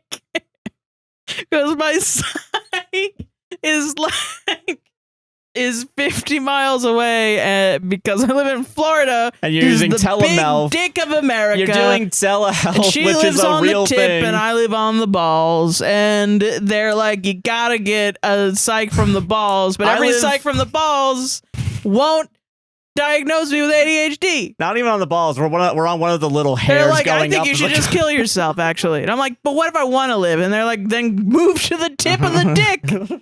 I don't know. Not my problem. Shit, make more money, dumbass. So, if you show up, depending on when I can get my meds soon, who knows? I'll go off my meds. Maybe next week will be a little crazy, a little wild, a little wacky. On the stream, I might be really out of it. So that is fair. No, yeah, I'm sorry that still happened to you. That shit's crazy, man. You told me that shit in the morning. I was like, fuck, that's a horrible thing to wake up to, man. I'm sorry. It's so crazy when your pharmacist is like, where does your psych live? I don't know why. I don't visit their house. Even if I went to visit them in person, I'd go to their office. Honestly, I think she works from virtual as well. Yeah, because a lot of people fucking do. It's a real thing that happens now. You, I guess motherfucker. not anymore. You're not allowed not if anymore. You're on controlled substances. All the junkies are going. They're getting are talking on Zoom. Yeah. We have a call on Wednesdays. We have breakout rooms to talk about which drug we want to get on this week. Breakout rooms labeled cocaine. Yeah, that's funny as fuck. But I'm Joshua Chinland on most things. A guy nicknamed JC on Twitch. I stream Tuesdays and Thursdays. We are also a podcast. We'll save this on Instagram. We're a podcast save this relationship on all podcasting platforms. APWSTR Productions on YouTube. APWSTR on TikTok. Don't forget to like, comment, subscribe, hit the gosh darn bell, and hype us if you're watching on YouTube and you enjoyed this episode. And also give us 5 stars on Apple and Spotify podcasts if you'd be so kind. It helps out a lot. Our Patreon, Buy Me Coffee, those websites, APWSTR. If you want to support financially, it helps out a lot. Yep. And mutual aid links are down in the description inside of our link tree. Yes. Have a beautiful fucking night, dude, and take it easy. Yeah. Peace out. Bye. Bye. Oh, man. Yeah, good episode? I think so. All right, cool. I went off the rails pretty quick. Yeah. This is a long one, huh? I don't know. Yeah, like I feel energized but tired right now. I don't fucking know. I don't. These ones, I feel like they're funny, and I wonder if they're funny. Yeah. And then, you know, it really does feel like a gamble where it's like, oh, God, either it's going to be someone saying like, oh, you guys are fucking back, dude. You guys are so fucking back. This is real APWSTR shit. And then, or it's going to be like, yeah, so like, what the fuck was wrong with them? Yeah, why are they like this? Yeah, I don't get it. Jesus. The mask comes off. The mask comes off. APWSTR, the mask comes off. Was Sarah secretly a bitch the whole time when I went to her dirty apartment? That was Sarah's secretly a bitch the whole fucking time? Do you think any boyfriends feel like that? Like, oh shit, my girlfriend was secretly a bitch the whole time. People are fucking writing it, apparently. Sure, I guess. Jesus. And then they're just like, that's so funny to me rather than I don't love my girlfriend anymore, you know? Yeah, I can't possibly be the bad guy here. No, it's the women that are wrong. Yeah.